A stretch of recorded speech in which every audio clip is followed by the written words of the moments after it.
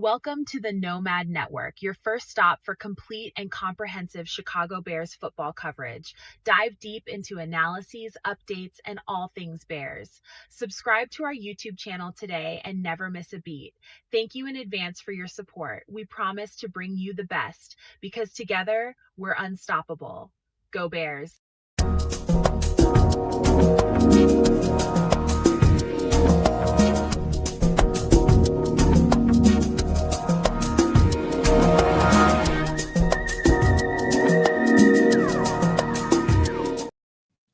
Yo, no maniacs. Welcome into another edition of Some Extra Sauce this Wednesday night. This hump night is going to be big because we got a lot of stuff going on tonight.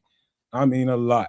Of course, you got to circle around those Bears, man. We're going to have a hell of a conversation about that. Some of the guys that we have brought in for a 30 visit, we got a whole conversation for those guys, minus one because I didn't get a chance to do one of those guys, an interior offensive lineman. Pardon me for that. But all the other guys I did good coverage of, and we'll have a good conversation about them and everything going on Bears and what we're doing so far ain't sitting well with a whole lot of people. So we'll get into that conversation fairly early in the show. But again, we got a lot of stuff to talk about. If you saw the thumbnail, you came to the show, then you know kind of where it's going. It's the the Doomsday Prepper part of it's going to be it's going to be kind of serious, but at the same time, very informative. I would say that very, very informative, that part of the show. And we'll do the UAP stuff a little bit later on. It's going to be good, you guys. And so I'm just telling you, if you are hearing the sound of my voice and you got people interested in UAP activity, you got people interested in prepping because there's a lot going on in the world right now. You got people that like movies, drinks, food, the whole nine. You like the Bears. I'm telling you, send this link to somebody that you think would enjoy this show because we don't let you down. We never do, man. We're going to cover the Bears wall to wall with good depth to that coverage. Of course we will. And we also have a chef in the building tonight. And we're going to get to him pretty quickly here, man. So let me stop talking because we just got that much stuff to talk about. We need to get into this show so we can keep you guys going, man. So let me pass it on, a bounce pass to the Canuck and see if he can make a layup tonight. Boom. What it do, y'all? It's Wednesday night. Time for some extra sauce. Thank you, one and all, for joining us. Shout out to my guy Naj in the chat. As we go through, I know y'all will, filter your way in, and we'll get deeper into different sides of the discussion, whether it is my good friend who will be showing up here in a minute, that is a good old chef, or whether it's the Bears or Doomsday or what have you. We'll take it around, around the block and back and give you what you came for on a Wednesday night. And we're happy to have you as we go. All that being said, stuff with me, nothing really big in Keds land, nothing really too crazy in Canada. Things are pretty much status quo. Family's doing well. I'm feeling a little bit under the weather, and I have been for the last couple of days. But trying to fight through, trying to power through. Regardless, I'm here ready to rock and roll with y'all. And so is my homeboy beside me, and so is that darn chef. Well, I hope whatever you're going through, I hope you keep it's balanced. You got it under control and, you can manage it. Hopefully, man, and I'm being serious. I'm being serious, man, because one never knows what the next person is going through personally. Yeah. And we all come and we get together to do these shows to entertain, inform, and just give some, basically some construct to, the epitome of what we do is Bears conversations, but we do so much other stuff. This is a deep show, man. And so whatever you got going on, man, I'm always with you. So no matter what, I'll be around. So I just appreciate you being here tonight. And we do have a chef in the building, so I'm gonna be brief. Me personally, in my I got shit going on, man. Right now, because I sold my truck, I'm down to one vehicle, which we haven't found the answer to as to why it's not running. And so it's in one shop. They could not figure out what's going on. So I had it put in another shop that specializes in electronics. Like the guy that had it feels like it might be something going on computer wise with the car.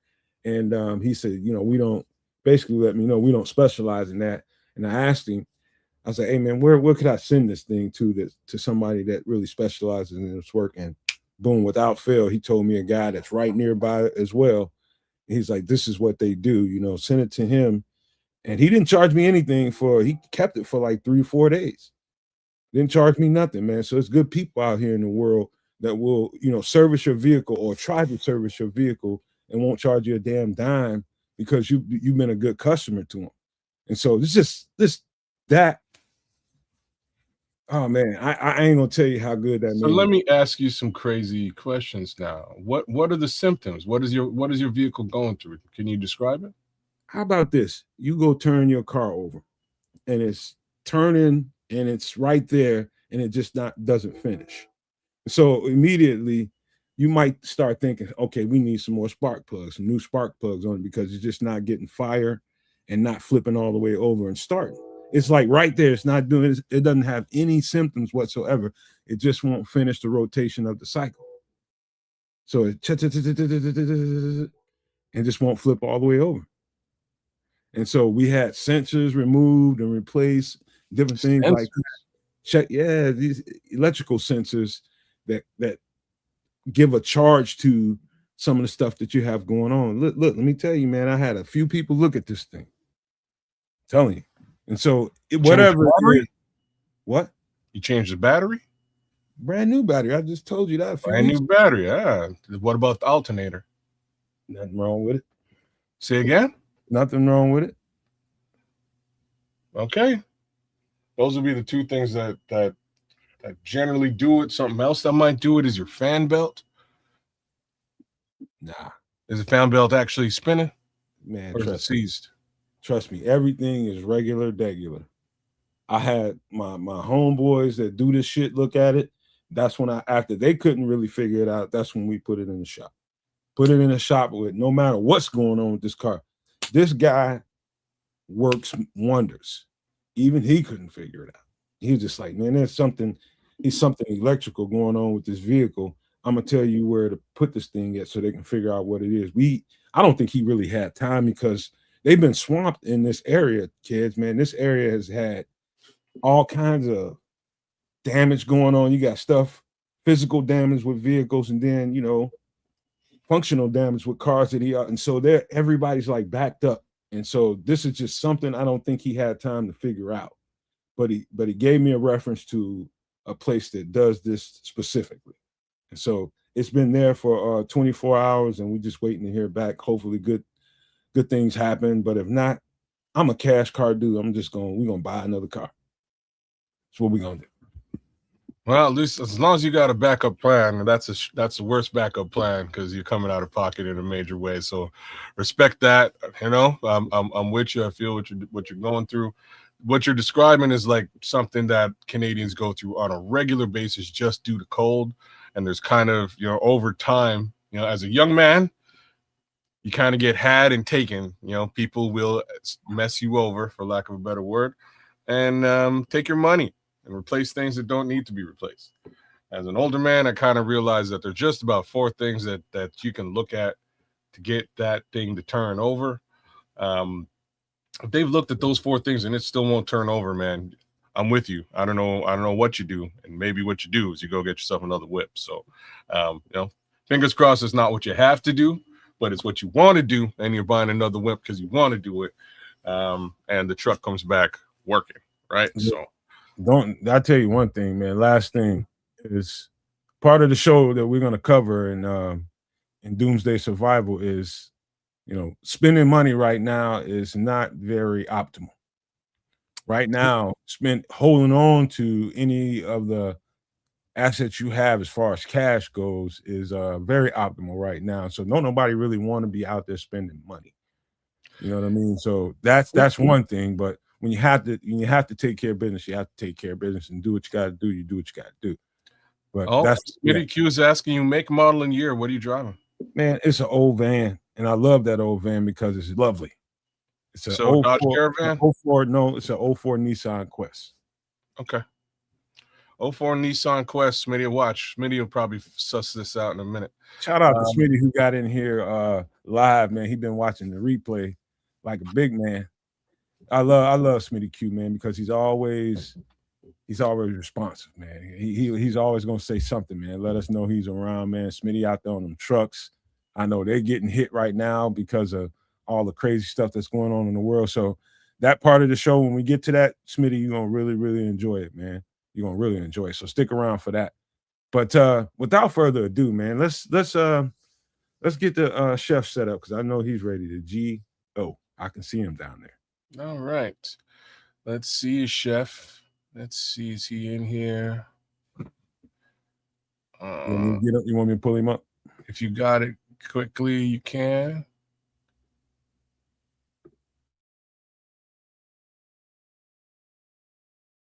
Chef Trips.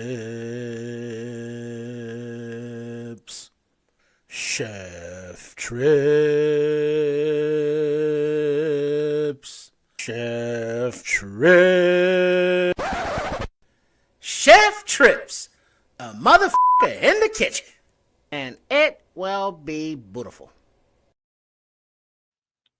Here's our guy, man. Let's bring him on in. My brother, the chef, what it do? How are things? Hello, can you see me? Can you hear me? Yes, indeed. We got you. Welcome to the kitchen of Chef Trips. I am the owner and proprietor, and as we are known on some extra sauce, I am that a MFer in the kitchen. For today's recipe, I will be preparing a Chicago Italian beef and sausage combo pizza with the infused roasted garlic butter on the crust, as well as some roasted garlic and the marinara and the sweet peppers, the pepperoncinis, and also the banana pepper rings, a little giardiniera, and the cheeses of provolone and the mozzarellas, and doing a side order of some onion rings with the creamy cheese sauce, and of course for the baptism of the pizzas, the all juice gravy, and they will be beautiful. Man, I knew you were coming, and I had to take a couple minutes to go get myself some yogurt and some strawberries and cut that up and throw it in here because I knew you would be making me super hungry as we went through this show. What an amazing recipe that you're about to pull off for us here tonight. So I'm all in. I want to see what this looks like. All right, and we can continue the talking, but please let us go to the MFer in the kitchen can. Boom. And then right there, one moment, please. But these onion rings are going in the oven right now. Sweet. And what you are looking at on the screen right here, I pre-prepared a regular pizza crust mix, thin and crispy, and then I pre-baked it according to the directions.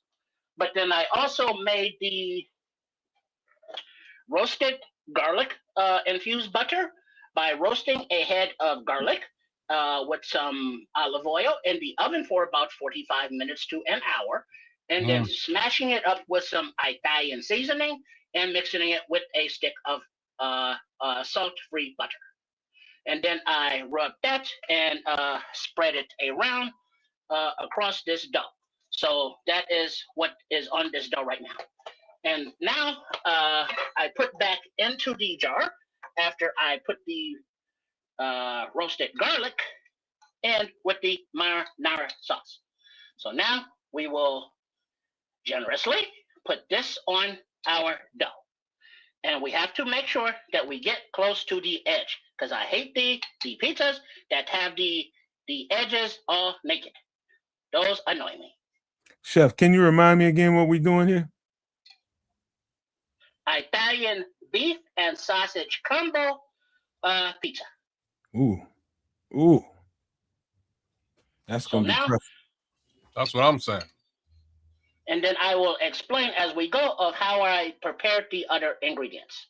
But for right now, as we generously again put the marinara sauce over our roasted garlic and butter dough, and we put it on nice and generously. Hey, So now, Scroll said you're in here making Iranian food. well, and then also, before I forget, and before we turn the fire on, already on the 1 second, get that back on there. But already in the pot over here, ready to go, is our all juice ready for the baptisms of the either Italian beef sandwiches, or in this case, the pizza. And speaking of, we now go back to our pizza, and we will dress it with the bottom layer of the cheese, which will be the provolone. And then we will just utilize some slices for that. And we will spread them out on the pizza. Bada boom, bada boom, bada bing, bada boom. And the provolone and the mozzarella are more of the traditional cheeses for the Italian beefs. And now, boom, we have the base layer of the provolones. So now we will go to our Italian beef, which I prepared in the Insta Pot, and it will be coming out on my channel at Chef Trips, which you can find at Chef Trips. But there is a log jam in the editing that is above my pay grade. But there is a section that I will include recipes for the Instapot. And in this instance, I made the Italian beef and sausage combo. So now we will put the beef on there, spread it all the way around, a little bit more over there, a little bit more over there, some more right there in the middle. And it looks like this because I made it yesterday and it has been in the refrigerator. I didn't see no sardines in there, did I? No, sardines would not go in this dish. Not this time around. Not this recipe. All right, so now that we have that meat there, we go to our Italian sausages, of which I seared in the bottom of the Instapot, and then took them out, and then seared the beef on both sides as well as around the edges, and then put the sausages back into the Instapot, and with the beef. And then, hold on, as I spread these out a little bit more. So we want to have just a little spread, not too many, not too much. But as you do this in your own kitchen, you can add as much or as little as you want to, as you are the chef. So now that we get a few of the sausages spread around, we will go to the other things that went into the Instapot as well. And the name of the sweet peppers and the pepperoncinis, of which I sliced up. Hey, chef. Yes. There's a fat boy near me that says you're too light on the beef. Okay, I will come back with that in a minute. All right, so now we get some of our sweet peppers and our pepperoncinis that were also cooked in the Instapot with the beef, with the sausages, with the beef broth, and with the pepperoncini juice and the sweet peppers. So now we'll spread those on, a little bit there and a little bit more over there. And then now we will come back with a little bit more of the beef. Break it up a little bit since it is a little stuck together. There we go. And now put a little more of the beef. There we go. That's the fat boy who haven't had pizza in I don't know how long. There we go. And then we put that to the side over here, out of the way. No man, I'm And him. now that- Right now, like this looks so nice, bro. Keep doing it. Okay, very, very good. And so now we put on here, after I put this out of the way over here, we get some of our hot jardinera. So I will not be putting a lot on because of the heat, but you can put as much on to your desire.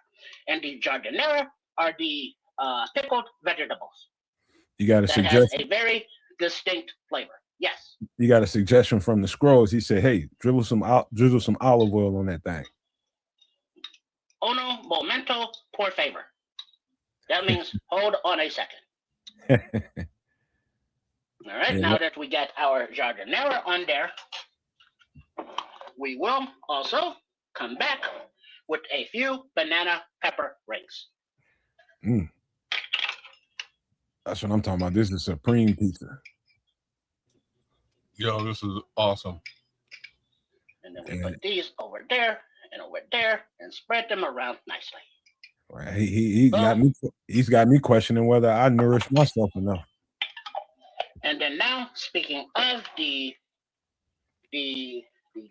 cheese, question to the scrolls: would he prefer that I put the oil on now or on top of the top layer of the mozzarellas? Oh, I answer that for him because that tea is gonna produce plenty of oil. You do that now. So does that mean that we skip the oil and just use the mozzarellas, or do both? Now, do the oil. Okay, I will do that at the customer request, and so I will use our spray bottle of the oil and give a little squirt of the olive oil. Ooh, I like that. I like that because you can manage the amount there. Exactly. And then we come in with our mozzarellas on the top. Scrolls, pause. No, don't pause that one. He said you need a little oil on that meat. Who doesn't like their meat nice and moisturized and juicy? All right now, chef. Take it easy, chef.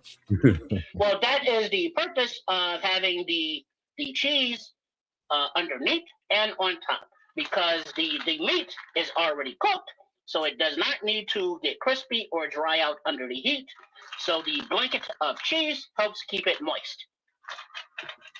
I don't know why your minds are always in the gutter, but that is disgusting. Because I think you some relation to Triple R.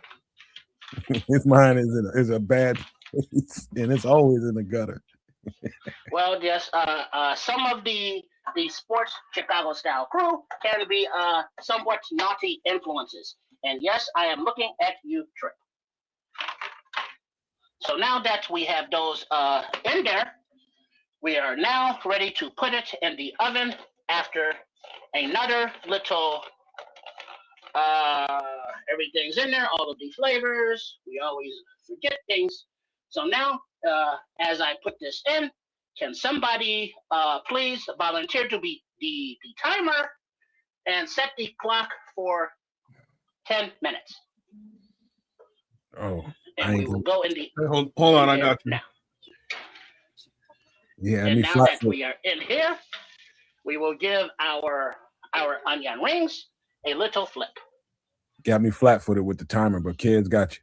I got you. So much appreciated. So we give these a little flip and let them get further crispy. I ain't had an onion ring before some time either. And so now that what do you want me to start the timer, chef? Yes, please start now. Boom. And so now that those are in there, we set this side up more for back to the cooking, of which over here we will get our flame going on a low, And then back here, we will put our au jus gravy and get that simmering as well. And that lump in there that looks like pineapple pieces, that is just oil that's hardening up. Yes, that is the oil, the fat, if you will, from the beef.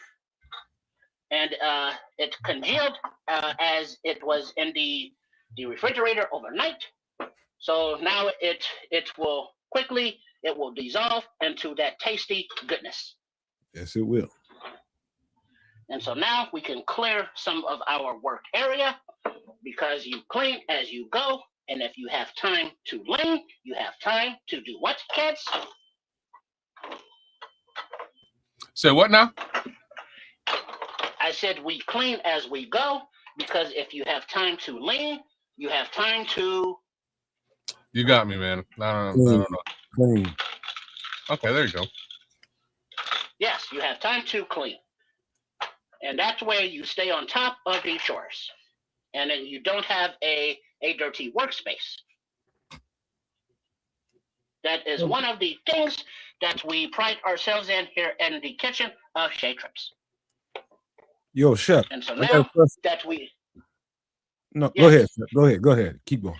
Real quick, now that we have our butter going, we will add a little garlic powder. And then we will add a little black pepper. And then we will add a little cumin.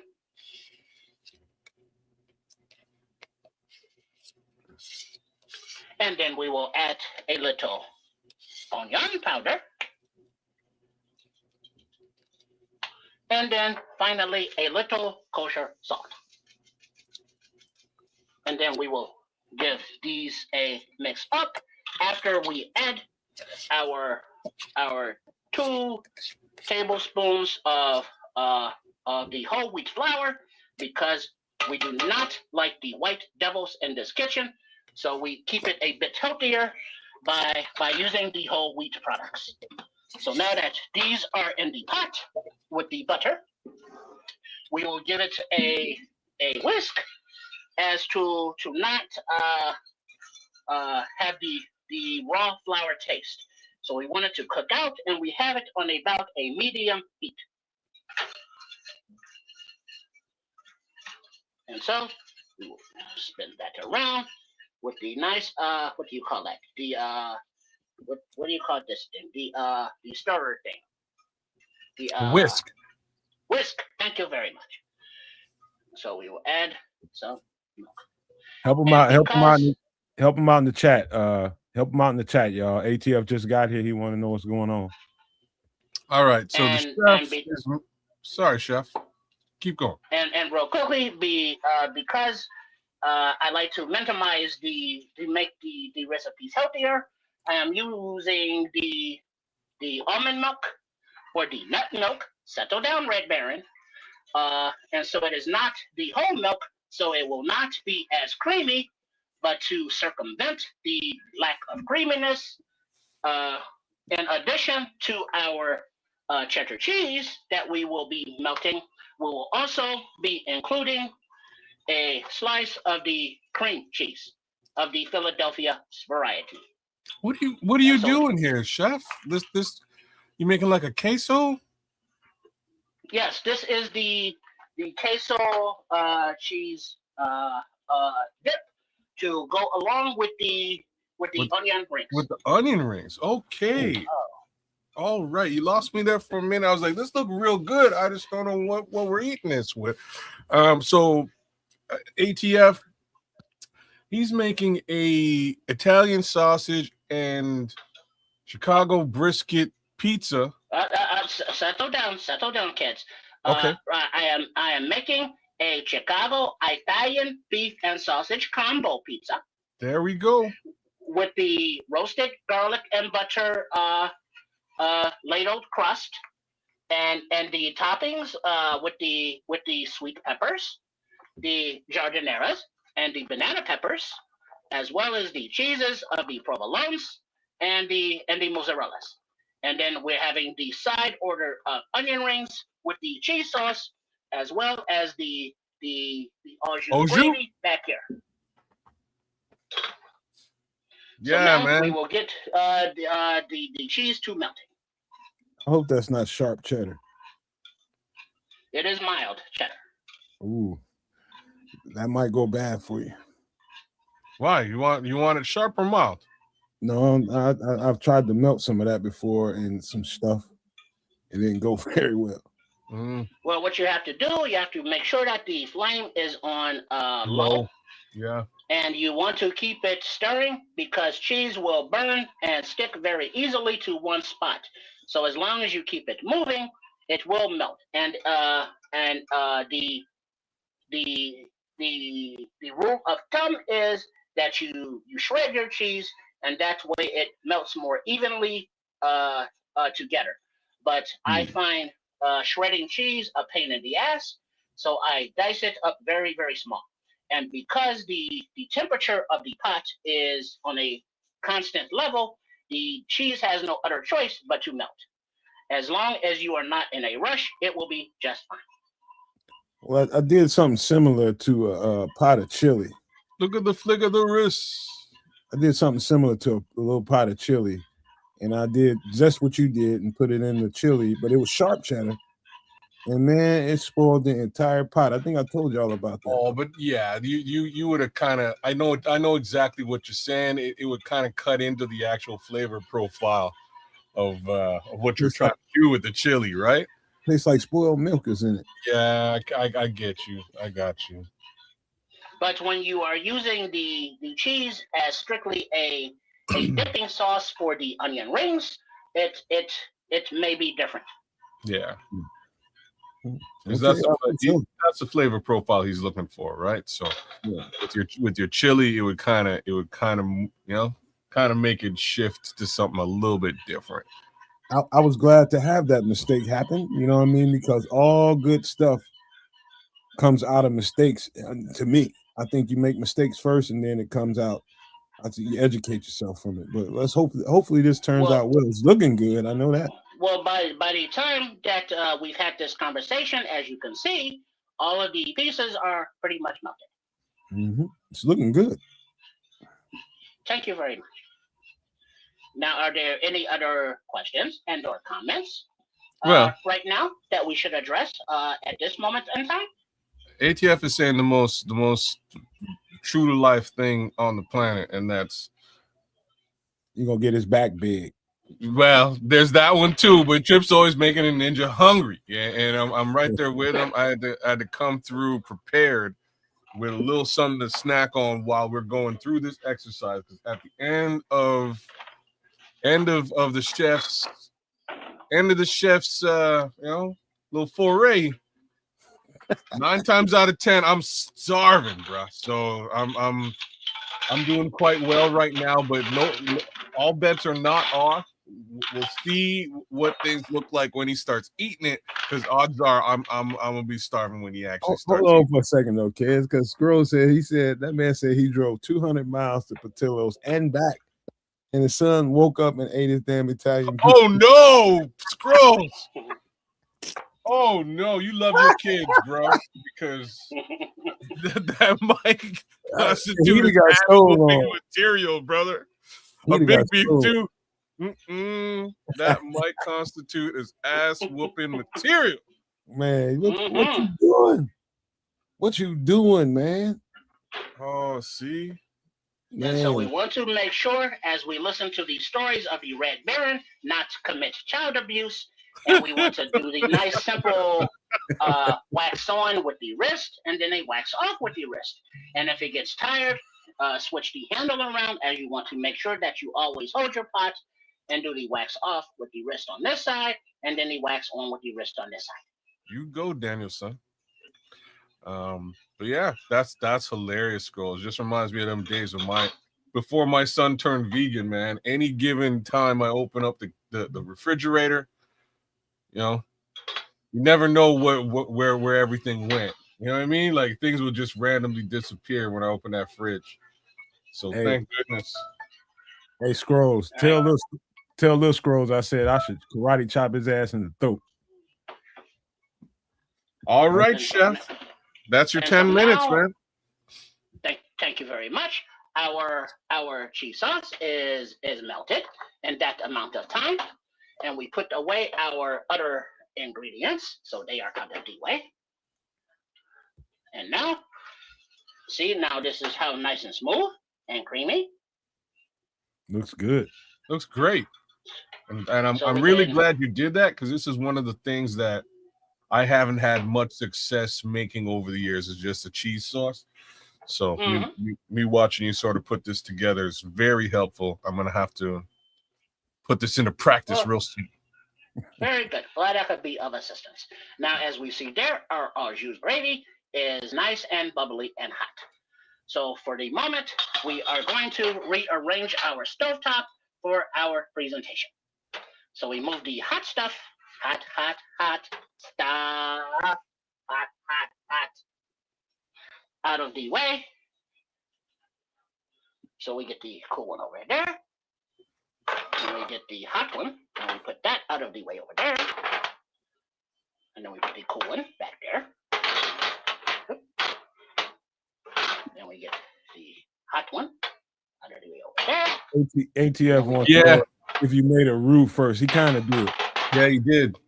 Yes, that's what we did with the whole wheat flour. Yeah. We made the Like roux with right the when you're butter. coming in, ATF, he was making the roux. Yes, that's what we did. We did the roux with the butter and the spices and seasonings. So now that we got the cool irons over there, I turned the heat off of the oven, and so we will set this up as our protector and base, and then we will open the oven. And as you can see here, the onion rings Oh, looking are good. nice and crispy. And then the star of the show, our Italian beef. Let's see this. Let's give it another 5 minutes. Another couple minutes. You want 5? Can you get the camera on it? You can't do that, can you? Not in the oven, no. But let's give it another 5 minutes because Put it out. Let's take a look at it right quick. Well, but the cheese is not melty yet in the center, and the edges are still kind of raw. Okay. So it still needs to darken up a little bit more. And I don't want to take it out of the heat now because that will slow down the cooking and let more heat out of the oven. Quick question, Chef. What temperature you cooking that on? Right now it was at 450. Okay, that's standard for a frozen pizza. But if you want to really jack that thing up, put it on broil. Well, let's do that then. And so while that is Don't on do there, that, dog. we'll move it up to 475. And so what we'll do as this is here, we will bowl up some of our au jus gravy for the baptism of the pizza slices.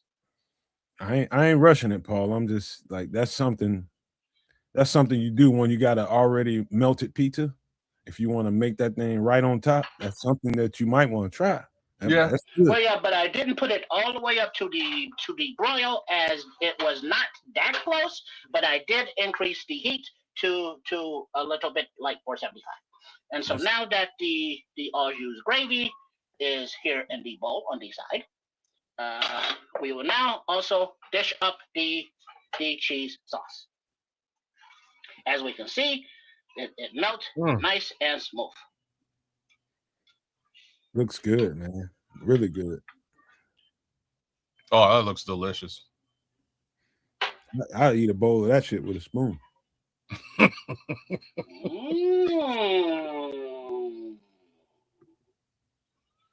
That is beautiful. Yeah, that look good, man. So now we put that to the side. And so these are done over here. If y'all hear police sirens around me in my background, that ain't nothing. I ain't shoot nobody. Okay. And so now let's take a look at our pizza.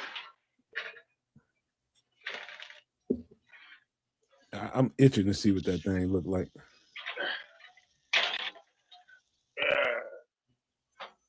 Oh yeah. You just put that on broil. Yeah, man. Slap it back in real quick, bro. That baby, but it needs 2 minutes. I got you 2.5 right now. 2 minutes on broil. Maybe throw a little bit more cheese on the top of there or something, and that'll be perfect. No, that is fine. I think he needs more cheese. Now we will put that back in there. All right, start the timer now. ATF, So that, I ain't a tomato soup guy, ATF. I ain't gonna lie to you. My girl is though. She's a tomato soup and grilled cheese. Yeah, I'm not big on it either. No, as an extra layer of heat protection, as to keep the camera there. So that's why we are rearranging the stovetop. Please make sure to subscribe to my channel. As I said before, you can find it at Chef Trips, and big up to all of those people who support the Sports Chicago Style channel itself, and that is Sports Chicago Style, but it is known as at RRSCS. I don't know why Triple R always gets the top billing, but it is what it is. Hey, Scrolls, tomato soup and grilled cheese ain't no struggle meal. That shit's tasty. Well, while we wait for the broil, let's test out an onion ring with our cheese sauce. Shit, that looks so good. Go ahead and crunch that shit. Mm. Oh yeah. Hey, Scrolls, how old's your boy, man? How old's your son? Let me know. Because God willing, if he's over 15, I would have had to, give him a couple of shots in the thigh. You know what I mean? Couple of. Hey, man, when them boys be that age, kids, man, you gotta stop them from eating the damn side of the house. That's what I'm saying. But like, lessons must be learned. So 21, yeah, for sure, I'd put him on the couch and give him a couple of shots in the thigh, a little noogie action, stuff like that, just so that he remembers what's up. Hey, you know what, kids? Trip, check her out now. When they that age, bro, you if anything's sitting still for more than 3 seconds, they'll try to eat it. You're preaching to the choir. I'm telling you, once my son turned vegan, I was like, praise the Lord. Lord. There it is. Vegan, praise the Lord. Look at that. There it is. Now we'll give it a few minutes to settle down before we cut it, and let it settle. So now that is there, and I do agree that at 20 years old, that may still be your baby, but that is no longer a child. And if he ate my Italian beef and sausage combo, he is getting a 2 to 3 pieces for free.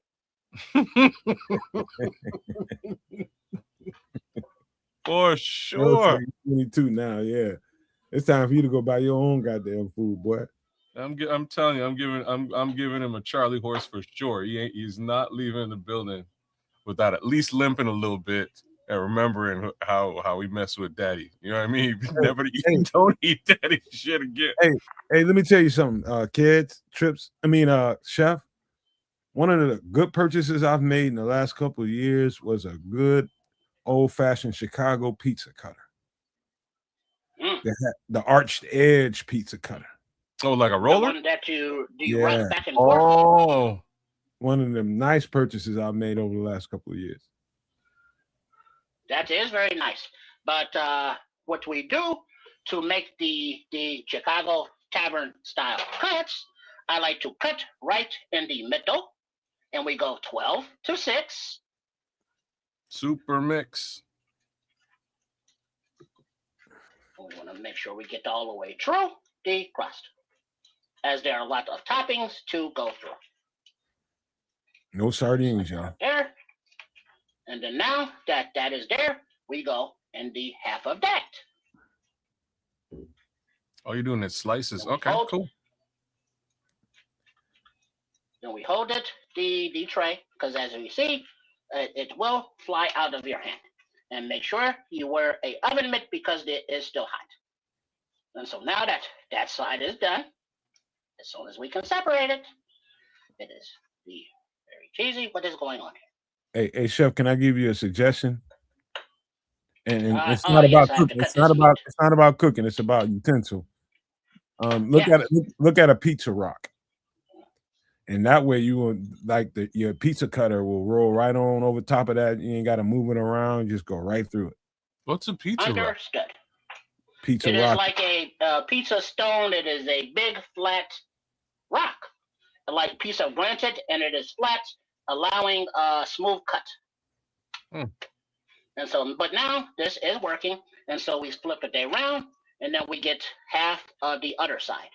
And so now we have the middle, and then the middle of that, and the middle of that, and then we do a quarter turn, and then we go in the middle again, and then middle of that, and middle of that.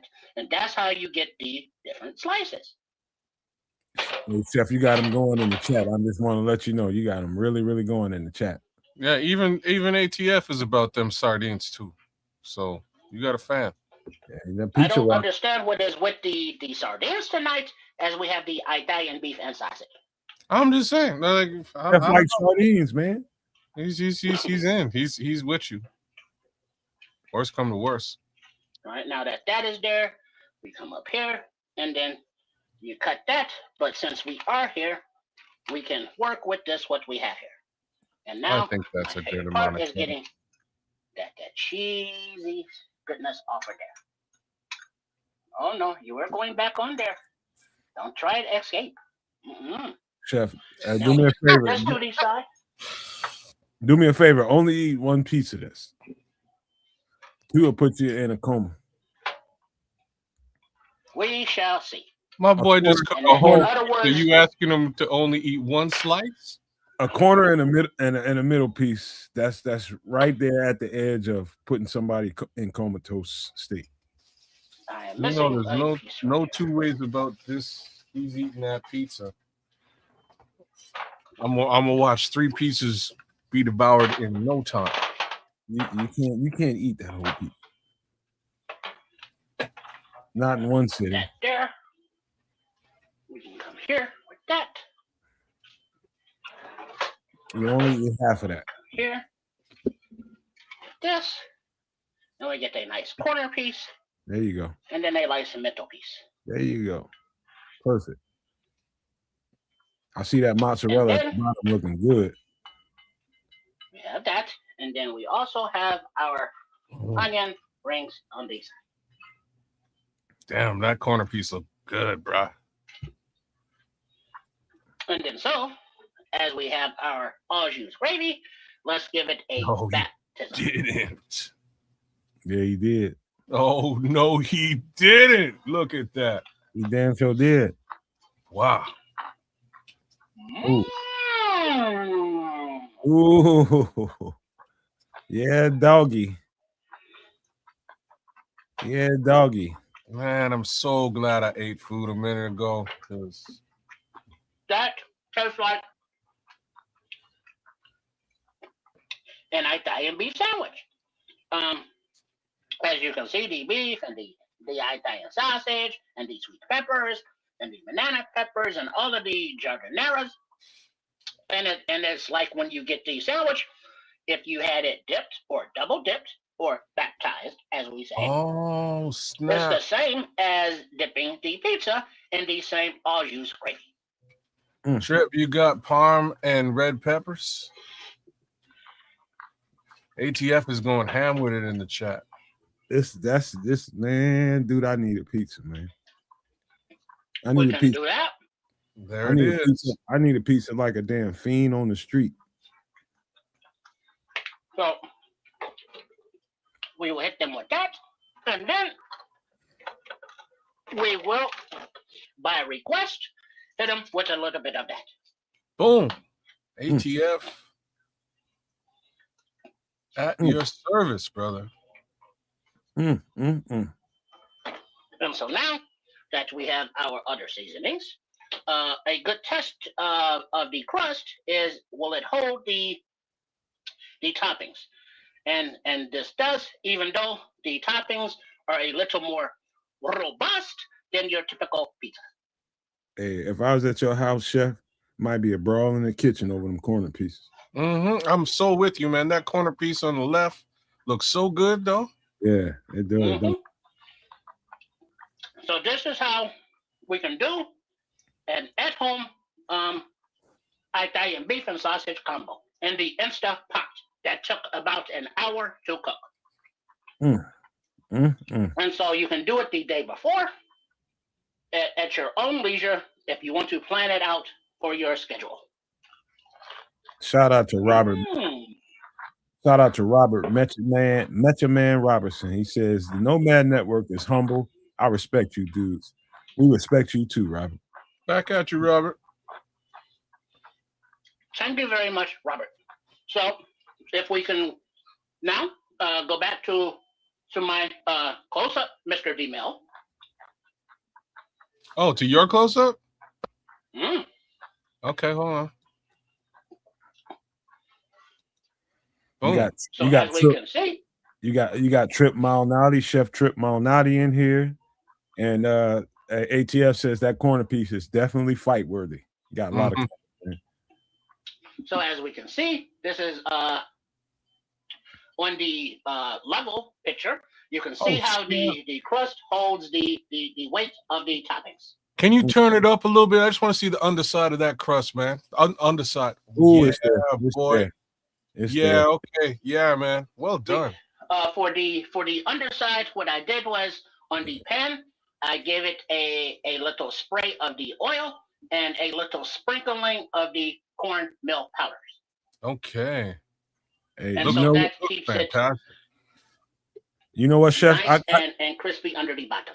I've had a couple of dishes that you made on here that I rank as my top, but this just superseded everything. Scrolls a day room going crazy. Well, what we will be doing as soon as we pay our bill to the editor, as I said before previously, maybe you did not hear, but on my channel of the at Shea Trips, at Chef Trips, but it's the kitchen of Shea Trips. You like Shea Paul Restaurant in the movie The Blues Brothers, but this is Chef Trips. So Shea Trips at Chef Trips. But you find the channel, and one of the playlists will be different recipes that you can use for your instant pot.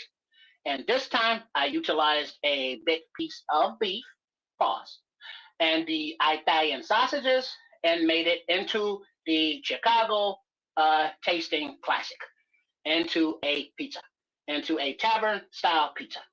So you too can do this, and please be like the Nomad and utilize some of the recipes that I have done and make them in your own kitchen to your own specifications and dietary requirements and taste requirements, and they will be beautiful. Now, are there any more questions and or comments? I do, Chef. Real quick before we get out of here, I do have this question. Now, I know what we're looking at, and I know what the taste profile is, because we are familiar because we're from the Chicago area. Those from the Chicago area are familiar with the taste profile. Now, when you bite into that first slice of that, what sticks out to you? What flavor profile sticks out to you? Well, I would say the beef and the provolones. And then in the next bite, it is more of the jardineras, and then it is the Italian sausage. So every bite is a little bit different, as you can see here. The jardineras are right there. The banana peppers are right there. The Italian sausage is right there. The beef is right there. The provolone is underneath. The banana peppers and the mozzarella on the top.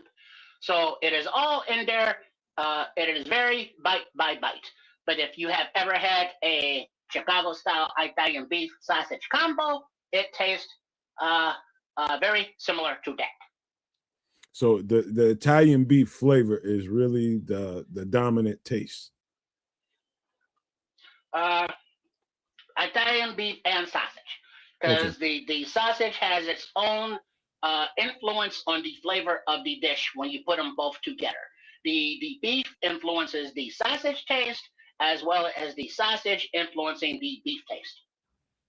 Usually a sausage will dominate the flavor profile, but in the combo, surprisingly, the flavor of the beef as it's cooked with all those seasonings in it, it stands alone, man. It does really stand alone. So I just well, part of what helps the beef tenderize and have that intense flavor is the peppercorns and the about a half to a cup of peppercorn juice. So that, as well as the sweet peppers, have a tremendous effect as well on the flavor of the meats. all right, man.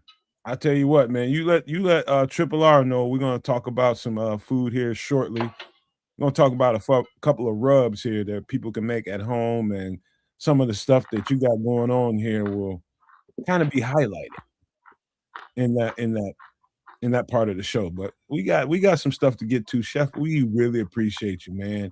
I've been going through my mind of stuff that you've made, and I like a lot of stuff that you made. But anytime you're doing a pizza and it comes off like that, with that flavor profile, that turns into number one automatically. That's my favorite dish you've ever made, and I'll stand by that. So thank you so much, man. I don't know if it's a favorite one for me, but it was so damn good looking. I'm hungry, and I just ate food. So once again, well done, chef. You got a chef. They calling you Chef Charles Barkley, and then they called you Chef Boy Barkley. Boy, Barkley. That is just terrible. That's just terrible. Terrible. It looked good. I thank everyone. Thank you very much. I am glad that you enjoyed this recipe, and it is also very nice to me that so many people embrace the sardines. So thank you very much for joining us here on Some Extra Sauce, as I did do 2 extra sauces tonight on the last Wednesday of every month, here for a MFer in the kitchen with your favorite chef, that MFer, Chef Trips. So be sure to subscribe and at the channel of at Chef Trips, as well as at RRSCS for Sports Chicago Style. And please let us know if you tried this recipe in your kitchen and how it turned out. And so until next time, the last Wednesday of the month of April, bye. All right.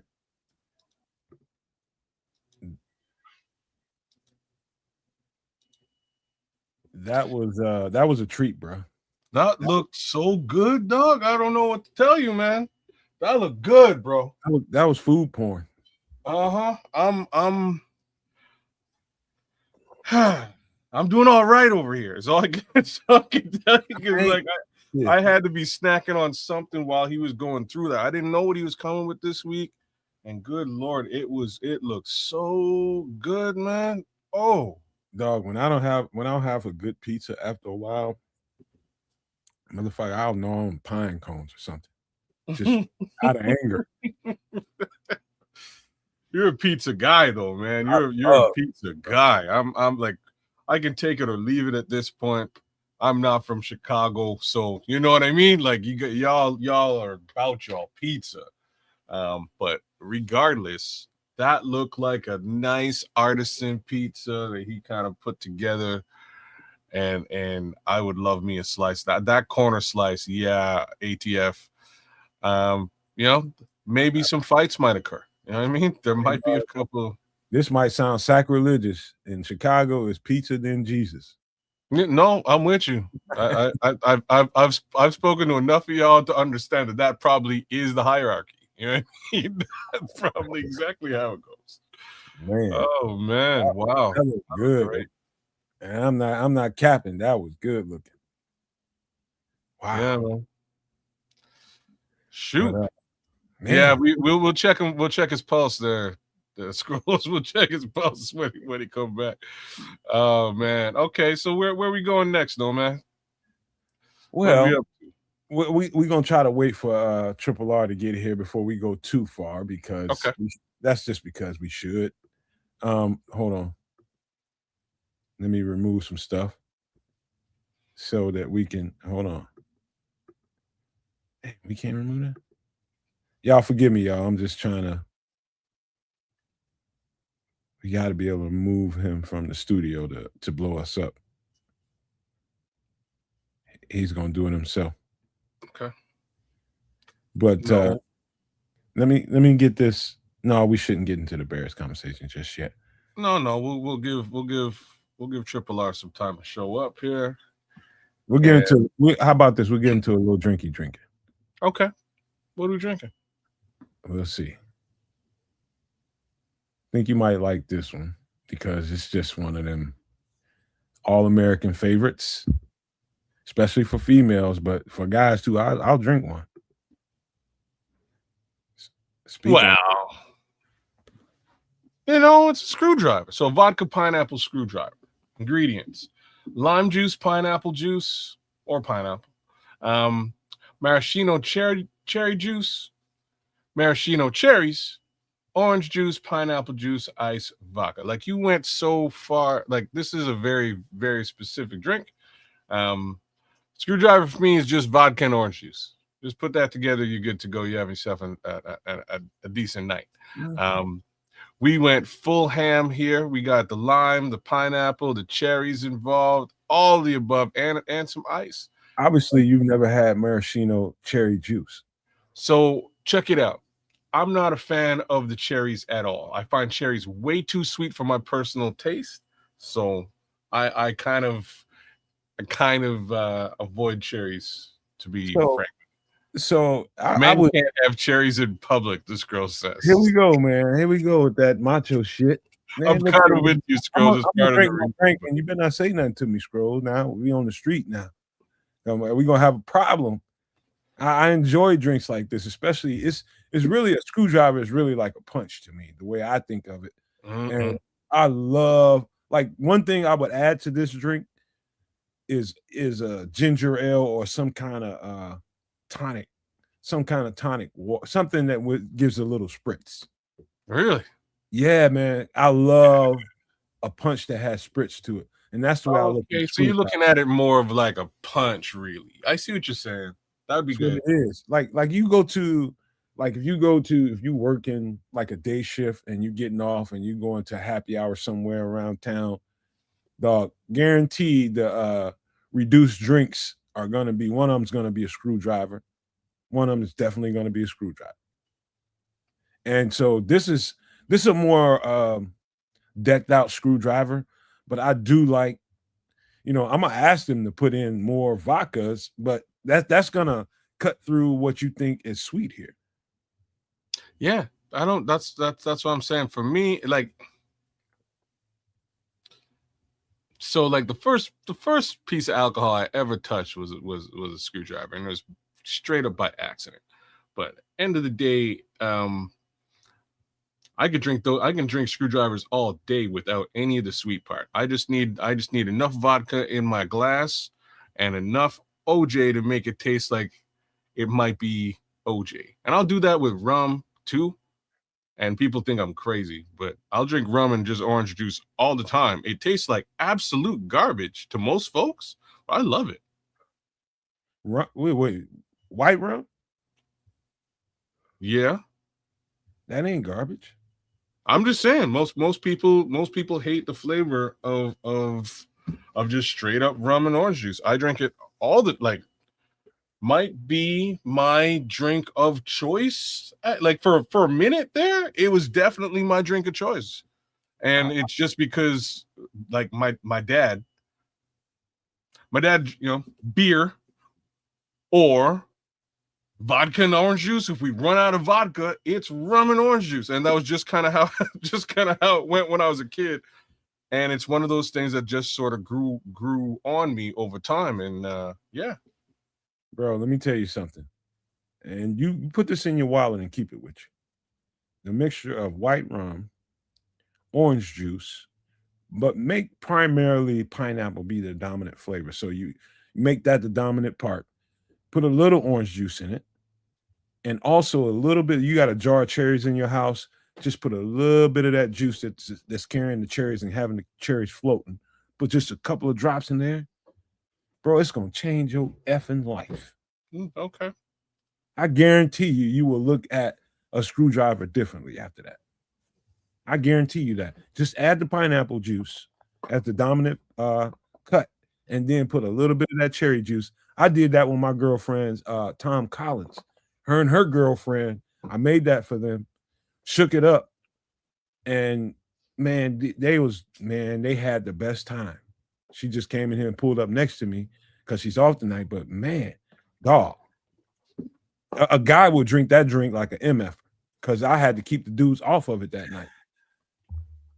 ATF, I'm right there with you, man. That's all I need. I don't need all the other stuff, man. Ice, OJ, vodka.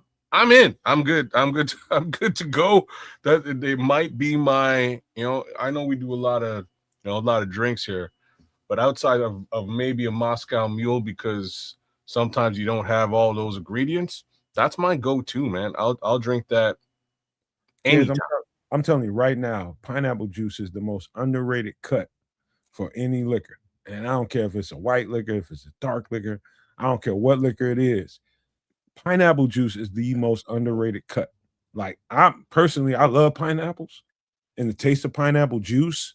And so maybe I might be a little partial to it, but I'm telling you, the drinks I've had, anytime I've had pineapple added to it, I've enjoyed that drink. So I'm just going to say, you're probably bang on right. Now I'm going to have to try it. But just the facts is, the odds of me having pineapple juice in my fridge at any given time is slim, as opposed to there being a mad jug of OJ. So I'm gonna have to be deliberate and go get me some pineapple juice and some OJ and mix that up with my man. I kind of want to do that right now. Get you some, kids, man. I got vodka upstairs. I got no juice. Get some pineapple juice or some pineapple concentrate, whichever you choose. Juice is probably the best way to start. But if you want to make a punch or something for, the people, your fam or something like that, get the concentrate. Forget them. I'll just drink that myself. Make sure you get a jar of cherries now. Even though you might not care for cherries, but drop a little bit of that juice in there. And I'm telling you, man, that's what's sitting at the bottom of this glass with the red. Yeah, I can see it. Okay. What you think, Trips? Yeah, it's got vodka. I can't fuck with it. Trip, your boy the chef killed it tonight, man. I'm just telling you. You need to get him to send you a piece of that pizza. Save you a corner slice, and maybe an onion ring with some dip, man. But it was wild tonight. He killed it. Yeah, I knew that the build up when he was talking about it last week during one of our filmings, he was talking about shopping, and I was like, "What you getting?" And it was like, "Oh snap, that sounds good." And so that's why I gave y'all a little hints, but he swore me to secrecy. So it's like, yeah, all right, especially when he did the baptism, it's like, oh my god. Let's stick to the drink. This is what we got on the screen. We'll get back to him. Go ahead. Yeah, vodka, gin. I can't mess with it. All right. Let me read through the ingredients real quick. Now, if you want to throw a little scotch in there instead of vodka, maybe. Hey, you can do this how you want. Your flavor, your taste of liquor doesn't matter. It matters, but it doesn't. It's not an inhibitor to making a drink like this. Mm-hmm. Is it still a screwdriver? Maybe not technically, but it's still a good drink. I'd say maybe some ATF is saying maybe some Patron, so maybe some tequila. Oh, yeah. Hell yeah. Darker, that might work. Hell yeah, some Patron. Patron is white. You can get dark tequila though. Yeah, Patron is definitely white though. Mm-hmm. That's the shit though. I do Patron. I mix Patron and some foot juice or something. It'd be good. Anything. Oh, what I say that for? I don't know. Yeah. All right. Leave it alone. Yeah, leave it alone. I know you urge, man, but we're gonna get to any last thoughts about the vodka pineapple screwdriver. I'm telling you, kids, go get some I'll mess with this just for the sake. I'll mess with this and see what it do. But like I say, you got me with vodka and orange juice. Everything else to me, except for the ice, is secondary. Like, I'm in. All right, I'm gonna show y'all something, and I'm gonna tell y'all a little story. I get asked to do this on a regular basis. I learned how to do it in college. The only thing missing from this drink is the pineapple, and I just forgot as I was putting this together. But this, you want to get a party started, you want to have a get together at the crib, and I'm not the person that wants to be out at the club all the time. I like to be at my home having little get-togethers. But this drink is called Hot Ass. Anybody want to read them instructions off or the ingredients? They can. Okay, what is this? Oranges, strawberries, ginger ale, fruit juice, white rum, grapefruit, lime, lemon, fruit juice concentrate. Oh shit! And Everclear. And Everclear. Yeah, you snuck that in at the end. Hey, look here. Let me tell you. Let me tell you. Grain alcohol, basically 151 proof. Okay. Let me tell you something. The good times had on this punch that I've made, I don't know how many times, and I made some different kinds. You know what I mean? It's been times I've busted open black grapes, cut them in half, and threw them in there. Any kind of fruit would absorb the alcohol in here. And so the more fruit you put in this drink, here's a secret to it.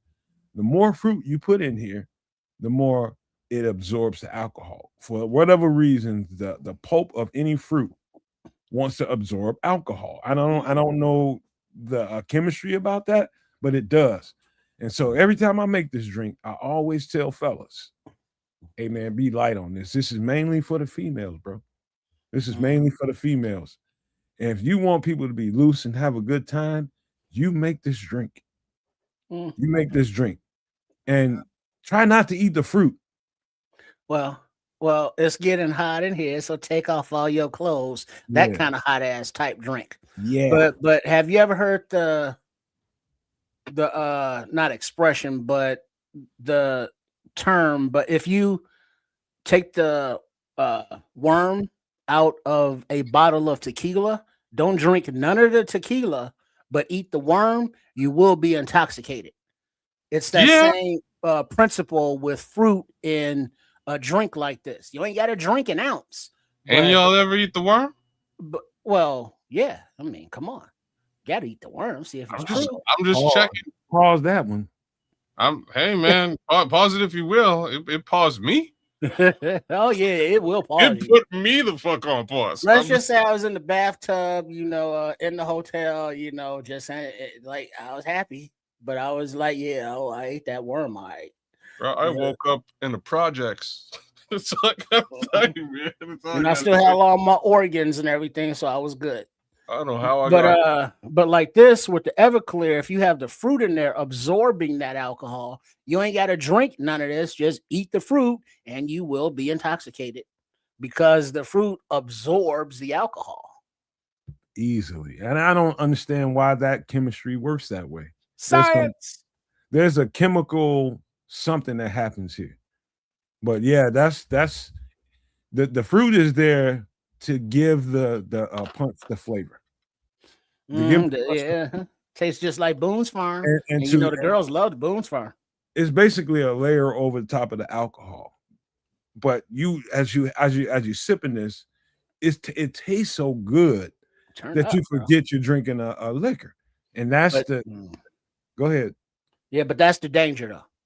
Yeah, very, very much so. I mean, it's one of those things where it tastes good, it goes down smooth after that initial bite, but this is not something that you want going down smooth. You want to respect the grain. You want to respect the Everclear. And so that means calming down, having a drink, hydrating, and then chilling. That don't mean, give me another one. Give me another. No, because then it will be a very, very chucking night for you. So I got two quick stories to tell y'all, man.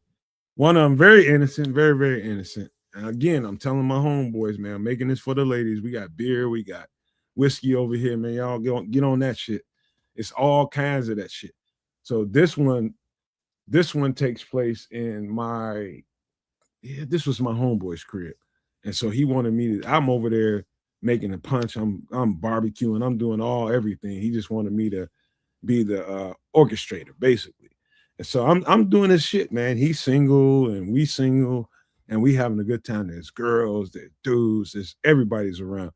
And so the girls is enjoying it. I'm telling you, if you put ginger ale in it or some kind of something with fizz, like I made it with actually lemon lime Sprite, soda. Mountain Yeah, Dew. Sprite. No, not Mountain Dew. Sprite. I made it with lemon lime. Some lemon lime. It gives it a fizz, so they're really tasting holiday punch when they're drinking it, but with a little kick to it. And so I really should jar it. I should can this shit and sell it, but yeah, that's for another lifetime, I guess. But And this is something that you don't. Well, I mean, you can making a punch and a pitcher, but for the party purposes, this is something that goes in a big ass cooler. Big huge punch bowl. Where you dump all that fruit in there, all the ice, and then all the Everclear, and mix it up with a bit, witch's brew kind of thing. Yeah, last time I made it was in a let's just say, I'm trying to think of it was a nice size tote, brand new tote. It was not huge, but it was big enough to carry a party of about 60 people, 60 some people. And anyway, I'm making it. I put it together and the girls jump right on it. They see all that fruit in there. And it's red. That's a party to them. And they jump right on it. And I remember this girl coming up telling me she was about half a cup in. And she's just like, hey, I heard you call this thing hot ass. Why you call this shit hot ass? Turn around, I'll show you. I said, oh, Lord. No. I said, you'll find out tomorrow. And she just stopped for a second and she had the coldest look on her face. And she was just like, oh shit, should I be drinking this? Yeah, you should. And for that lasted about 5 seconds. And then, she did an about face and started partying. And the night was the night. And a lot happened that night. I'll just tell you that. Let me top off your beverage. A lot of good shit happened that night. And that's kind of how outside of college, I got famous for it. I was famous for it in college, but outside of it, this is how I got famous for it, was that party. And then the second story, I think I told you this. I don't know if I told you guys this privately or on the show, but one of my homeboys at his bachelor party, I made it. Now, one of my other homeboys, I told him, all the dudes, I always tell them, don't mess with this, man. This is for the ladies, bro. This is for the ladies. He had to get some. He had a big old fucking Shell station gas station cup, and he filled this thing up and just started drinking it. I didn't realize he had it. Now I'm still up there doing stuff. I'm on the top part of the house. The whole party is in the basement. I'm up there whipping this stuff up, finishing it. He had to have some before it was finished. So he's got this stuff with mostly liquor in it. And he's down there. Next thing you know, the dancers came to the party, and they there. And before we know it, I'm getting people coming up, girls coming upstairs, running upstairs. Hey, you need to get your homeboy. I was like, what homeboy? No, you need to go down there and get him. Get your man. I get down there, bro. This man is asshole naked, man. Oh Lord. Slick, sweating. Kids, you remember that story? Yeah, I do. Yeah. Did I say it online? Did I say it live, or did I say it privately? No, it was. We went on the show. Man, that man down there, asshole naked, slick, slimy, sweating, and we had. I'm just like, dog. He ain't listening to nothing. Well, that's when you do one of these on the slide. Dog, we had to get a blanket and throw a blanket on him and just wrestle his ass to the ground. Well, after you get about 30 seconds of video. Now, thankfully, we all got love and respect for each other. You got to remember that. The girls was like, we want extra. We want some more money. We ain't sign up for none of this shit. This month, man, he acted a total donkey. I don't see all this meat swinging around out here. Man, it wasn't even like that. It was just dog. If we'd have taped that, I think he'd have to go live in Alaska somewhere. That's a personal problem. He would never be able to show his face around here. I mean, that's a viral shit right there. That's a hard weekend to live down.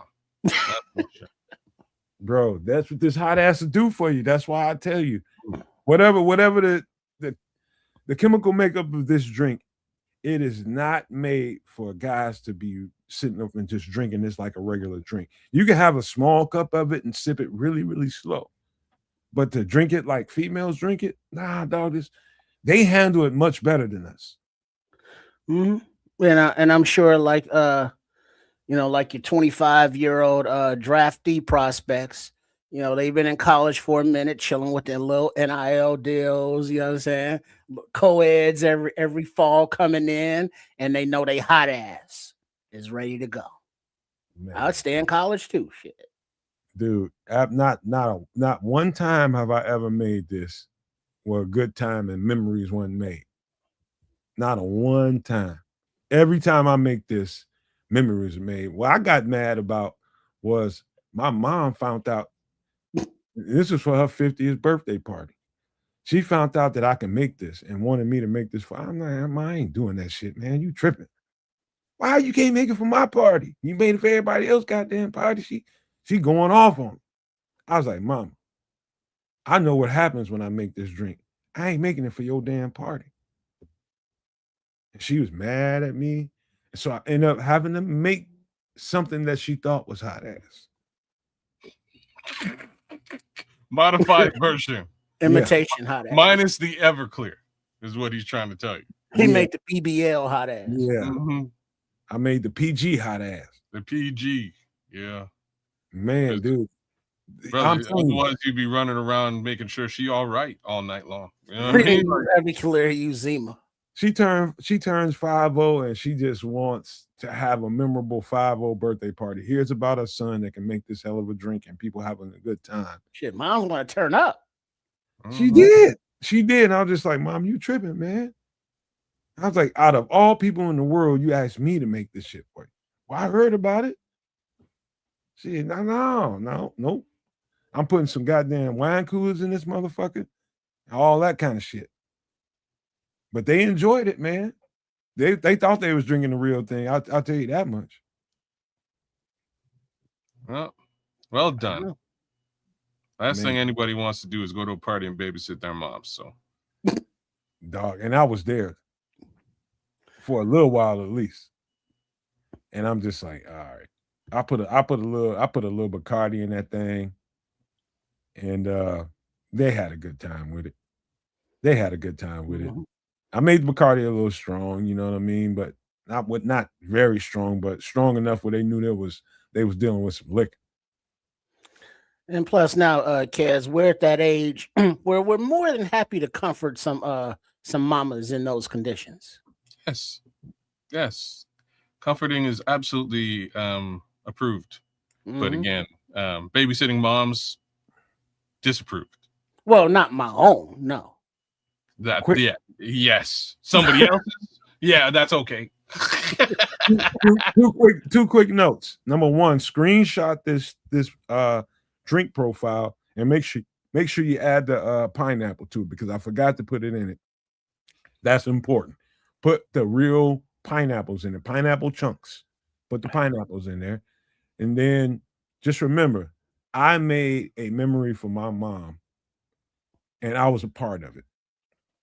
And she remembered somebody telling her a story about her child in college got famous for this drink and then outside of college and she heard about it. So that's good, man. You know what I mean? When your parents hear something good about you in the streets and you ain't doing nothing wrong. You know, so and speaking of the fruit, don't be afraid to throw in extra fruit. You know, you got some kiwis, throw that up in there. You got some blackberries, throw those up in there. Whatever you got, fruit wise. Any fruit. You're right, absolutely right, Trish. You ain't gonna go wrong with no fruit except breadfruit. Don't put that shit in there. Yeah, that's a mistake. I will concur with that one. You don't want that in there. So, all right, this is the famous hot ass, man. This is my drink of choice when I want to get I want to be the engineer of a good ass time. This is what I make. And it never fails. Period. When you see that bead of sweat rolling down her tramp stamp on down into the crack. Yeah. Oh boy. Here we go. It's a good time to change it up. Yep. What do we got next? All right, we got some. Let's go here. Anybody wants to read it off, narrate. Go ahead, kids. Apple wood rub. Pause. See how I natively paused there. Ingredients: smoked paprika, garlic powder, onion powder, sea salt, black pepper, smoked apple wood, brown sugar, cinnamon, mustard powder, and chili powder. So 2 things real quick. You can get smoked apple wood dried out, and so you can buy that in stores, Amazon, and all kinds of different places that gives you that flavor. Comes in a powder, and so you can get apple wood smoke. I forget how they designate how they do it, but it's basically condensation related that gets reduced. I think they freeze it and turn it into a powder. That's how you get the flavor. And so that's the key thing, along with the brown sugar and the paprika. Cinnamon, I think, is another important part of it. But I just wanted to show you guys how easy it is to make your own rubs. Very, very easy. Yeah, I could tell you now, most pantries or spice cabinets should have all of these, in there. The only thing that you may not have is the wood, the apple wood, the smoked apple wood. It won't cost you much to get it. What do you think about this, kid? I'm more of a marinade guy. It's really the answer to this. I used to make rubs like this back in the day, and I just kind of I don't know why. I think the answer is actually just that sometimes, because I freestyle, you know what I mean? I'm just throwing stuff in a bowl when I'm making stuff like this. Sometimes you might get a little bit too salty or too one or the other, and it drives me crazy. So now I basically put most of these. I would, you'd catch me putting most of these ingredients into a bowl with some vinegar or some whiskey, maybe some beer, depending on what I got available. And then you just put you put your fare in there, and you stack it, and you cover it, and you sit it in the fridge for about a half hour to an hour, maybe a bit longer, and it all comes out the same, man. But the awesome part is that it with the marinade, it's getting right into it's getting right in there. Well, something interesting that I like both, but when the rub gets that char on it, it just has that different flavor that marinades don't offer. You're right. I'll tell you something else, man. I'll tell you how I started. Like, I got probably 2 to 4 different rubs in there that I made. And I'll tell you how I started with something like this. You start off with the concentrate. You get the wood concentrate, whatever it is. If it's apple wood, that's what it is. If it's peach, get peach. I love peach, and I really like apple wood. But you get that, and you start off very, very slowly. What you do is you get that, you get the brown sugar, especially for this one. You get the brown sugar and the cinnamon. Put a small amount of each one of those 3 things in there. Give them a good stir up. Stir them up real good. Put it on your fingertip and taste it. After that, that's when you start, really lightly putting in some of these other ingredients. I think the strongest thing outside of the apple wood, brown sugar, and cinnamon, after that is the chili powder and the black pepper. Salt, you definitely got to be light on that. Yeah, you got to be light on the sea salt, man. You do. It'll overpower the whole thing. You start with those things, and as it's starting to come together, you just like, okay, I'm feeling this. Give me a little bit more brown sugar. Give me a little bit more cinnamon. Give me a little bit more apple wood. And you start to build it. And don't let your taste palette be the only one that helps you build this thing. Luckily for me, I got my number one next to me. I can have her taste, and she's just like, you know what? That's good. And then I add the mustard powder to it.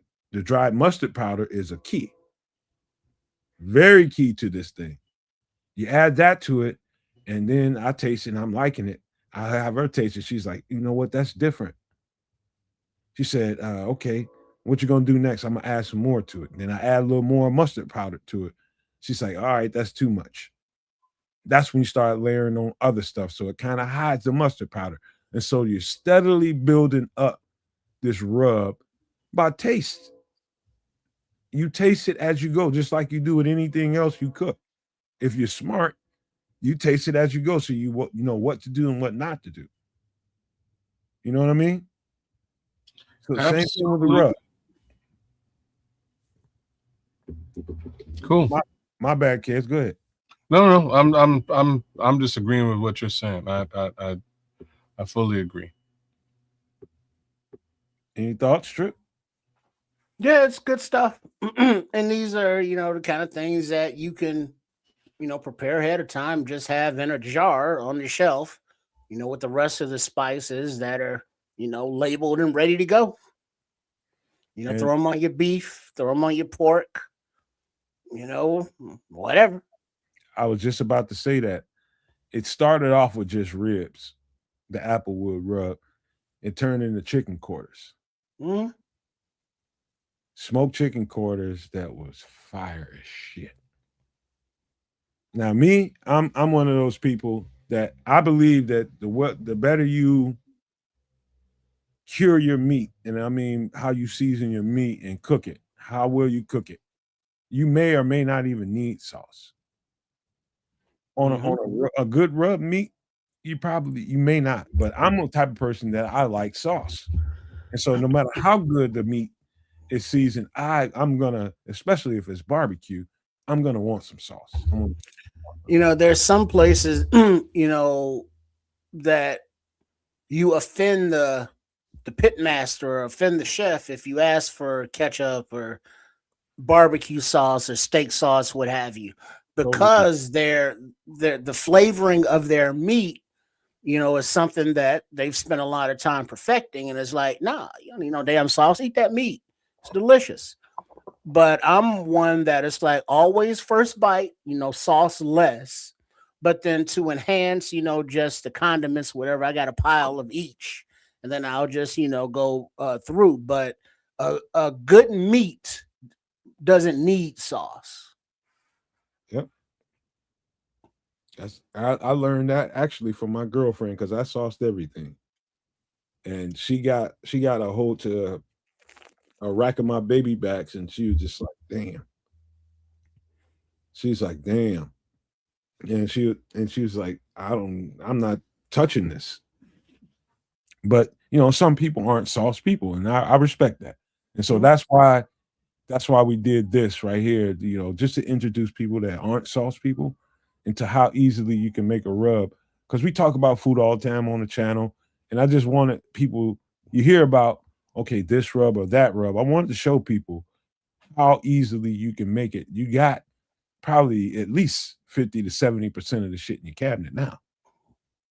Just got to go ahead and start making it. And I'm one of those that, growing up, after eating, a slab of ribs, yeah, I said slab, don't judge me.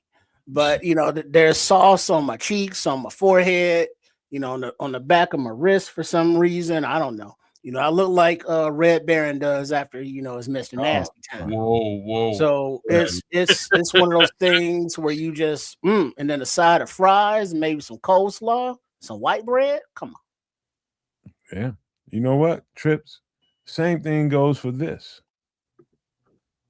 Anybody want to read it off? Feel free. What do we got? Chicago steak rub. The ingredients of black pepper, sea salt, cayenne pepper, garlic powder, onion powder, paprika, mustard powder, thyme, and coriander. Circle that last thing down at the bottom. Yeah, very specific taste, flavor. Mm-hmm. Okay. All right. I'll have to, because this is like barring the mustard powder and the coriander. This is basically what I would be doing for my steak. You know what I mean? So find a little coriander, throw that in there, and give it a test. A little bit of mustard powder as well. Give it a test. And so, I can go two different ways with a steak. I can rub one. I can marinate one. I got two, I think T-bones in there. My girlfriend wants me to make tomorrow, but we might have some rough weather coming through here, so I don't know if we're gonna be able to make them. And so, when we get off the show, we'll find out what time that weather is supposed to come through here, and we'll find out whether or not I can either rub these steaks or put a marinade on it tonight. Personally, I'm a marinade guy. And that's what my girlfriend enjoys is a marinated steak that I did. However, I do enjoy a good rub steak. I don't know about y'all, but a good rub on a good steak, fire grilled, is second to none. Second to none. That flavor of a flame broiled steak is it's superior. Whether you rubbed it or you put marinade on it, it's just superior.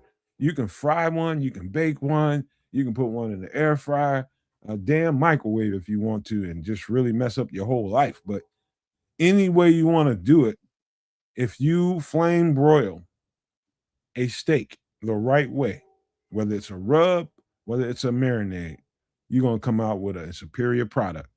And now I'm telling you, this Chicago steak rub, kids, I was really strong Montreal rub. A Montreal steak spice, yeah. I was really strong on this for years. I love that flavor. It's good, man. It's a love good mix. It's a good mix. it. You try this, and I'm not gonna say this is gonna change who you are and what you are, what you like, but I'm telling you, something about this rub. Now I tell you, outside of the one I made myself, the Weber Chicago steak rub is outstanding. Outstanding. So if you're gonna buy one at the store, I'd suggest the Weber. They got Laurie's, they got other ones out there. There's a lot of people make steak rubs, but the commercial one that I bought is Weber, and that was out freaking standing. I don't know if y'all get that product in Canada, kids, but that's something you want to try. I don't know. I know we get their grills, Weber grills. So I could only assume that we probably also get the rubs around here somewhere. I would have to go and look for it. The Montreal steak spice is I kind of swear by it. Like I generally use that. I do too, by the way. There's a few others that I have been known to use, but they're more restaurant specific. Like if a restaurant has a specific spice, I might grab that. But the Montreal's so good, man. I had an air fried steak today, and it was just a little piece of sirloin. It was so good, man. Like just put it out there. I didn't really know you could do steak in an air fryer. It just sounds counterintuitive to me. Damn. Yeah. It came out almost perfect. Like I was very surprised. Oh yeah. Mm-hmm. Yeah. Shit, I'll blow your mind if I tell you that I made a slab of ribs in Instapot before. Whoa, for My real? girlfriend love that shit. And I don't want to do it no more. Fuck that. Crazy. Mm-hmm. So there's many different ways to skin a cat. Not that we skinning cats, but yeah. No, but like speaking of the Weber seasonings, they have a whole family of different flavor profiles. From the Montreal seasoning to the Chicago rub. They have a cocoa powder chocolate based one. They have a Kansas City rub. So they get jiggy with it. I'll tell you another little secret that I did, and I just stumbled into this.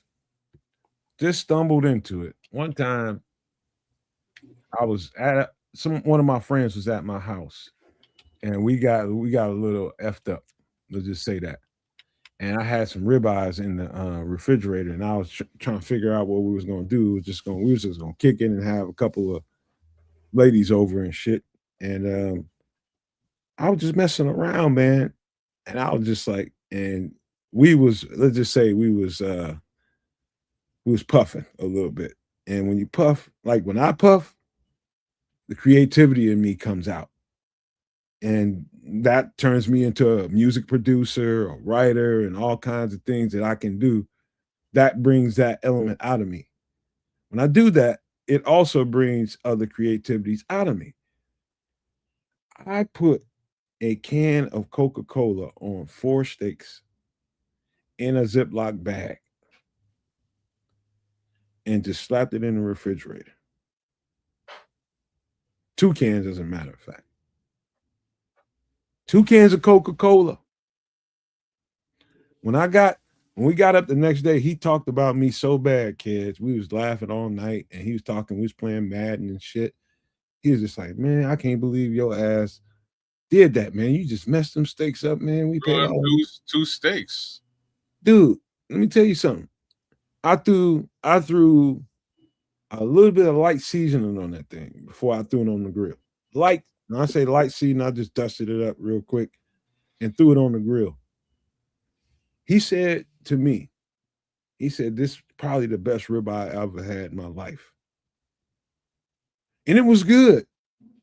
You just couldn't imagine the taste of Coca-Cola on your ribeye off the grill. You just can't imagine it until you do the shit. You isolate in a Ziploc bag. First of all, it's going to make it tender because of all that acid in the Coca-Cola. But the sweetness that comes with that, with the dense piece of meat, and then you throw a couple of bitter seasonings on top of that, dude, I am telling you, it's top 5 in the steaks I ever ate in my life. Crazy. Sounds like a very interesting idea. Try it one time. There's no effort to it. Drop a couple of Cokes in you make one for you and your girl. All you need is 1 Coke for that matter. Just one, 16-ounce Coke. Just drop it in there so it's fully. So when you lay it down in that Ziploc bag, It's fully submerged. Yeah, and then somewhere at some point in time, flip it over so you make sure it goes all the way through. Flip it over. Then when you get it out, throw a couple of little seasonings that you like on top of that thing, slap it on a hot ass grill with fire, and watch what happens. Kids, you're gonna be like, you son of a something. Sup, Crooked? Snap. We got to get your boy on here. Flavor profile for coriander. That Coke, I'm telling you, man. Coca-Cola. That sounds crazy to me, man. You know what I mean? Until you do it, and you got to put it on a hot flame, man. That char is gonna make it special, bro. The coriander seeds have a warm, nutty, and slight citrusy flavor, often described as having hints of orange, spice, and pine. When toasted, these dried seeds develop a more aromatic, woody flavor, commonly used in curries and spice rubs. What up, Crooked? I see you. Oh, well, here's something that you may not know. Conversely, the fresh leaves, often called cilantro, taste bright, citrusy, and herbaceous to most, though they can taste like soap to people with a genetic trait. So it's in the cilantro family. That coriander is special. It's gonna bring. It's like if you go out to go get you some fried chicken or something, and you go out and you just like, what is that flavor in there that I can't describe? It's just like something that I know I tasted, but I don't know what it is because I'm looking for it in my cabinet. And I've tried. It's the coriander. Interesting. It's coriander. Especially the comparison to cilantro. Cilantro is like one of them things that I can take it or leave it. I don't, it doesn't do it for me. Just me. Man, I can't have no tacos or burritos without no cilantro and sour cream. You need the cilantro. I see you're about that. I'm not sure. I'm about I that mean, one. I can take it or leave it. I don't need that. Man. What up, Cricket? Right Cori- on, right. Coriander, I think garlic, mustard powder, two very, very, and I'm just gonna say just more recently for me. I've always had it, but more recently for me, cumin. Well, it depends what are you doing though? What are you doing with the cumin? Anything. Well, I Anything. mean, like cumin, I think was one of the spices in the cheese sauce that Chef Trips made earlier. Yeah, he put a little bit of cumin in there. Yeah, he did. Yeah, cumin goes in a lot of Tex-Mex and Mexican dishes as well. Yeah. Chili powder, like if you were to take your finger and taste some chili powder and then do the same thing with cumin, you would see where the cumin influence is in the chili powder. You could do the same thing with curry powder. Cumin is a very important spice to both of those, flavor melanges, for lack of a better thing to call them, because like curry and chili are sort of a mixture of different things. But yeah, cumin plays a heavy role in both of those.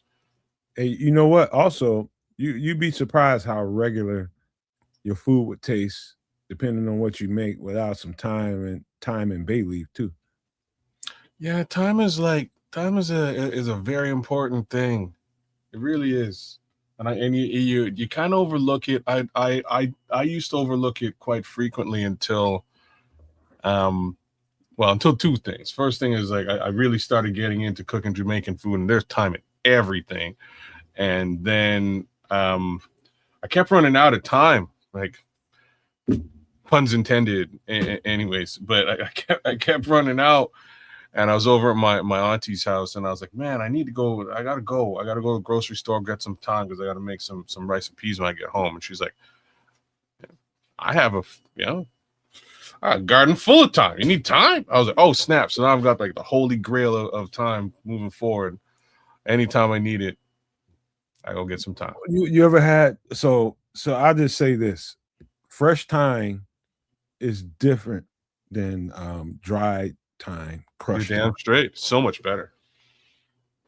You say fresh is better? I say fresh is way better.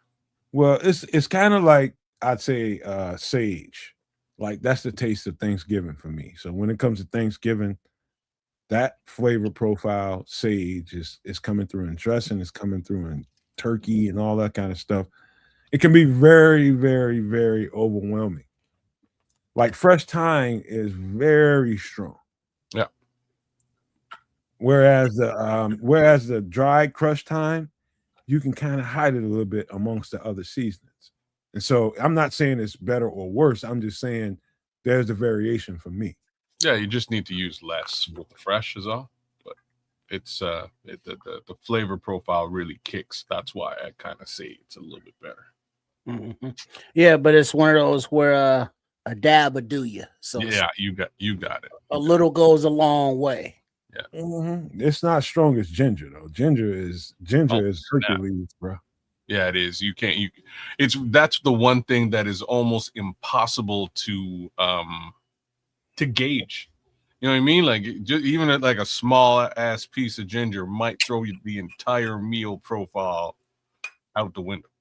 Right. And just like Raymond is saying, like too much sage in the dressing ruins the dressing.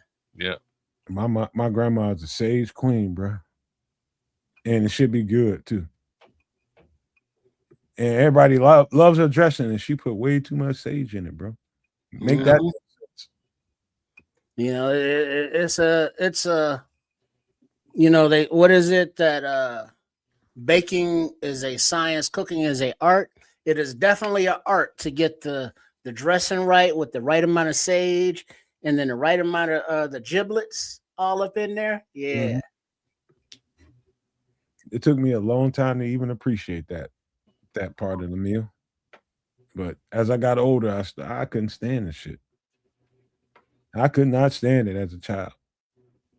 Yeah, when you open like when you get that turkey and you take out the wrapped up giblets that are like stuffed in there, and then you unwrap the paper, and it's like, oh, look at those. Oh, that's disgusting. But then it's like you cook them after you get older, and like, those are delicious. Yeah. I just remember that smell, that sage smell in my house growing up. And it was just like, I don't know, man. It was kind of depressing. And I don't even know how to describe that other than, I don't know, man. I don't know. It was just like, golly, I got to sit here and smell this shit all day. And all I want to eat is the goddamn macaroni and cheese and maybe a couple pieces of that ham or something. I don't want nothing to do with that turkey and dressing. But that's the thing, though. When you smelled the sage, there was always something else involved. You know, like you could smell the marshmallows toasting on top of those yams.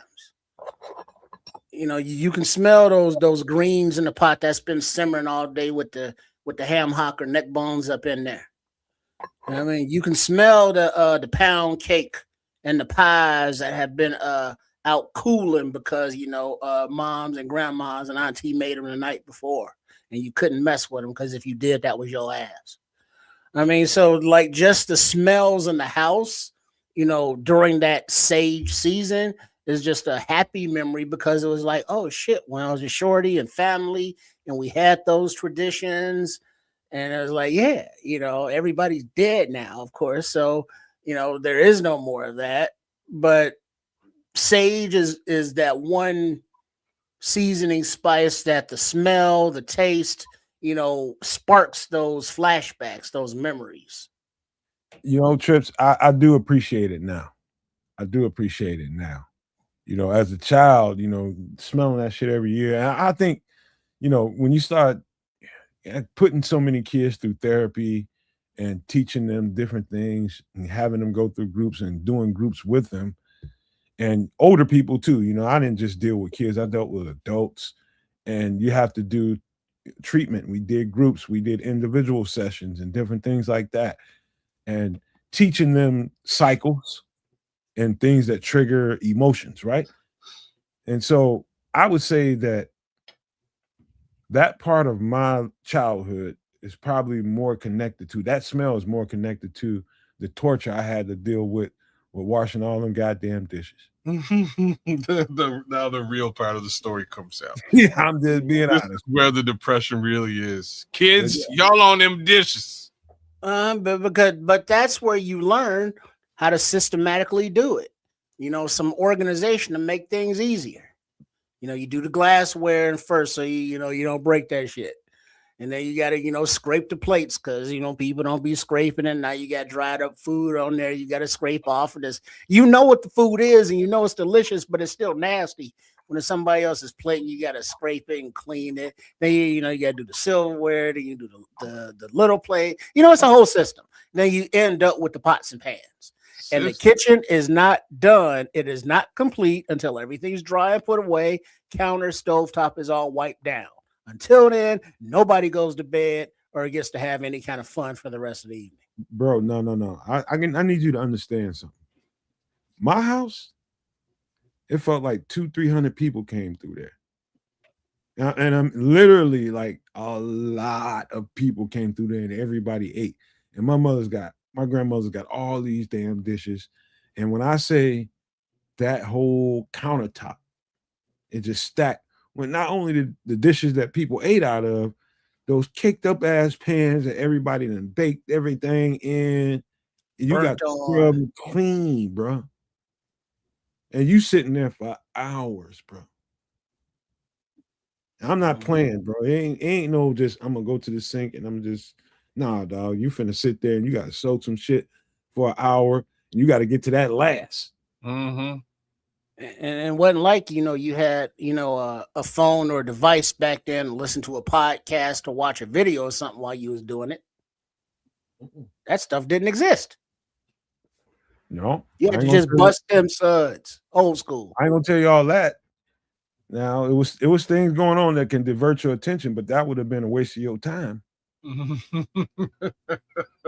was plenty of shit that you could be on the phone. You can be doing all kind of shit. But what you at the end of the day, you ain't going nowhere till you finish and clean up that goddamn kitchen. Well, so you might want to get to it.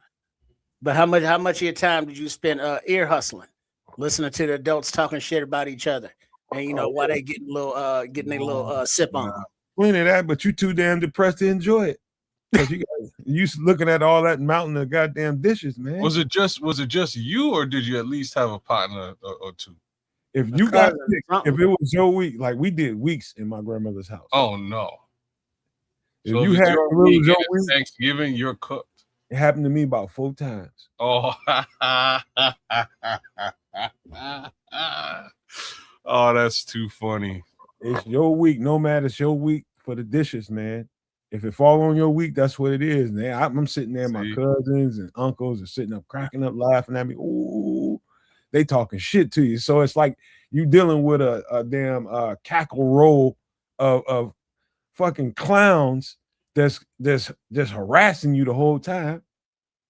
Boy, wait till you have to get to that dressing pan, boy. You ain't gonna be able to get all that off. I'm gonna watch it.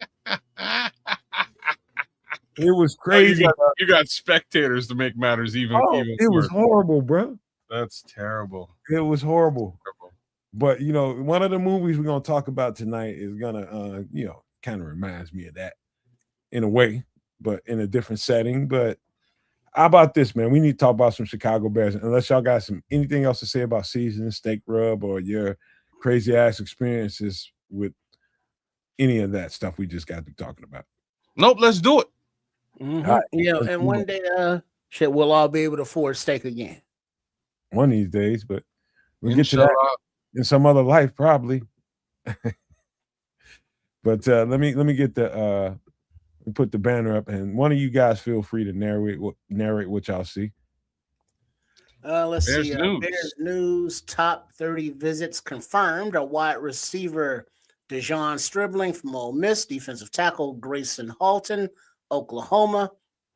Defensive tackle Caden McDonald, Ohio State. Center Jaeger Burton, Kentucky. Quarterback Allen Kalakamenes, something Greek. Rutgers local visit. Brian Parker from Duke. Tight end Dan Villari, Syracuse. Running back Seth McGowan, Kentucky. Linebacker Jimmy Rolder, Michigan. Good ass job on the fly there, Trips.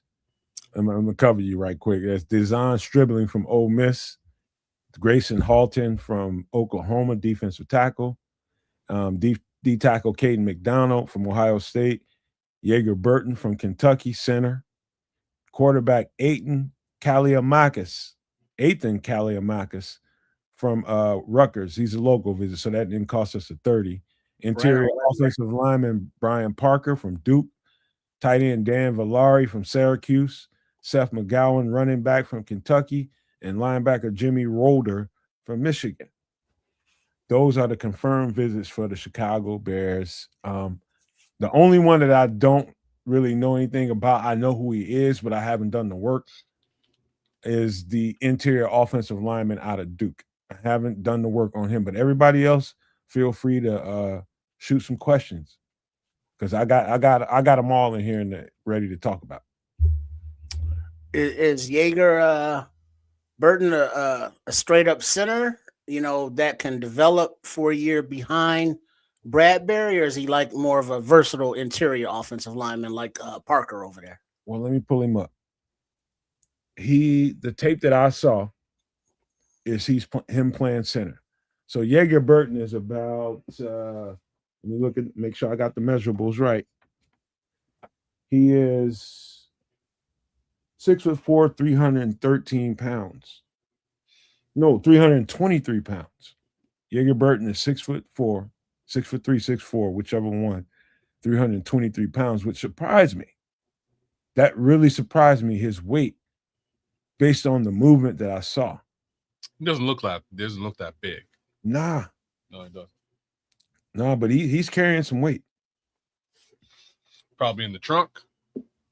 He's a big dude, but he can move. Probably in his legs. And so what I saw was a football player that absolutely fits what we do offensively, scheme-wise. He can move in in wide zone really, really well. He can handle business in mid zone or inside zone, as they call it. Zone scheme offenses. Jaeger Burton fits that mode very, very well because he lines up well, he moves well, and he executes his blocking assignments really, really well consistently.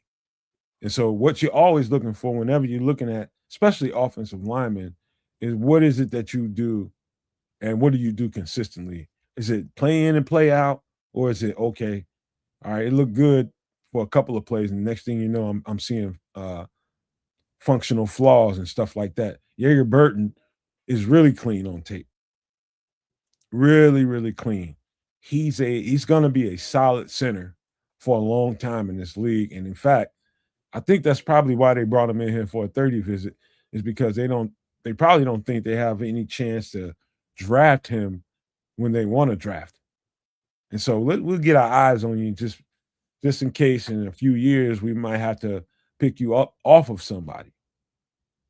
So he's a solid, when I say solid, extremely solid, physical stud up front that executes very, very well in outside zone, which we run in Chicago, and inside zone.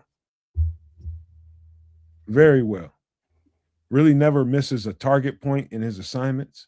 If his assignment is to get on the defensive tackle's right side off of a block and then hurry up and get up to the second level and get on the linebacker's right side, it's pretty fluid. He can move from A to B in assignment pretty fast. And I don't know if that sounds like anything that made any sense, but I'm telling you, he can really execute at a high level blocking assignments. High level. Any chance you think we actually pick him up? If he falls. Yeah. He's probably going to be, out of the centers pick or the interior offensive lineman pick, one of the higher graded guys there. Interesting. He's really solid. Jaeger Burton is a nice piece.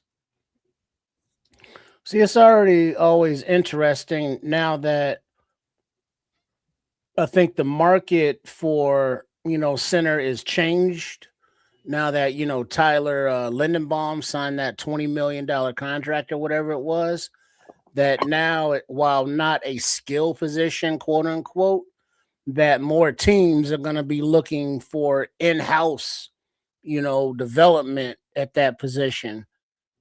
So like how many centers are now, more coveted because of the way those free agent contracts went for that center market. So Linderbaum, just a side effect of what he signed may have, bumped up Burton and the rest of the center class, to a higher status than before. Or look at it this way. If yeah, you're right, Trips. If Linderbaugh can go for that kind of money and the center market is that high, you better start raising one now. Right? Yeah. You better start bringing one along right now. And if you're going to do it, if you don't see the guy that we just got in free agency as a guy that's going to be your long-term guy, traded for, then you better start looking. You always got to be looking a few years down the road. You have to be. Yeah. If you're Chicago Bears, but especially with these guys, that market really exploded this year. You know why? It's because good centers that do everything well is hard to find. They're communicators. They're information gatherers. Jaeger Burton is an information gatherer that communicates to the quarterback. And I'm talking about all pre-snap. It's a fast process. Communicates to the quarterback and also communicating with the offensive line. So he's figuring out what's going on defensively that the quarterback needs to pay attention to. And then he's communicating it to the offensive line to make sure they're set right to execute whatever their blocking plan is. And so it's a cerebral job as well as a physical one. Well, yeah, we're glad we're looking at least one prospect at this position, man. definitely, in my opinion, a position of need, just not necessarily this draft. We'll see. All right. You want to get Well, to but that's the question. Like, if the next draft and knowing that Bradbury, who we did trade for, is only under a 1-year contract at 30, 31 years old, however he is, would you want a center to come in and start in 2027 as a rookie versus drafting a rookie this year, letting him develop all of, the upcoming season and then have him start? While it may be his first time starting, he technically won't be a rookie anymore. Here's the thing, Trips. What I think about that whole thing you just said is you never really, it's not ideal to bring in a rookie in the NFL and thrust him into a starting role unless you have to. You know what I mean? And the idea I think is that's going on in Chicago is don't put a rookie center into that position. Get somebody to make sure you spot fill that role, and so he can start learning, and so that it's not as much on him in his rookie season in the NFL. He did it well in college, but that's a different world. This is different. So that's why it's not ideal, and that's why it makes sense to get a free agent center and signing for however long they signed. Was a year, 2 years, however long it was. That's what the idea that we're gonna have to draft and fortify this position, and this is how you do it. You make sure that you don't have to thrust him into that competition right away. You can take him and sack him a little bit and get him. Remember that Bradbury wasn't signed; he was traded for from Buffalo, and he still only has, I think, 1 year remaining on his contract, and he, hasn't been extended as of yet. So as far as it stands, this is, his one and only year right now. Right. And so here's the idea. You're getting a known commodity that can perform at a high level in NFL football play. You're getting that for a year. What you think you're getting is a guy that you think that can perform that way as well, given his opportunity. What you don't want is to thrust him into that role too fast. And so you fortify the situation by getting a free agent so that he doesn't have to. Trust me, this is good. If they draft a center, wherever they draft a center, whether it's early or later, having a free agent here for a year is going to give that kid an opportunity to adjust to the game on this level. Gather information, get his body right, and adjust to the rigors of 18, 17, 18, 19 game season. 22. Yeah, whatever. However many games it is. Travel to about 4, 5, 6 countries. Much more rigor than it is in college. Much more. Y'all think it's good to take the banner down or leave it up there? No, you gotta take it down. All right. Y'all want to get to another guy? Yeah, what's up with that with the tight end? Knowing that Cole Kmet is our inline guy, Colston Loveland is our move guy, our threat. Where does tight end Dan Villari from Syracuse? Where would he fit? He reminds me so much of the tight end that Detroit ended up trading, I think, to Minnesota. Hockenson? Yeah, they sent Hockenson over there.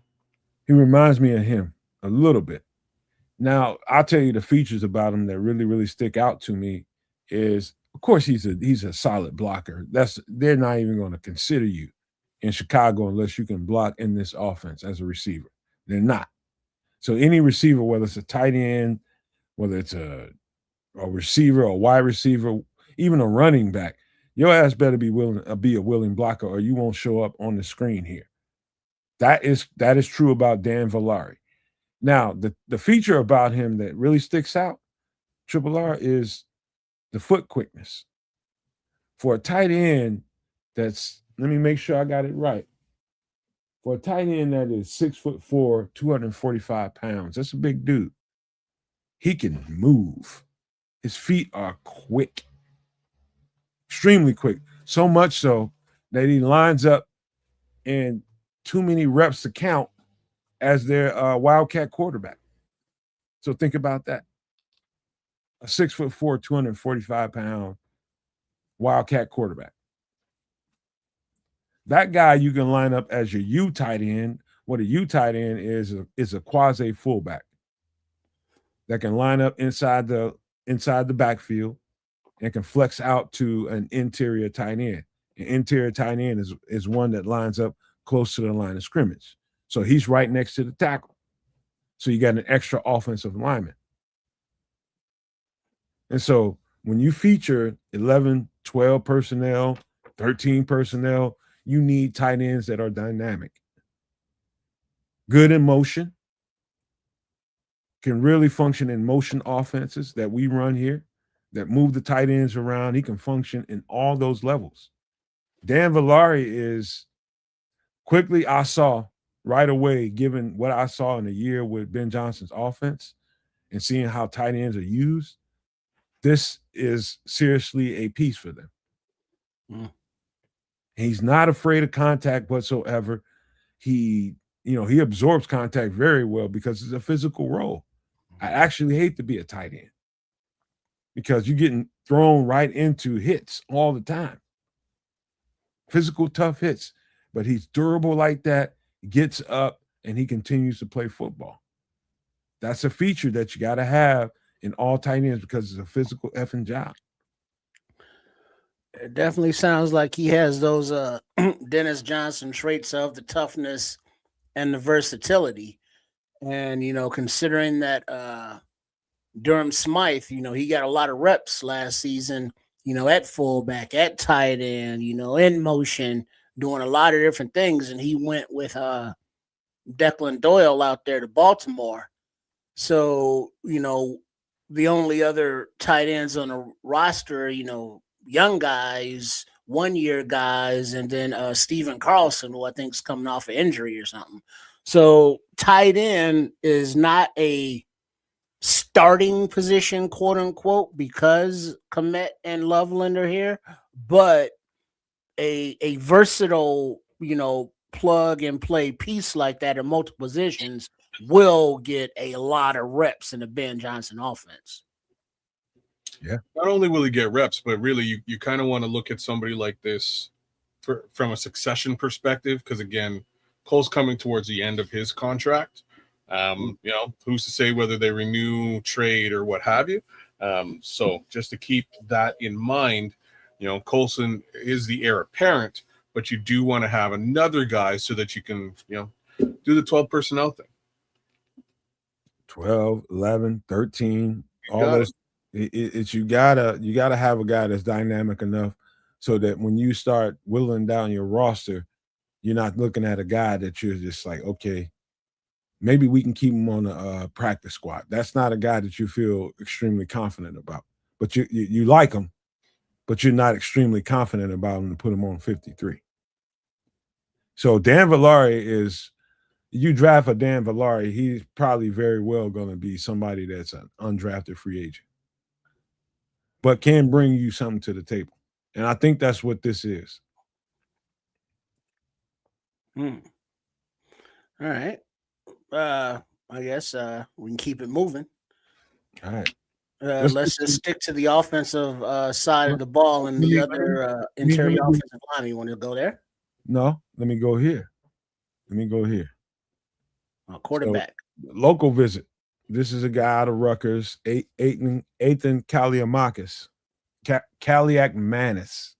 Let me make sure I say that right. Ethan Kaliakmanis out of Rutgers. Solid. Very solid. And I know why they I don't know why they brought him. Well, he's local, so it's not gonna really show up on nobody's radar in the NFL. It's not. But he's got some traits to him that kind of remind you of Caleb a little bit. Strong arm, accurate, and can move. He's about 6'2", about 220. Let me make sure I got it. A little bit bigger than Caleb. No, he's about 6'2", 212. No, Caleb's a little bigger than him.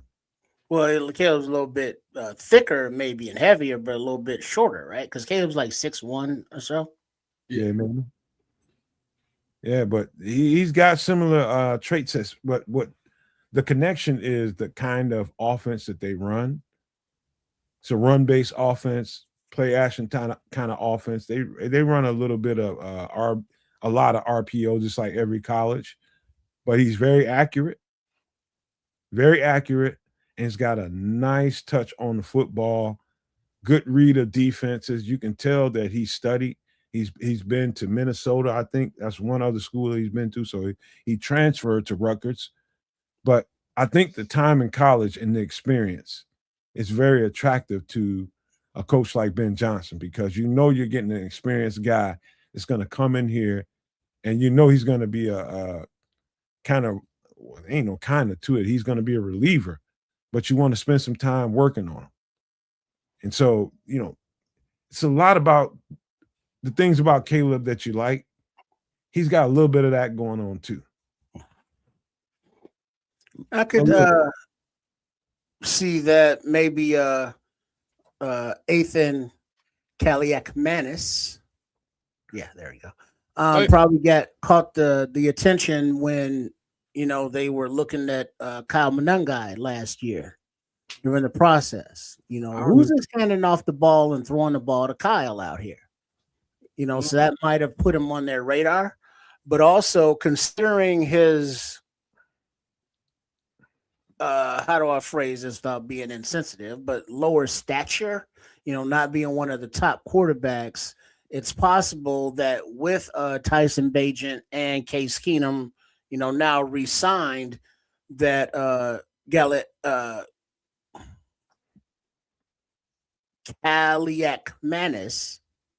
Kaliakmanis kids, will be able to survive if possible or necessary on the practice squad, without getting poached. If they spend too much time with this cat, he's got the kind of traits. Again, man, anytime you got a guy that's been in college for a long enough time, the longer you're there and the more experienced coaches you have, the more you learn and the more you adjust. His drops are quick. I think the most important thing, and I've said a lot so far, but I think the most important thing is how quickly he disseminates or just receives the information that the defense is doing to him and makes a decision. And I'm talking about in split seconds. So he's reading, like, if you got a front showing you a blitz and the backside of it showing you a cover 4, knowing where the cover 4 beater is. You know what I'm saying? So that sounds real football-y. And so if you got a cover 4, basically you got a cloud in your secondary. You got people all over your secondary, and they're trying not to show you anywhere to throw the ball. Where is your cover 4 beater? Is it your wide out? Is it your tight end? Is it your running back? 9 times out of 10, it is not your running back. It's going to be one of your receivers that's going to dig into one of those little spaces and make a play on the ball. But can you deliver that ball in the right time? His timing is really good. That's what I'm trying to get at. He makes a cloudy situation not so bad because he always delivers the ball to the right place. And in layman's terms is always making the right decision, putting the ball, even when there's nothing there, always putting the ball where it needs to be, whether it's in a receiver's hands or running back's hands, tight end's hands, or throwing the goddamn thing out of bounds, making sure it's not a negative play. This is what coaches teach them. And so when you got that kind of decision maker at the quarterback, of course a coach like Ben Johnson is going to be attracted to it because you don't want to really have wasted plays, but this guy's not making a bad situation worse by turning the ball over. You get it? And so he's just always making right reads and right decisions. Perfect, because we're looking, we will be looking for a developmental talent in that respect as well. Much like I just said about the tight end position, who knows whether there are rumblings about a certain Mr. Bajent going on, as well as potential future retirement for Case Keenum. So those guys could be in flux over the next little while. And you want to have a talent that you can spend some time developing and turning into the backup of the future or a potential starter. All right. Make sure we get to everybody here. Yeah, we need to talk about this guy right here. This is running back Seth McGowan out of Kentucky. I think we briefly talked about him a couple of weeks ago here because I think he was whispered as somebody they want to bring in here. Seth McGowan he's had some college boy experiences. Let's just say that he's been in college and he's had some run-ins, a few little I don't know what you want to call them, behavior problems. People might want to call them, but just young people problems. I don't call them behavior problems. He's just young and running into shit. I tell you what, the person I am right now, I wouldn't be without some of them run-ins I had when I was in college. You have shit that happens, man, and his shit happened to be public. He had a couple of incidents, and it wasn't nothing that's going to be like, okay, he ain't worth. No, I don't want to bring no, behavior person into my locker room. No, it's not that. He's just young. But man, he's a stud running back without those infractions that he might have had. He's probably talked about as the top 3 to 5 running backs in this draft class. Period. He's in that conversation with some of these guys that everybody likes so much because he can produce. Seth McGowan is, be honest with you, when I'm watching him run and watching him do the things he does, he reminds me of DeAndre Swift.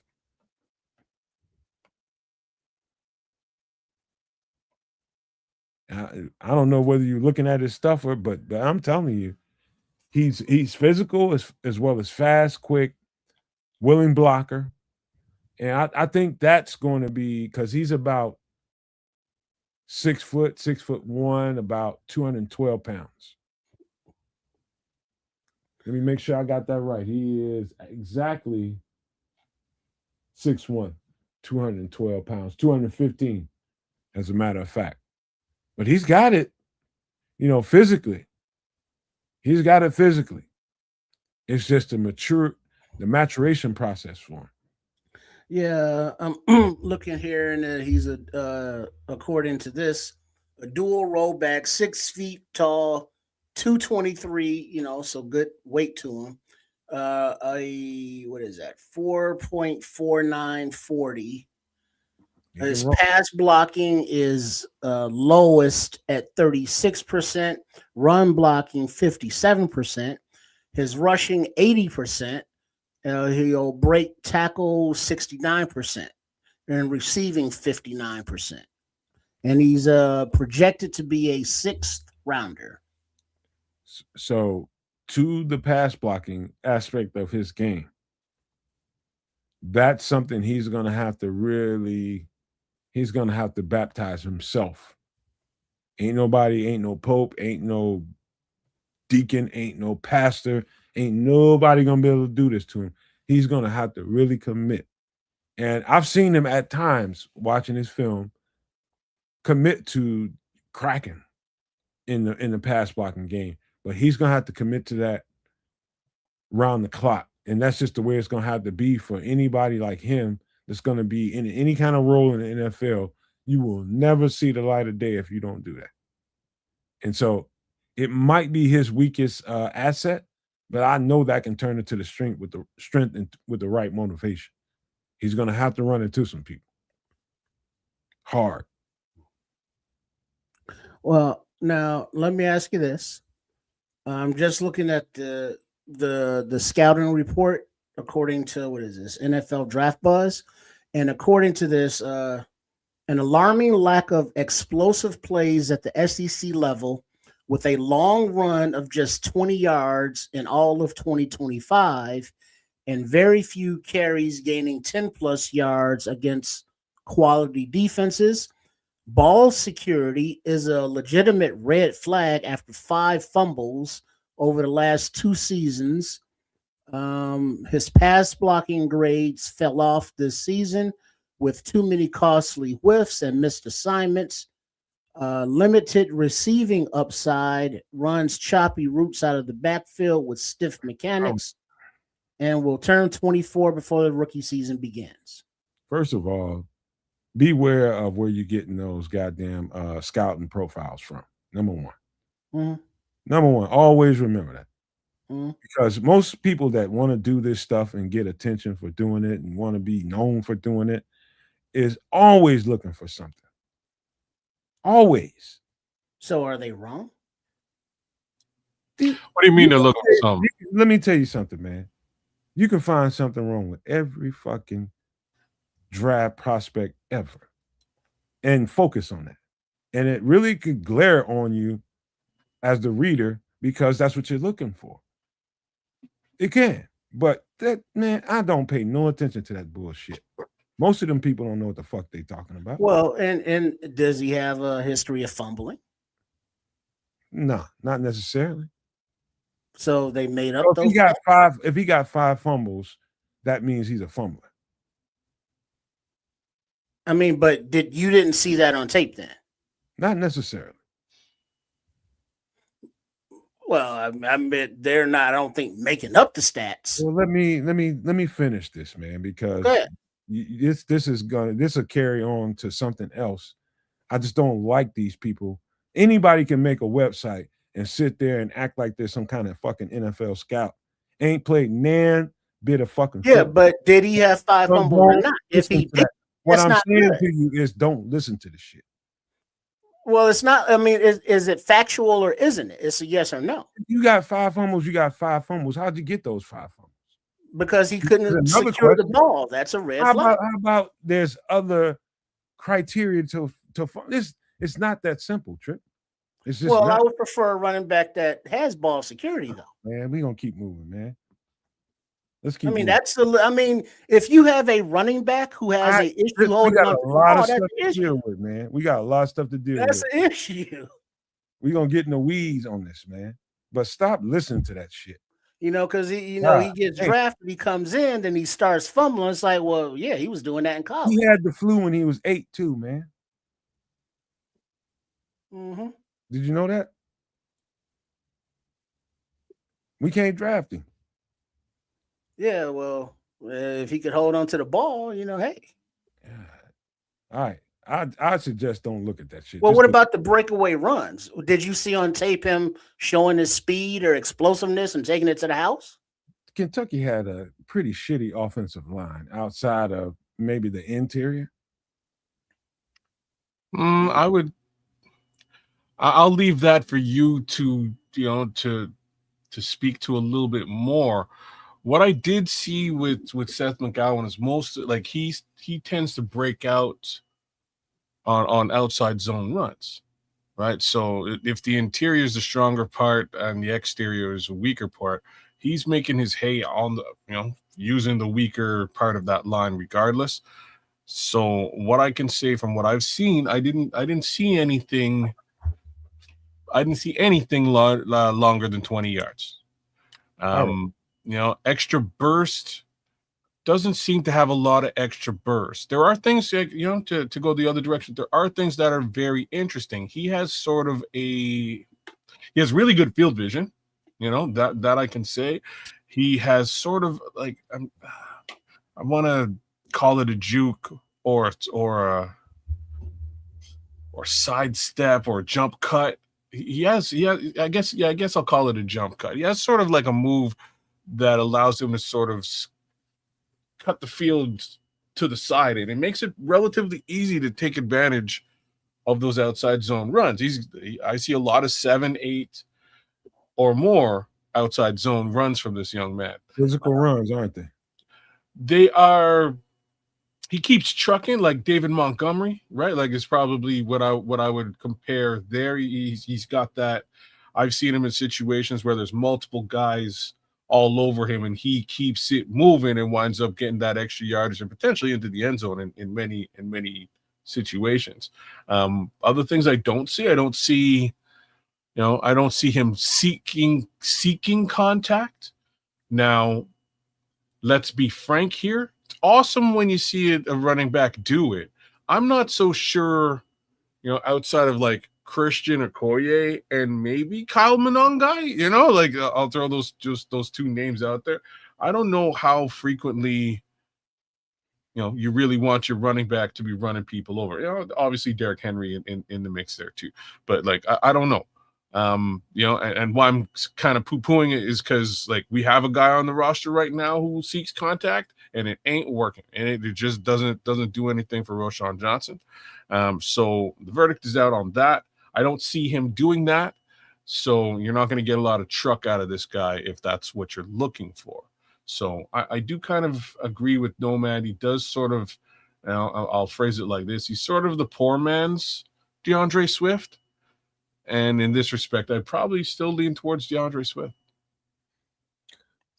Wait, is he more of a Swift, like explosive breakaway back, or is he more of a Monty short yardage back? Let me.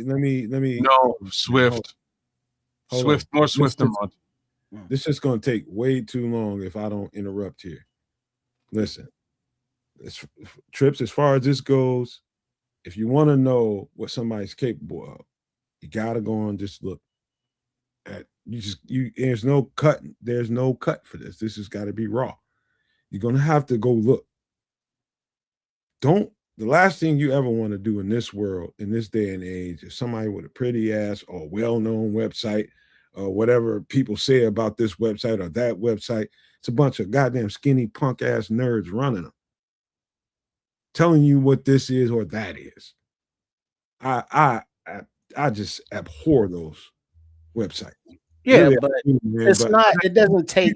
I mean, the stats are the stats. Just let me finish. We got to keep moving, man. I'm just encouraging you. Yeah, I got not to give so much credence to it. Five fumbles is five fumbles. Okay, man. Okay, let's keep going. Let's get to Dejon Stribling out of Ole Miss. Now, this dude surprised me. He surprised me because early on in his reps, all I kept seeing was possession catches. And I kept thinking I'm looking at Rome Odunze, a little shorter Rome Odunze, because he's really, really solid in the short area. You know, you got 3rd and 8, 3rd and 9. Somebody's going to run an in-breaking route and catch the ball in traffic and take a hit. Very good at that, man. He's money when it comes to pressure situations. Dejon Stribling, the more you get into his tape, you find out that he's a willing blocker. And let's just say he can execute at a high level in blocking as a receiver. So that's going to initially draw a Ben Johnson into, okay, let's watch some more of this tape. And then later you find out that, man, this guy's pretty explosive when you give him the ball enough time, especially in the short area. So you see more short area explosion and turning those into big plays more than you see downfield, long 60-yard bombs down the field, catch it, run into the end zone. Mm-hmm. Much less of that, more of catching the short area, turning yourself into a running back really, really quick. So it's almost like some of the DJ attributes minus the long receptions and turn them into touchdowns. Mm. Physical, running after the catch, hard to tackle. He's a let's just say I can see everything that Ben Johnson is looking at in this football player. Physical, he's willing, and he's durable as well, man. He took some shots, got right on up and got right on back in the huddle. Yeah, he's 6'2", 207 pounds, and he's running a 4.36. He's in 90th percentile with hands, which is very good. Short receiving, 85 percentile. Intermediate routes, 91 percentile. And his deep threat being at X receiver, he's at 88, which is good. And his blocking is his lowest rating, but it's still a 71. All right. So he can, he seems like a He's from Hawaii, which is cool. So yeah, the toughness and the after catch running ability is definitely a DJ Moore quality. And and it seems as though that Mr. Stribling was the Ole Miss go-to guy. When it needed third down or a big play, he was their guy, even though he wasn't like Nomad was saying the big play guy. He would be Mr. Reliable and turn it into a big play. Too many times I've seen, before we get out of this, too many times I've seen him take a little something. I've seen him burn Georgia in a big game 2 to 3 times. Just burn them. Absolutely. They have the right coverage set up. They got the right plan in place. And this guy individually, just individual effort, just completely dominate the entire defense by just being a dog. And that's what it comes down to. If you're gonna draft a guy, you draft the guy, based on his consistency and what he does, little attributes, blocking and all the different things, hands. Sometimes he lets that ball get into his body. I ain't like that. But when it came down to it, to make a secure catch, he used his hands and it was secure. Didn't fumble the ball after the catch, any of that stuff. But in his big games, against the biggest opponent, in his mind, when he's facing the Georgia Bulldogs, this last year, he was dominant. It was him. It was him. So Dejon Stribling is going to be a piece for somebody, whether he's in the Chicago Bears uniform or not. But his attributes, I think, are extremely strong, and his body's going to get even stronger. His ability to be able to break tackles and just run through contact, that's a strong attribute. Strong attribute. And so I'm just here to talk about what I think he can bring to the table. That's what I'm here to talk about. But we got to keep moving. Let's be quick about it. Yeah, he's a projected third rounder. Didn't know that. I don't even pay attention to that shit. I just look at the tape. All right. So any last thoughts about the players that we talked about here? Making sure we got to them all. I have Deshaun. I have him a fair amount further back than third, from what I'm seeing here. I don't mind this pickup. He looks like I see exactly what you're saying. He looks like a straight up possession receiver, but he does have that. Once you get the ball in his hands, you're a running back thing going on. So it might be a decent little. Might be a decent addition given the absence of DJ Moore, but in my opinion, I think stuff like that's really going to go to Luther Burden. But yeah, Luther Burden can't do it all. Sure, he can. No, he can't. I think he can, and that's my. I believe in Luther Burden, boys. I'm gonna say that loud and clear. I also believe in Jade Walker. These are two guys that I think are really going to make their impression felt on this wide receiver core this year. No offense, Rome. You've got a little bit of work to do. I'd like to see a lot more from you, but it's not really offense I'm giving.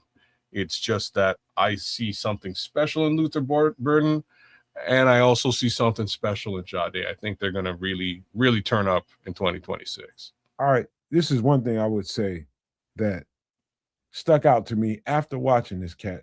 Now, this is one of the guys that I looked at a little bit earlier on, so I knew this guy before they brought him into here for a visit. And so I was getting to some of the receivers. He's one of the guys that got circled up. And so a couple of months back, I knew who he was.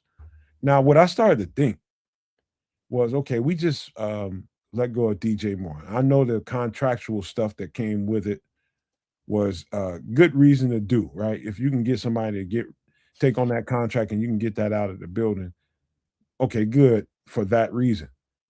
But then you put that to the side. Now you're starting to look at a whole. Now you're starting to guess what kind of receiver are they looking to bring into Chicago to replace that kind of, production. And so now you're looking at all these different kinds of receivers, right? And so I'm looking at Dejon Stribling. I'm just like, okay, he's a lot like Rome. And then the more and more you're looking at his film, it's just like, oh, he looks a lot like DJ. The more and more you get into it, so it's curious to me what kind of a receiver they're actually looking to snag in this draft. If they snag a receiver in this draft, we don't know if they will, but if they snag one, what attributes are they looking for? Man, did you see how much Jackson Smith and Jigba got paid? Yeah, I'm pretty sure they're gonna snag a wide receiver. We don't know that. Yeah. This is one of those things where that skill position, you're gonna take a guy every year. I guess they weren't technically planning on taking Luther Burton, last year after taking Rome Odunze at 9 the previous year, but he fell to them. And so serendipity, they took him, and now you got them, and as you hear kids singing their praises. If a Stribling falls to them in whatever round and they feel that it's like, man, we can't pass up on this dude, wide receiver could be a pick, even though it's not a top need. We're talking about possibility. Anything it's all possibility. And we just were sure that they was going to draft an edge high. They did not at all. They didn't draft an edge at all. At all. So that's what I'm saying. I'm speculating, just playing different scenarios around in my head about what they're looking for in a receiver. Given the fact that we have Rome Odunze, we have Luther Burton, those two guys are two different players. They bring two different things to the table. And so, and then they grab Khalif Raymond in free agency as a slot receiver. He's going to bring a different aspect to it. And so what else are they looking to add to the mix? And that doesn't give me confidence that they'll draft a receiver. That gives me confidence when I see this guy, okay, they're looking for a certain something. That's all it tells me. It doesn't tell me at all they're going to draft a receiver. At all. It just tells me, okay, this is what I need to be paying attention to when I'm looking at these players. That's all it tells me. We'll see. That's it, man, for the players. Let's just have a quick, comprehensive conversation about the Bears and what we're doing so far and what y'all think. Just to close that part out, what do y'all think is happening here? What do y'all like about what's happening or don't like about what's happening? Let's touch it all. I don't know what to start. Well, I'll start. Go ahead. Now as we see the film and the videos of players working out, Colston Loveland put out a nice one where the view was field level, and as the defender, and Colston's doing his footwork, making his cuts, look very athletic, very smooth, cool. But then there was one from Tyreek Stevenson, and he's working, which is good. He's somewhat hard to understand because he got that float accent and he talks really fast. But where he was in a workout facility with other, people working out, other coaches yelling at him. So there was a lot of echo. But what I could gather from it is that he still thinks about the Hail Mary at the Washington thing, in the morning and at night. So he wakes up thinking about it. He goes to bed thinking about it, which I don't think is healthy. But then the second part of his video was like he's focused on being a multi-millionaire. And it's like, yeah, I feel you. Get your money, my boy.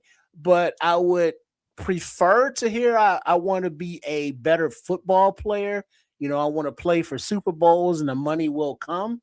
But I mean, it just sounds like his attitude is getting benched, during the season early on when he had the nickname Crispy, and the way the front office has been looking. Obviously, they're looking at all the prospects, but we've also seen a lot of visits in them checking out cornerbacks.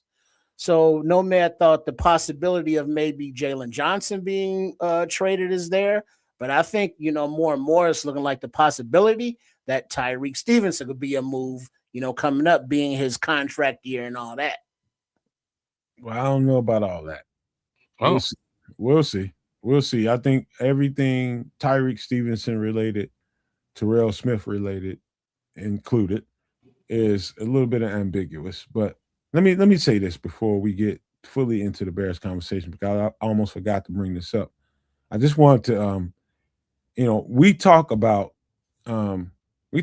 football players in a very laissez-faire way, in a very nonchalant way, because as fans we are not connected to the physical aspects of what the football game is. The game is extremely physical, it's extremely it's beneficial in ways that you can't imagine, but it's also counterclockwise to that.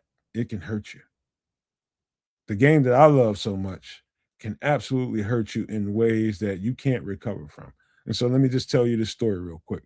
This is football player. He's a defensive tackle named Kevin Johnson, who ended up being a journeyman, but played in the league quite some time, played for multiple teams, multiple years, and he died at a homeless encampment in LA. And it was really, like, the details of his death is really gruesome. It's bad. And some of the people that are closer to him than others tell the story that he just wasn't the same player after football.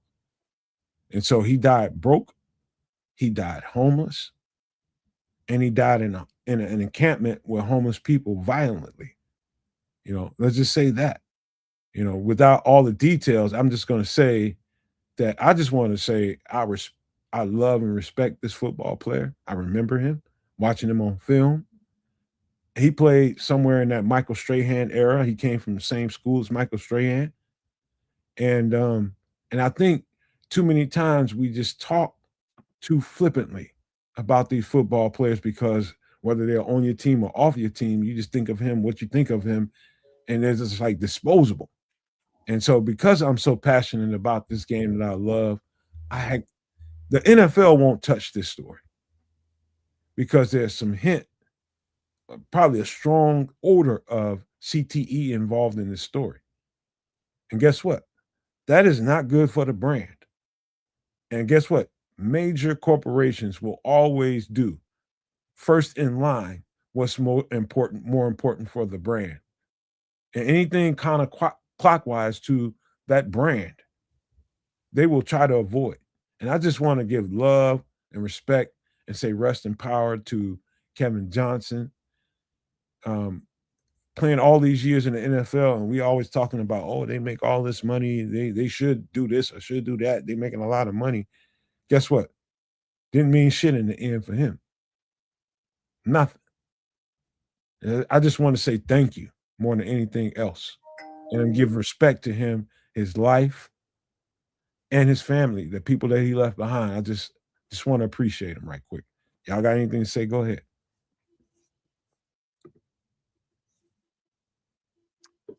Yeah. So rest in peace and rest in power to Kevin Johnson. I'm not all that familiar with his tenure in the NFL, but it's from what you've just mentioned, a bit of an interesting story. Interesting with respect to how you can be at the upper echelon of the sporting world and then wind up in a homeless encampment. That's pretty crazy, but it also goes to show just sort of the differences in what some of our older heroes were making back in the day versus what these young bucks are making. Night and day difference from a salary perspective. So a lot easier to screw that all up and wind up ass out, for lack of a better thing to call it. This is the first I'm hearing of this story, so I don't have much to say other than, again, may you rest well. Yeah, and I guess I'm more able to compartmentalize things, and it's like, there's the aspect side of the game, the business aspect side, there's the human aspect side, there's the competitive side, all that. For the human aspect side, rest in peace to the dude. and now, unfortunately, they should be able to, study, his brain and see if it is CTE. And not that it should be a surprise by now. I don't understand why it's still such a source of embarrassment, a cover up. I mean, it's just kind of a thing. It's like, yeah, collisions with the head, yeah, they can cause CTE, and there were lots of collisions with the head, previously in this game, all the way until today, as players are still going down, with the concussion protocol. But guess what? They push them right back out there in 2 weeks. So they say that they are addressing the safety aspects of it. The players, you understand that you take that field, there's that possibility you're going to get hurt in some kind of way, but you still play the damn game because that's just what it is. And, much respect to these guys for putting it all on the line, because even from the, number 89, 90 on the roster, barely making the minimum wage versus the top, name guys who are making the huge contracts, they're all still, putting it all out there on the line every goddamn play, every goddamn practice, every goddamn training, and utmost respect for that. And it does get lost in the wash when you be like, yeah, we'll trade his ass. Or, yeah, I don't like his maturity, or he has these red flags, or whatever the case may be. As fans, when we want to move on from a guy, not understanding or knowing or really caring about their personal issue, because it's just as players now, they're just commodities and not human beings. So, there are those aspects to both, but bottom line, they are human beings. So, respect. And, for those that remember them, care about them, love them, miss them, strength and honor to y'all as well. I appreciate that, Triple R, man. That is Well said. well said. Very well said. And just to top it off, I just want to say, this is something, no secret to nobody. I absolutely love football. It's part of my spirit. Football is part of my spirit. I am forever going to be a football player in my spirit, whether I'm out there actually physically doing it. I just love this game so much, man. The love I have for playing this game is kind of unmatched, man. I just love being out there and love the physical aspect of it. I love the cerebral aspect of it. I love every part of football, the stink of the locker room. I love it. And, I don't know who Kevin Johnson was. I don't know who he was, but I know that, the CTE aspect of it and the close proximity that defensive linemen, offensive linemen, what they endure. Now, we go through some collisions from the backside of the secondary as defensive backs. We run up and we make some serious hard-ass collisions, and sometimes your head is involved. But we just came off, and I'm only doing this not only for my sensibilities, but from the perspective of we just lost a center that we was going to have for about the next 4 to 5 years. And we still don't know any kinds of information about why he retired. But I'm almost certain. I'm like 99% certain that this played a role in it. Not wanting to risk your body. You already put enough on your body. Now it's time to do something else with your life. This ain't the end. You know what I mean? And so that's, to me, the perspective. It was my own, and the perspective of a Chicago Bears player that just left the game, and this might be some kind of relation to it. And you look at previous examples of other players that are quote unquote brainiacs, actual doctors. The running back from Minnesota, Robert Smith, he was like legit doctor scientist type dude. Drew Dahlman, went to, was it Stanford or MIT or one of those brainiac schools? I think Stanford. So mechanical engineering type background. So a lot of these guys are not just dumb jocks. No offense to dumb jocks, but they're too dumb to get the be offended. Some of these guys are Mensa candidates who play football. So if they make that decision, it's like, I love the sport, but the sport's only gonna last so long, whereas I'm gonna need my brain power forever. And so they make that tough decision. Because even though, Drew Dahlman,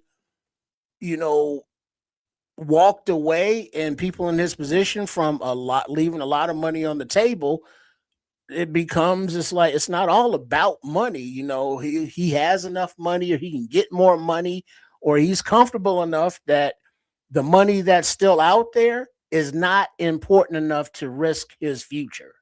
And so when you can get to that place as a human being, that's a very high enlightened stage, just beyond being a football player or an athlete. Hey, man. It's hard to hear these stories. He's not the only one. There's several football players that have gone by the wayside and not being discussed. He just, to me, the latest one. There's been several. And the NFL, the Shield won't cover it because it's not to their advantage to do that. It's not. See, I don't understand that. I mean, here's the thing. The NFL, there are only so many teams, there are only so many players, even though there is a churn of players every year that make it on rosters or don't. So, I mean, there is a finite number of athletes that they would have to be responsible for with their insurance and covering them. And being that it is a multi-billion-dollar corporation, they can't afford it. But it's just, for some reason, they choose not to, which now increases the bad publicity. If players like Kevin Johnson are now deceased, with CTE being part of the cause. It's like, just not embrace it, but accept the responsibility that, the violence in the sport can lead to these issues. Don't try to hide them. Don't try to push them under the rug. Just be like, for all intents and purposes, shit happens. We're going to address it. We're going to take care of the players, with their health insurance or what have you. That would seem like more of a welcoming, human friendly corporation gesture to make that, the fans would even seem to appreciate. That common sense that you're speaking with is present, but not applicable when it comes to greedy billionaires. When you're talking about people that hoard money and hoard assets and hoard power, if you live long enough life, you live a long enough life where you know that there is no satisfaction to people with a lot of money and a lot of power. All they ever want is more. And anything that can be counterproductive to that is the enemy. And so let's just leave that there, because we got to keep going. We got to finish this up, man. We'll get into some of that in a few minutes here, I guess. But we got to get to this Doomsday Survival segment is going to be special, man, because it's going to be something that we have to talk about as a community, not as political this or political that. This is not regional. This is worldwide, and we have to discuss it. Oh, so this wouldn't be a variety show if we didn't. But we have to do it, and do it in a way that isn't inflammatory towards anybody. Let's just keep it very centralized, but let's get to it. We got to get to it. Well, give me 1 second while I pull this up.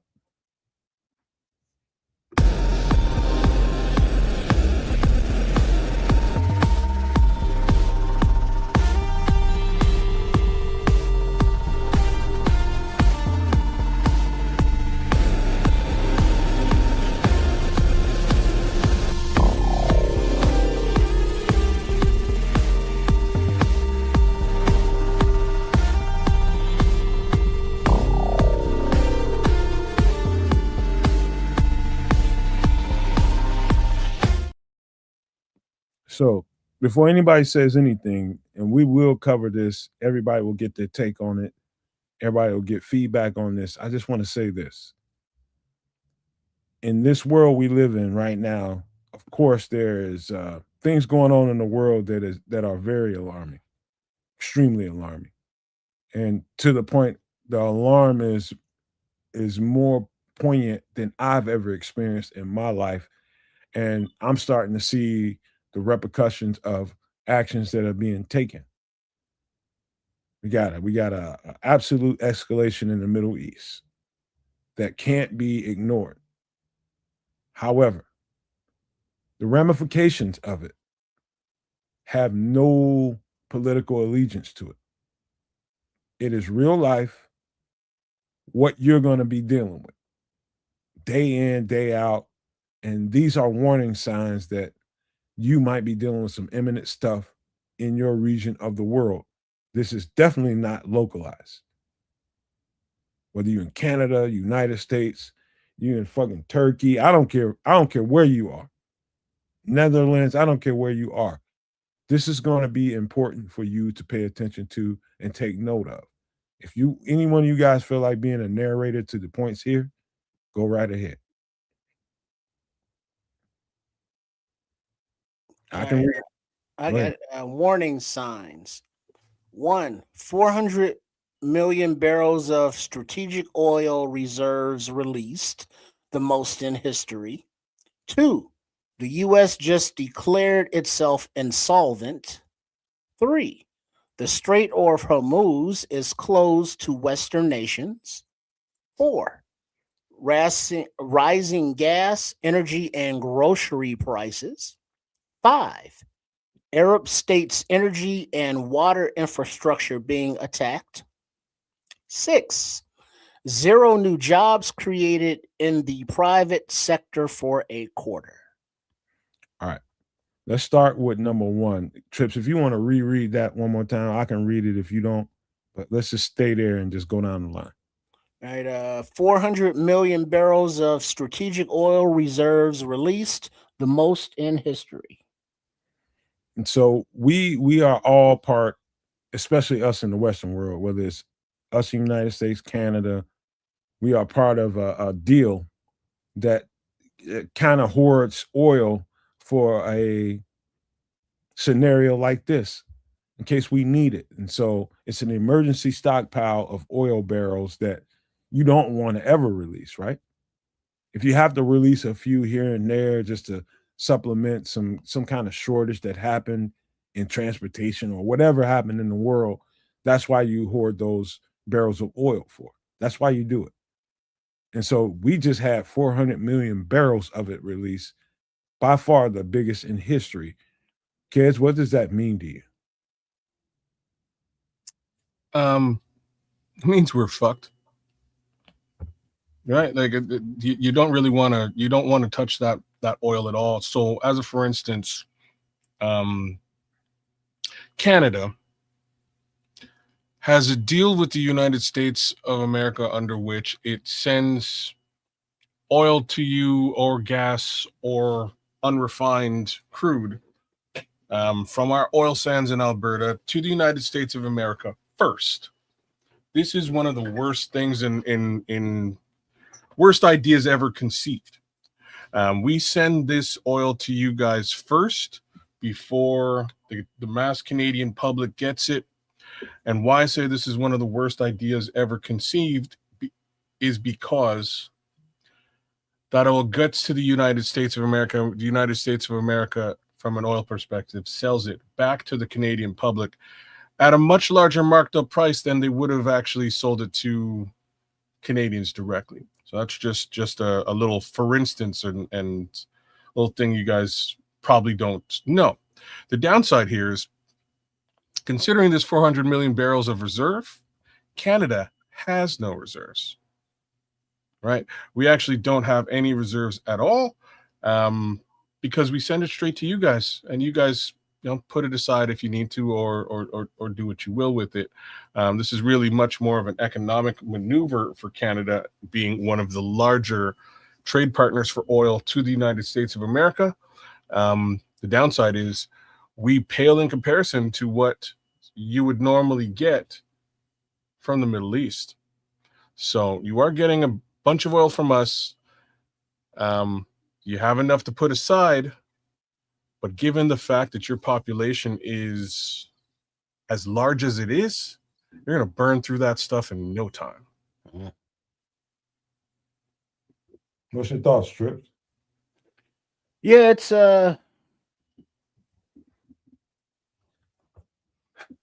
it's embarrassing to admit that, as a resident of a country, as a citizen of a country, that the leadership is too ass backwards to embrace simple things like, let's say, renewable energy, solar panels, wind turbines, geothermal, hydroelectric, all of the things that we can produce without having to worry about it not only polluting the earth, but having to get it from across the globe and to pay outrageous amounts of money to whoever.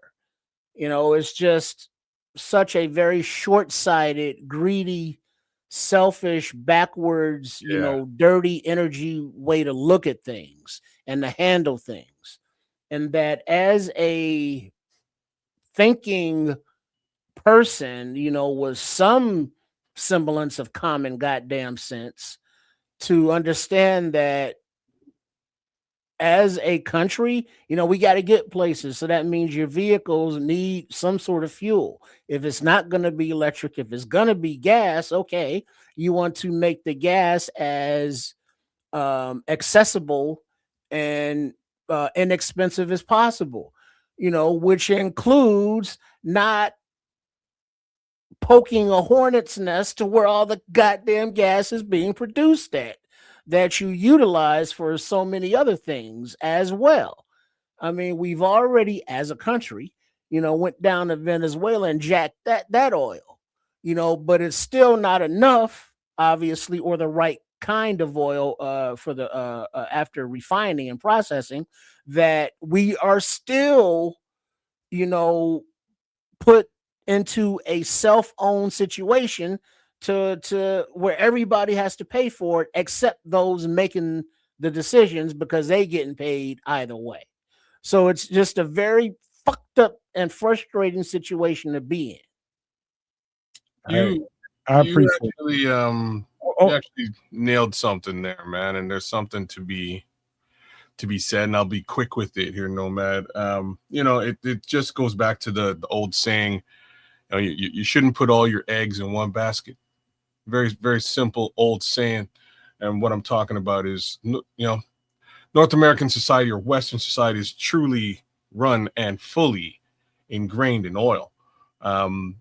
We've had, over the course of decades, time, etc., the ability to start to move away from oil or supplement some of what our requirement is with other things, whether that is solar energy, whatever. We just haven't done that. And it's, part of this administration that's come in recently, without getting too deep into it. Part of the idea was to continue to revert away from, electric upgrading. And again, now here we are. All right, real quick, man.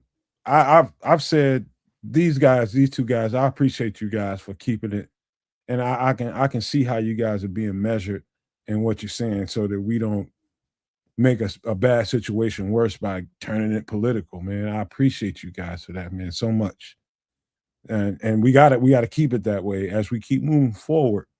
I've already said enough about this. This is insane where we are, and both of y'all's perspective, I can take nuggets out of both of them, and these are thoughts that I've already had.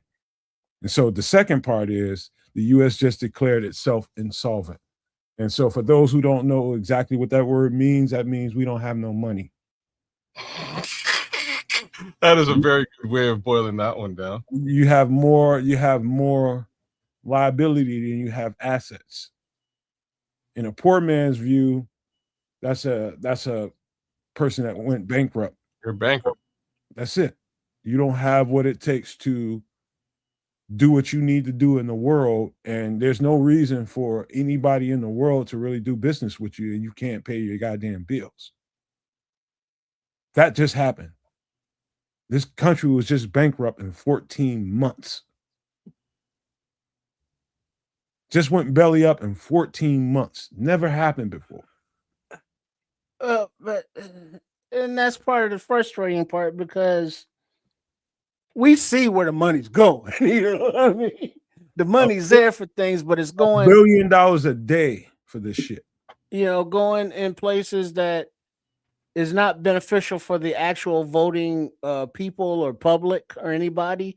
It's just benefiting a very small few. Who are those guys? Other people that ain't us. Okay, all right.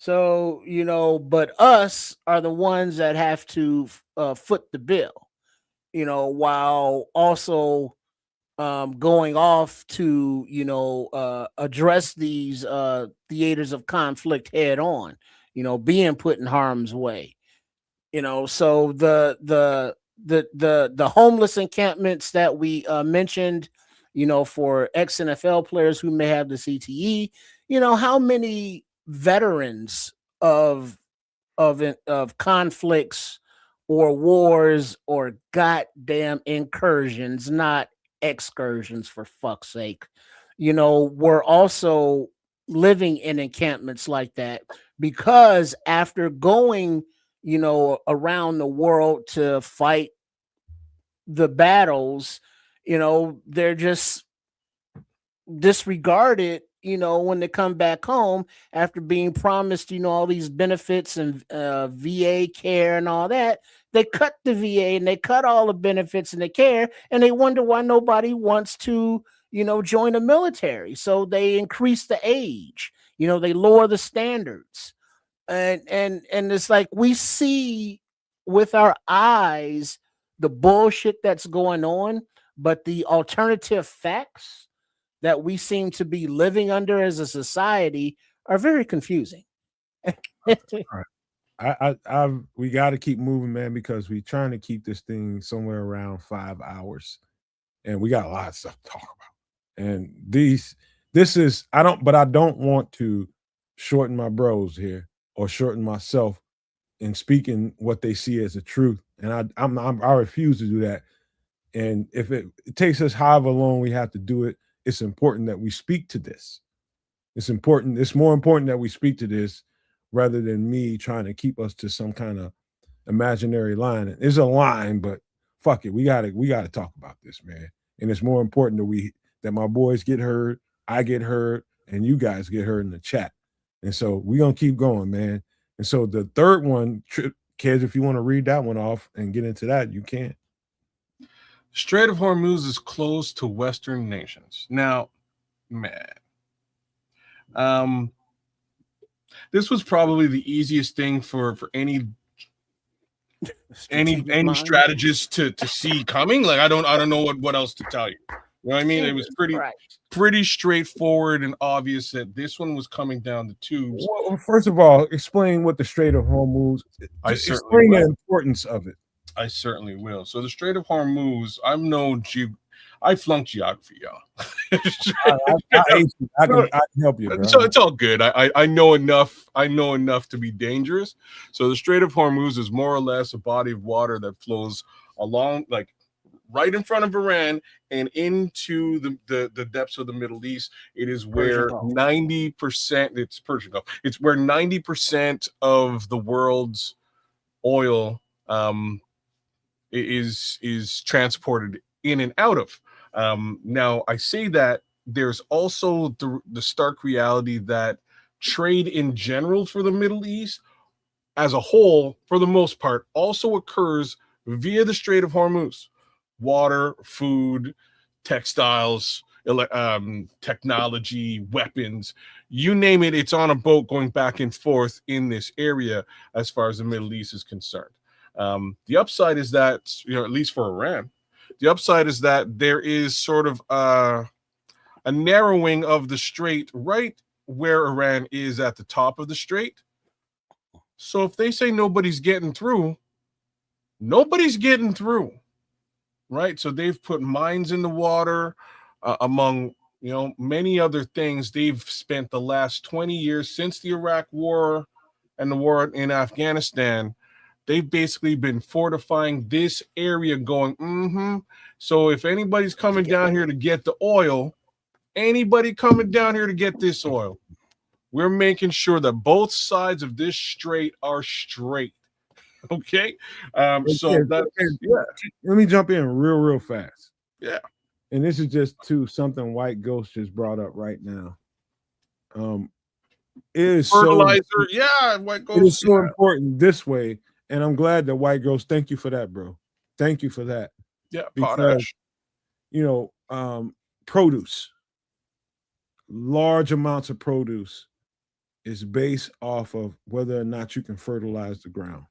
And you mean that on a global tier? So global tier. Yeah. All of it requires oil. Not only oil, but the oil, the fertilizer components, the nitrogens and such, and also they've destroyed the infrastructure for the liquid natural gas, which that's the largest reserve in the world over in that part.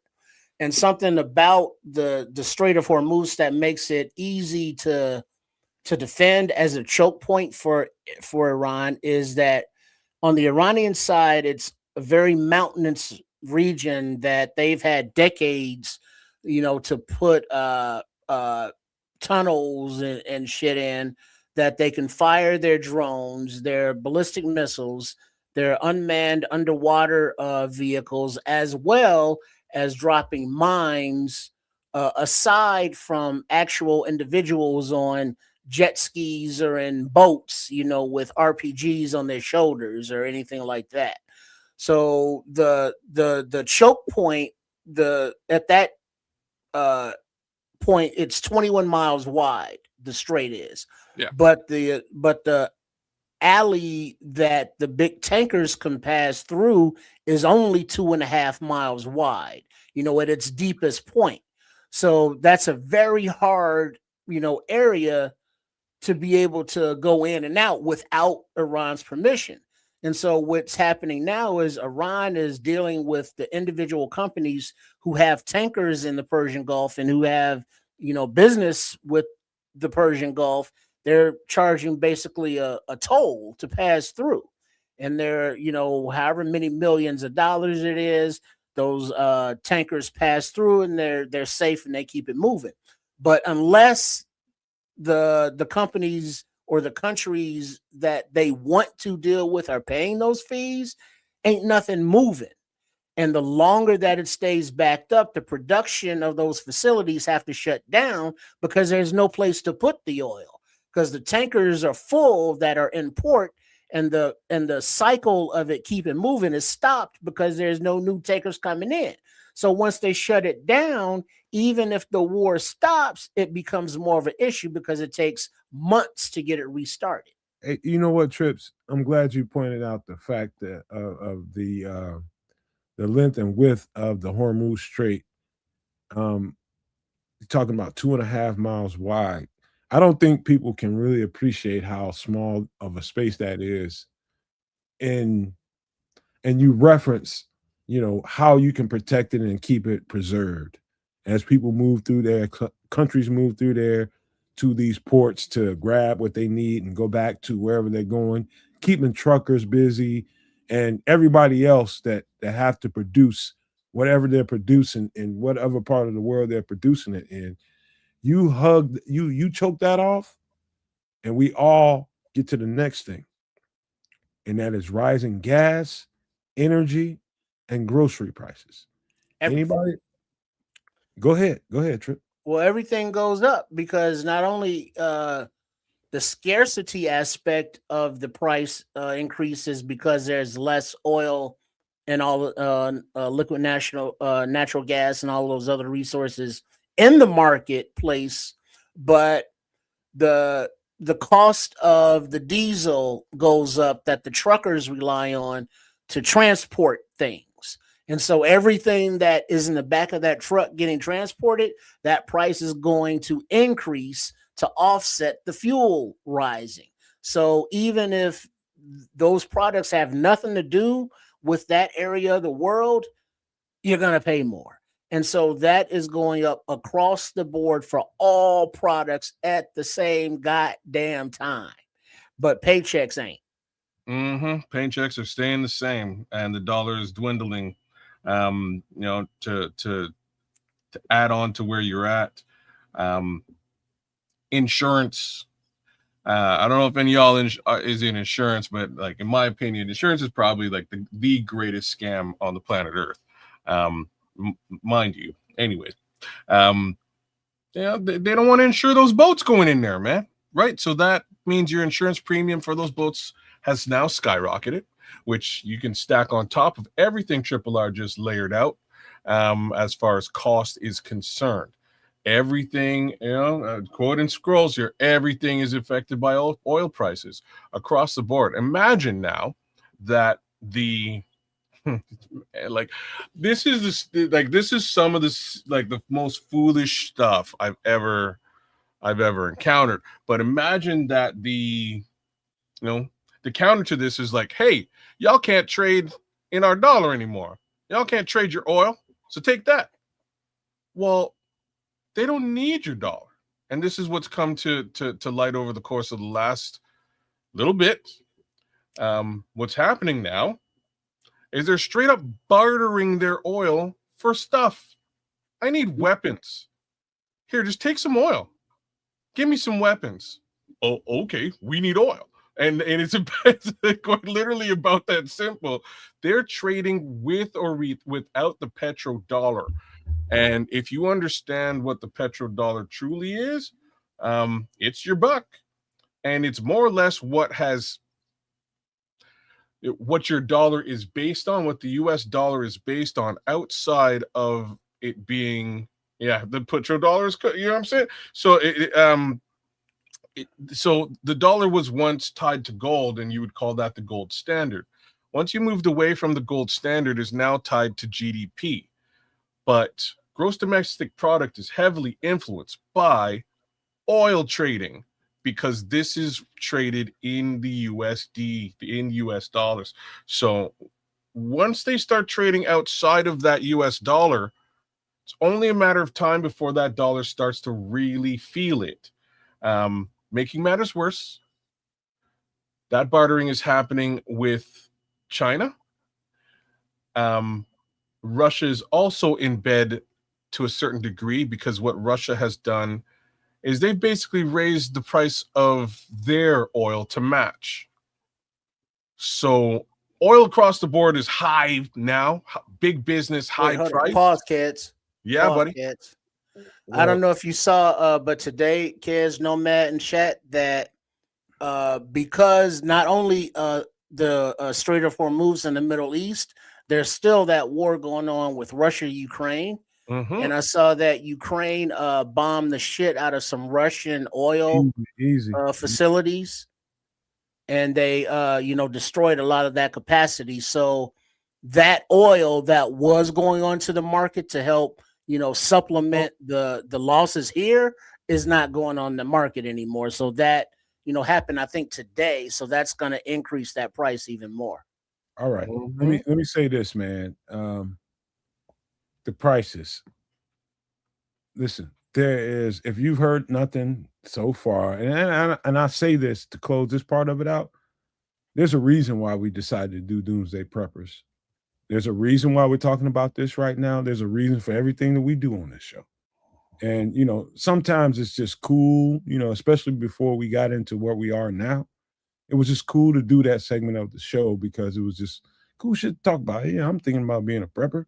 I'm thinking about doing this. I'm thinking about doing that. But the truth about it is, it was all designed because we felt like over here that this is always a potential. This is always a probability. It's always a variation of this is a factor, and it's a domino effect. And if you heard nothing else so far, you heard a domino effect. And that's how this works. And so the next part is the Arab states' energy and water infrastructure are being attacked. That might not sound like anything to somebody in the Western Hemisphere. But these are gas stations out here and crude oil producers. If they go black, we go black. I'm talking about energy wise. Yeah, because you can't drink the oil as human beings, and they produce a lot of oil over there under the ground. But guess what? They ain't got under the ground water. Fresh drinkable water. So they need those desalination plants to take to process the salt out of the seawater so they can drink it. And not only do you have to drink, hydrate every day as a human being, but they live in a desert. So, you got to hydrate a little bit more, and you need that water to avoid humanitarian crises. Well said, man. And, the Iranian view of all this is, look, y'all got U.S. bases over there. You guys are buddy, friendly, at least to a certain degree. And if we at war, we can't really afford to have you guys being buddy and deciding to send oil in and around us through the strait. You can't be accepting stuff from other countries in and around the strait. You can't. I'm sorry. It sucks, but that's just facts. You can't business. We're locking this MF down. And that's where things go a little bit sideways for, the Emirates, Saudi Arabia, all those other countries, Lebanon, all those other countries in that area. They have to get that water. They have to be able to desalinate, as well as get whatever else they need with respect to regular trade through that strait. So it's a much bigger problem for the entire world than it is just for Iran. In fact, I would encourage everybody that's listening to the show or watching it, look up or Google the status of the Euphrates River. Into the context of what Kez just got through saying, look up the status of the Euphrates River. And we'll leave that there. But the final thing, and you can tell me if this is something you would consider as subsequent to what we've been talking about or not, but I'll read it. Number 6, 0 new jobs created in the private sector for a quarter. You think that goes directly to what was it? Somebody's comment, Patrick, I believe, about how the economy right now, the U.S. economy, is totally propped up by AI and these data centers, and the main investors of those are like the countries of Qatar and Saudi Arabia. All that Middle Eastern gas money that we've been giving them for decades. They've been flipping that, not only into the live sports and other sports things, affinity game partners making video games, but they've been flipping it into AI. And that is what the economy has been propped up by, because there is no more manufacturing in this country. We don't make shit. There is no hiring, in this industry or that industry, because they're all closing up because of tariffs or because of offshoring or because of just going bankrupt. So with the issues going on in the Middle East, if they money is being messed up because their oil is being blocked or their infrastructure is being messed up, they no longer will have that money to invest in those data centers and AI, which is the only thing propping up our economy right now. Domino effect, ain't it? But I'm you know what? Hold your breath, kids, because I want you to narrate this one. We'll talk about it afterward. Just read it. Go ahead. International Energy Association, IEA, Energy Conservation Plan. Here we go. Driving restrictions, flight restrictions, banned gas stove usage, remote work from home, mandatory highway speed. Only one of these things am I even remotely a fan of. But let's before you go there, I just want to say this before it goes into a place that we don't want it to go. There was there's people calling it a lockdown. and people went crazy with that on the internet, and it turned into real live people acting like donkeys in real time. And I just want to say, man, listen, and I'm going to be a little bit of a devil's advocate here. And I'm talking about human survival, human consumption, and what we can do as people to help this thing. And, you know, I don't disagree with what I'm seeing here on the screen. This is a plan from the IEA that it's being implemented in Europe right now. I think Australia, I might be mistaken about that. I think Australia might be the first one to implement this. And where this gets effed up is because people remember some of this stuff during COVID, and people went absolutely apeshit and turned chaos and turned into chaos when there was no need for it. You know, but wait, before anybody says it, forget I just said that. Let's just stick to what we talked. I'll forget that you said it. Yeah, let's talk about the first point. Driving. You're a good guy. Can you be okay with that? You're a good guy. Can you be okay with driving restrictions, kids? Look, given the case scenario at hand, I'm just going to roll this all into a ball as opposed to going one by one here, because, you know, many of them kind of, you know, they all more or less boil down to the same thing. You know, they fucked up the gas, so they don't want us to use gas. About that simple.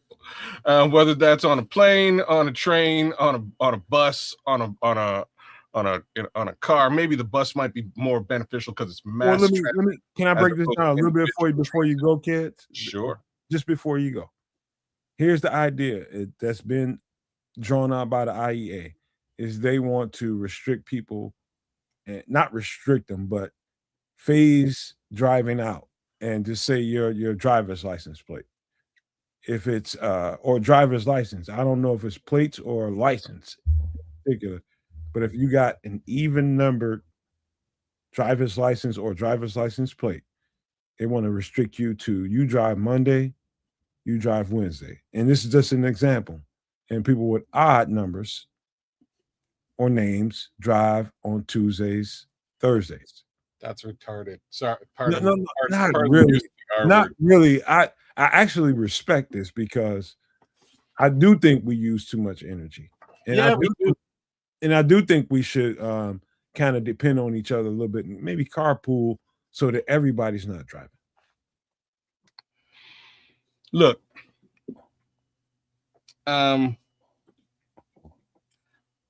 first off, like, who's this IEA and where did they come from? I've never heard of the IEA before this It's minute. been around for a while, brother. Yeah, I'm not surprised.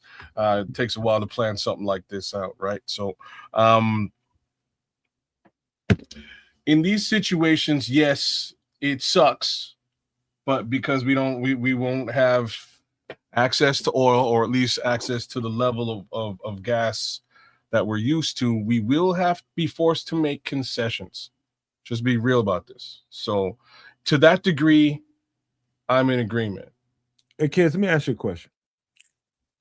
Have you know who George Orwell is? Of course I do. Yeah. One of his more famous quotes is, "Out of chaos comes control." Ha. And so when people receive these kinds of information as this, they create chaos. They create chaos, and that only helps the people who want control. And so this is something to me that's feasible, understandable, and practical. I'm not sure if you understood. It's practical. I'm not sure if you understood that quote. I understood that quote completely. And I'm going to give you the other side of that quote. If you think of it in another way, I'm just using it in reference to what we're talking about with driving. I love George Orwell, whether it's Animal Farm or 1984. End of the day, what he was referring to is that they will use chaotic situations like this in order to steal power and control over the masses. That's exactly what this is. That's what WHO did too. Shit was crazy. Shit hit the fan. Shit was wild. So they stole control and implemented it. And when they did, the first time around was just sort of a test. Hey, like, can we do this from way over here in WHO land, which is wherever, I don't know where they get together. And can we push these mandates out across the land, across the world, and force people to do shit the way we want it to be done? And they did. It worked. We all put masks on. We all did all the stuff they told us to do. And the case Sarah, we made it out of COVID. So one way of looking at it is that this was great. Go WHO. You guys did a great thing. The other way of looking at it is that the masses, the people, have now become accustomed to simply bowing down to the powers that be. And this is the problem. Okay, this is going to take a long ass time, man. I'm sorry. We're gonna sit around and let the government, for lack of a, without me getting deep into who's, what's, when's, and where's. Please don't. We're gonna sit around and allow the government to destroy our way of life because they can. And while doing so, we're going to take direction from a nameless, faceless entity who's going to tell us how to live. Well, there's a lot of truth to that, and I understand the control factor, but then also get to the point when can an emergency just be an emergency, as opposed to being some nefarious act. Exactly. When it's like, all right, well, what happened during just COVID, for example, because that's when we're talking about here. It's all right, some sickness, we don't know what it is, a lot of people are dying, we don't really know what it is, let's shut stuff down till we kind of figure it out. And it's like, we don't, all right, wear a mask, it's inconvenient, but it's really no big deal. But then there's that segment of the population that do not want to be told what to do not want to be infringed upon whatsoever. But then there's the point that we live in a society and not everybody can do what the hell you want to do whenever the hell you want to do it. There has to be some sort of cooperation rules that we all agree to live by. And if there's an emergency and we're not sure, it's like, okay, I will inconvenience. So hold on. So hold on, Kez, because this is going to take way too much time. I really didn't finish my point. Go ahead. Let her finish, man, because you got too much to say. All right, so there are times where it's like, yes, the man, quote unquote, is the perpetrator of things, but then there are also times where shit just happens. And this is what I was trying to get to, right? Yeah. So if we're using COVID as a litmus test, we're not using it as a litmus test, man. Let's keep going past. Just let me finish for a second. Don't worry. Calm down. All right. I know you, man. I know you how you are. Don't you worry, brother. I got you. So if we're using that as the litmus test, let's just say, for instance, that was all accidental and we did what we had to do to get out of it. So there's your example, right? This is not accidental. This is purposeful. This was all done by choice. So do we just, do we just abide by this? Well, this is the difference between potentially an accidental virus popping up on the scene and wreaking havoc on the planet versus a government causing all of these problems. Well, how do you know the difference? Can I say this, man? And I'm trying to be quiet while y'all are giving your thoughts to what this is. And we're just talking about driving restrictions. We haven't even gotten into flight restrictions. We got to get to. It's all kind of the same thing. Well, it's all the same thing. I mean, let me just say this, man. Let me just say this. There is people that are devil's advocate. There are people that just blindly abide by anything. And there are people in the world like myself. And I fashion you two guys as people that have good, righteous discernment. of what is and can tell the difference between this or that. In this case, I'm talking about here. I'm not talking about 2020 and none of that shit. Cool. I'm talking about right here, right now. To me, given the circumstances of what we're looking at, I'm talking about all what we talked about previously to the screen we're looking at right now. To me, it makes nothing but sense to really, really use proper discernment here. And don't turn this into chaos, because that's exactly what they're looking for.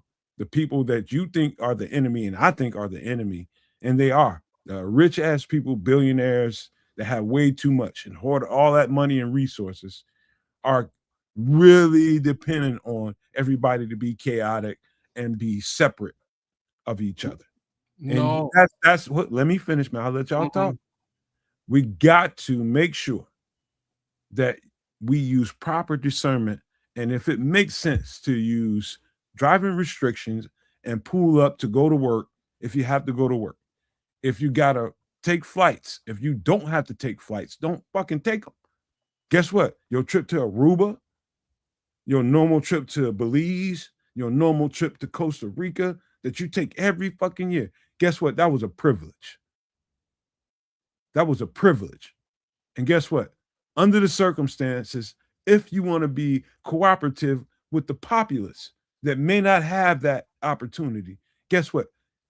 Take that on the chin. Take that shit on the chin. And let me keep it moving, kids, because this shit can go on and on. But when you get to the point where this next part comes in, where it says ban gas stove usage, take that to heart too. And if you can't, you can't. But the people that can, like me, my house is set up to receive gas, piping, and electric. I have an electric stove as well as a big gas stove. I don't have to use my gas stove. But for the people that have only gas stoving in their homes, please start thinking about some options now and go electric, because that's going to help everybody, not just you. Yeah, And but that's here's what I'm the thing: preaching. I'm if preaching you to are a everybody, not renter, just- if you are a renter, you ain't buying your appliances. So, that's up to your landlord or your management company to do that. But if things supply chain wise became insolvent for gas, we as a people will adapt and evolve. And now it's like all of the gas stoves and ranges will be replaced by electric. That will take time, but we will get it done. But in the interim, yeah, find alternative methods of preparing food. And okay, let's get to the next one. There should be no opposition to, if you can, work from home. I think that's not being a devil's advocate. That's just good common sense and good discernment. That makes sense to me. If you can work from home, you work from home. That right or wrong? Oh No, yeah, if you can. that was the one restriction that I was actually in favor for. Of course you are. Well, but remember, there are also people wouldn't. who are very lonely, and they need that interaction. And so, outside of school now, work is their interaction. So, they would consider remote working from home as a punishment, Well, isolation wise. Let me speak to that, because we saw a lot of that during the last time we had a crisis in the country. And I saw that in real time because I work in mental health. And I want to say this really quick before we move. Let me tell you something. What I found out about people is that most people's lives are just a mirage. Whatever you think they are and whatever they tell you they are, whatever they think of themselves is just bullshit. Most people don't like their home life. And because they did not like it, they oppose vehemently having to be at home and be amongst their people. And so they could not take it. And so what did they do? Go out to restaurants, they went out to bars. No, fuck. They could not stand being alone because they're miserable. Expose a whole lot of people in the world. especially in this country. It exposed a bunch of people. And actually, I was happy for that. I feel sorry for the people that have serious mental issues, that have a problem with actually being at home. But if you just some normal schmo and can't stand your family and you use being outside and being amongst people to put a facade over that, man, you can kiss my ass. I don't got no remorse for that. You need to be at home and deal with the mirror. That's you and your family. Don't make excuses for people. And so the last part is mandatory. Hold on. The mandatory highway speed. Now that's kind of, everybody would say, all right, we already got speed limits. And now they're saying, okay, if you're going to be on the road, your particular day to be on the road, now we need you to drive this certain speed. And would you understand where they're coming from with that? Is that practical to you all? Yeah. Like, again, all of this is practical, in my opinion. I'm not saying they're asking us to do wild and crazy shit. I'm just saying that the more the mass public bends to the control arm, the further they're going to push us. So that's all I'm saying. Are all these things feasible requests in an oil crisis? Absolutely. And I don't really have problems with any one of these. Remote work, as you're saying, no problem. I actually work remotely. Part of the benefit of doing that after you do it for a while is that you realize that, like, every day you're spending money, gas, etc., to go to a building and leave a building. That's just gasoline wasted for no good reason. And after a while, you're like, wait a second, like, why do I even need a car? So the idea of 15-minute cities, it's an idea that's been out there for a while. This is why governments are starting to lean towards this. So you can get all the shit you need within your area. You don't really have to go on the highway and burn down that gas. Hence the mandatory highway speed, right? That's it's all feasible. It all makes sense. Same token, I'm not with it from a governmental perspective because they fucked this shit up in the first. Well, hold on, kids, man. You come on, man. We gotta keep it moving. Facts. I understand I understand where you're going. I'm talking to you. Said it right when you said it's feasible, and it is. Possible. Let's just leave it there so that people, when this does come, and everything starts in Europe or in other parts of the world, when it hits us here in North America, so that people don't overreact to it and turn it into chaos that in the end perpetuates what the people we don't want in power to have. Power. If you overreact to it by overthinking this shit and be like, oh, I don't want the people, you're overthinking it. Is it rational? Does it make sense? Is it practical or not? From that premise, leave it there. And this all makes sense to me. I gotta say this. In doing so, you are signaling that these maneuvers and machinations that led us to this emergency were correct. We're abiding by the fact that the powers that be screwed everything up. Yeah, that's a whole other conversation, kids. It's a big conversation. We will set it up, man. You guys did well here, but it turns into much longer, much deeper reflection. And so let's just leave that there. Let's just leave that right where it is. Hold on for a second while I turn my mouse on because it went dead. Kids, I know you well enough to know that this is deep. It's very deep. And so we'll just leave that alone right where it is. And we got to go to another part of the show. And that is this.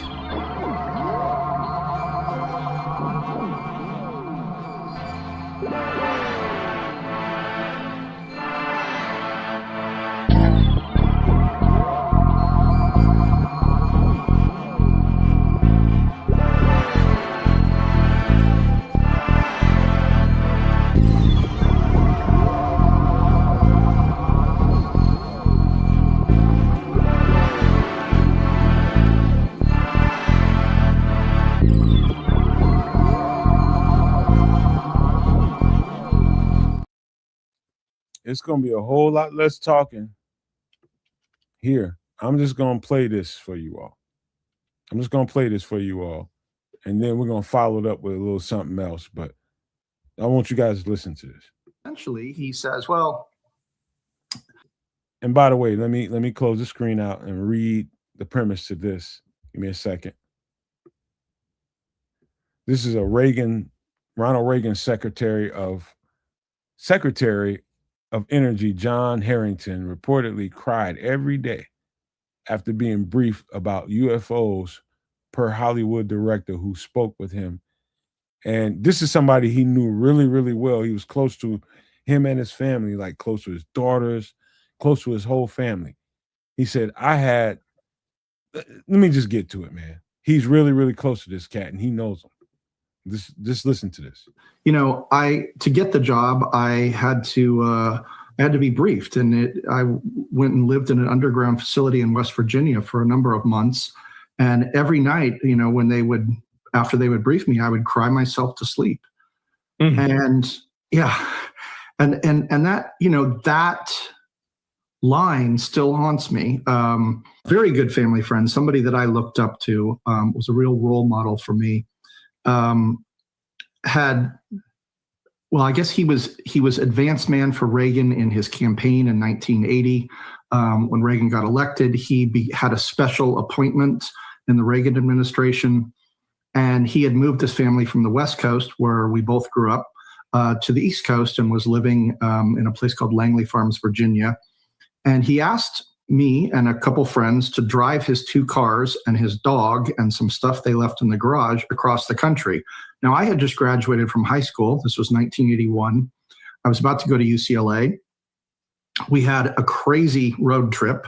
I don't even know how we survived it. That's a whole different story. But when we got to his house, the first night that he came home from work, he arrived in a black Lincoln Town car with a whole kind of Secret Service escort and a briefcase handcuffed to his wrist. And, you know, I had never seen him in this capacity. He was a lawyer when I was growing up, a very successful lawyer. But now he was being treated, you know, like a high-ranking official in the government, So he's telling the story of how this guy used to be. He's a well-paid lawyer, got involved with the U.S. government, and the government gave him certain access and responsibility. And he's talking about how he's seen this guy physically, emotionally, spiritually change based off the decision that he made to be a part of the U.S. government and what he learned. But it gets better. It was both exciting and confusing to me. So cut to, we have dinner, everyone catches up. He has 2 daughters that I grew up with that were a little younger than me. And it's like a family reunion for me because I haven't seen them in years. After dinner, he wants to just catch up with me. So the 2 friends that I have, they're very interested in the 2 daughters, so that they have things to do. And this person, his name is John Harrington, and I go out onto the back veranda. And, you know, there was a couple really interesting things. You know, when we were growing up, he was a strict Calvinist, if I remember. So, you know, he didn't drink, he didn't swear. He was a man of high character and integrity. But he was also really fit. And when I saw him, he looked very haggard. He looked very run down, like he was carrying a lot of weight emotionally. And he also brought a bottle of Jim Beam out to the backyard and was pouring himself drinks as we were talking. And I got the sense that he's talking about the change now. Upstanding man, just living a regular life, gets too deeply involved with the government. He's talking about the physical changes that he saw and witnessed. This is somebody close to him. It gets better. This was a guy that, as I said, was burdened. He whatever he was doing was weighing heavily on him. So we start to talk, we catch up, and at some point I ask him, well, what is his new job? And he quickly explains he can't really say. It's classified. He's working for the president. And I keep pushing. And eventually he says, well, you know, to get the job, I had to I had to be briefed, and I went and lived in an underground facility in West Virginia for a number of months. And every night, when after they would brief me, I would cry myself to sleep. Mm-hmm. And yeah, and that, that line still haunts me, because this is a man that I couldn't imagine crying once, let alone every night. And, of course I said, well, why? I don't understand what would cause you to cry yourself to sleep every night? And his response, was really startling. He said, "This is not the world I thought I was bringing my daughters into." Mm. And, again, I'm sure most people listening to this are older than 18, but when you're 18 years old and you hear those type of statements, there's no frame of reference. Like this is all very kind of staggering ideas. And so I pushed back and I said, well, okay, I need to know something because I'm like a son to you, aren't I? Like, well, right. What is this world that I've been brought into? I need some answers.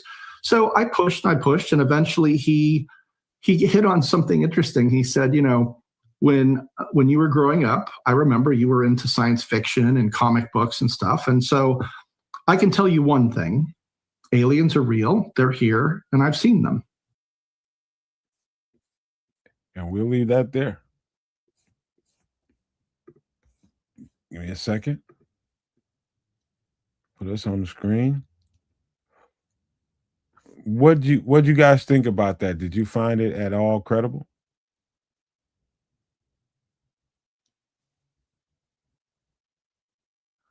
I don't know how to take that. Okay. I have no idea what it means.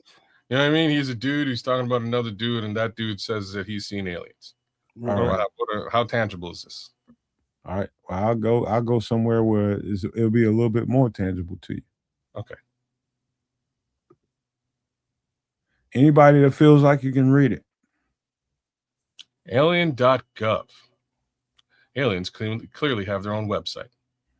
Overview: Alien.Gov and Aliens.Gov are domains registered by the U.S. Cybersecurity and Infrastructure Security Agency, GISA. CISA. CISA? Oh, okay, my bad. In March 2026, intended for the potential government disclosure of UAP, unidentified aerial phenomenon, and extraterrestrial files. The site likely to be managed by Homeland Security as placeholders for declassified information. That read the date again. Date? March 2026. That was like that's right now. Mm-hmm. And so when we talk about this UAP phenomenon, when we talk about the UFO phenomenon, and everybody wants to quickly say, hey, there's a lot of crazy shit out there, kids, and trips, no doubt. It's a lot of crazy out there.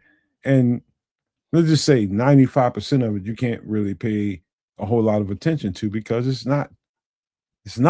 It's just people out here just hyped up on the phenomenon itself.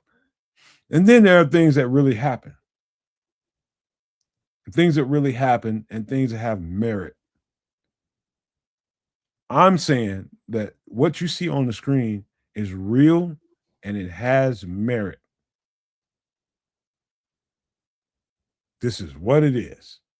This is what the U.S. government did. What does that mean to you? You don't want my answer, so I'm not going to answer. Trip, go ahead. Definitely don't want my answer. Yeah. Get your ass to Mars. I don't know. I mean, what are you? Just some dude talking about another dude in a website. Okay, got to right on time. Yeah, there it is.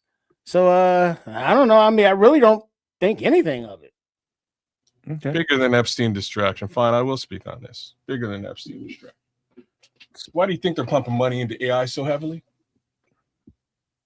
Anybody ever asked that question? I'll To say help that. you write emails, you motherfucks. All right, easy now. I'm just letting y'all know, man. I'm just letting y'all know. This has been, God. I'll tell you what I know, kids, versus what I presume to be truth. This is what I know. This government will do anything, and Western governments and some of the people alike will do anything to maintain power and control. And so if it's I would say this. You're right. Wait, because we're going to talk about Project Bluebeam, and I'm giving you guys an insight to one of the shows that's going to happen in the next couple of weeks. Look up Project Bluebeam. Project Bluebeam describes exactly what I'm about to tell you. I think there's going to be a fluff that's going to come into the public view, in the public sphere, that everybody's going to bite. And the real shit's going to be going on behind the scenes, kind of. And so I think these people have enough power, they have enough technology, holographic technology will fool you. When you get up in the morning, you see something in the sky, or you see things around you. Holographic technology will effing fool you. And so this Alien.Gov thing is just something that this administration did, bought a domain, and they intend, in my opinion, to make money off of this. However it goes, they intend to bankroll this. And so I'm telling you all, my particular perspective of it is don't bite the first move. It's going to be a pump fake. It's what I'm saying. Anybody disagrees with that, you go ahead, but that's my perspective on it with everything I see here on the screen. Well, bigger than a pump fake. They need to continue. Like, I have to tread lightly here. They're going to continue to push a very specific narrative that they've been pushing for the longest time, and that narrative keeps the government in power. It keeps the people in power. All right. And in order to do so, especially given what we've seen over the course of this year alone, we've seen some wild stuff in some wild files about some wild people, which should throw everything that you know as far as good and evil into question. And if it doesn't, you don't know what I'm talking about, and you're slipping. Those things being said, guarantee you, they're plotting to put something in the sky, whether it's utilizing holograms or utilizing AI, to make it look and seem like aliens do exist. And they're going to run with that narrative, and they're going to release documentation and information to, again, support that narrative. And that will become the new religion. So just mark my words. And when it happens, remember Kez the Canuck told you. Well, but the only thing is, why would quote unquote aliens become the new religion when there's who's gonna worship other religions or people that really don't give a shit about religion? Both. Well, I'll give the answer is both. Right? Y'all kind of talking about Project Bluebeam, and we're jumping ahead of time, and we're going to talk about that, and some of what both of y'all are talking about is there. A lot of what y'all are talking about is there in Project Bluebeam, and that's a whole other conversation. But this is real. Alien.gov is real. It's been put out there. They've registered as a domain name. And so what we know is they plan to do something with the classified documents that they have. And how we react to it is what I'm bringing into question. How are we going to react to this? You heard me. All right, because if this if they can put some level of validity into this, that then throws into question all the other stuff, right? And that's somewhat of a counter answer to what Tripp was asking. This counters that, and this will have followers like Quatu. Quatu will believe in this full force and suggest we all go to Mars and live some sort of happily ever after when Mars is clearly controlled by Washington. He-Man's uncle. I don't know. I don't know. Whatever. Let me read it. I did watch Project Hail Mary, and that was a pretty cool space flick. But other than that, I got really no opinion. Well, let me just read it again. This is an overview. Alien.Gov and aliens.gov are domains registered by the U.S. Cybersecurity and Infrastructure Security Agency, CISA, in March 2026, intended for the potential government disclosure of UAP, unidentified aerial phenomenon, and extraterrestrial files. The site, likely to be managed by Homeland Security as placeholders for declassified information. And so basically, with the addition of artificial intelligence, we are able to, it helps you disseminate what the moves are. It does. And I know everybody doesn't agree with AI all the time. And there's questions to that. But what I'm just putting on here on the screen is what actually happened. And so all the talk about UAPs, UFOs, there's obviously some kind of truth there that they want to declassify. And how they want to control that narrative is what we're seeing on the screen. It's about control of the narrative. That's what I'm seeing. I don't know what y'all seeing. I'm seeing Patrick Higgins' question, which is the biggest question of the night. Why now? I just told you. No, you didn't. Control of the narrative. They know it's the narrative is gone. The narrative they know it's going to be spoken to. They know it's going to be. Hold on a second. And they want control of that narrative. But they ultimately do control the narrative. They've said nothing about UAPs and if there is the existence of aliens. So if aliens just popped up on, if you just looked up tomorrow and you seen a big ass ship in your sky. You're missing my wait, hold on. Let me finish before you say I'm missing your point. Let me say that if you saw that, minus what you're seeing on the screen, that ship in the air would control the narrative versus what you're seeing on the screen. This is an attempt to control that narrative. To control a non-existent narrative that they've been controlling for decades, if it exists? To control a narrative that you haven't seen yet, that they think you will see, is what I'm saying to you. So basically, he's saying that some ship is going to show up in the sky, and they want to get ahead of it by putting out this website and stuff. I'm sorry, it's super funny. It's the opposite of that. They're putting the ship in the sky.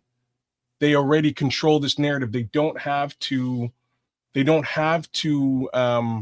tell us anything. They never have. Why would the question again comes back to why now? If they've never if Area 51 exists and shit fell down in Roswell in 1950-ish, they've given us nothing except for a couple of imaginary films. Why in 2026 March are they building a website for shit they've been holding down lock and key for almost 100 years? Well, one of the reasons that I've heard actually about aliens is when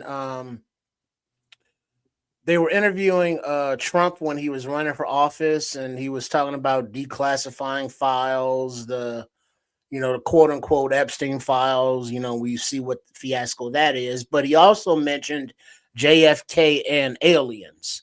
So this could just be the the follow-up from his declassification of whatever alien files they are. It's just, the government's just saying, all right, we're going to put it under Alien.Gov. So whatever files that they do have, Area 51, Roswell, or whatever he's declassifying will go under these domains and not necessarily new info. Right. But again, why now?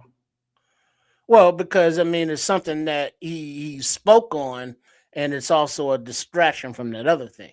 Thank you. Now we're getting closer to the actual answer. This is all the distraction from the other things that are going on.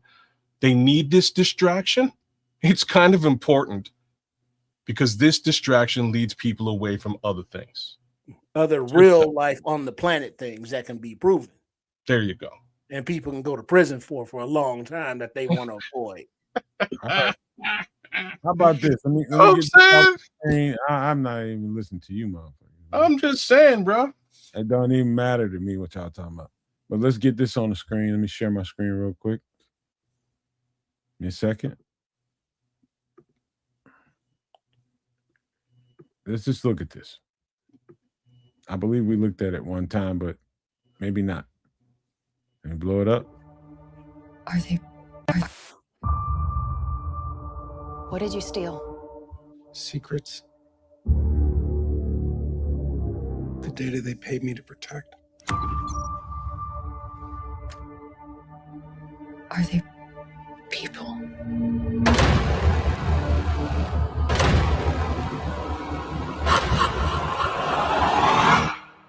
No.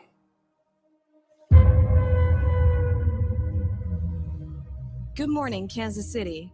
Let's take a look at today. Today is today's. Do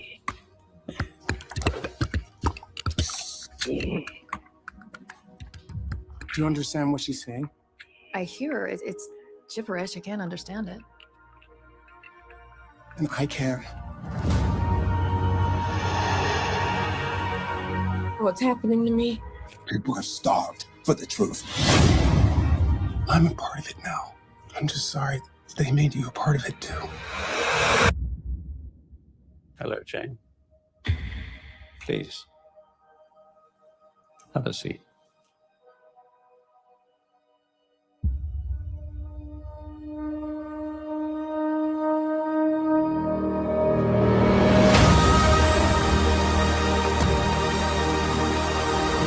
This 79-year terror campaign of lies has to end. What are you gonna do? Full disclosure to the whole world. That truth will upend all established order across the entire world. If you do this, there's no undoing it. I got one thing to tell y'all. If you're ever any kind of unsure about what's going on around you, first thing I would tell you to do is pay attention to animals. Because animals have their first instinct in front of them. Just put that there before I talk about some other shit later on, but keep it going.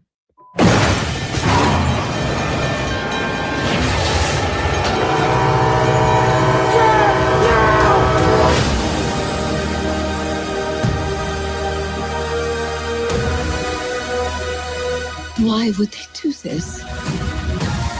When the time is right, everything will become clear.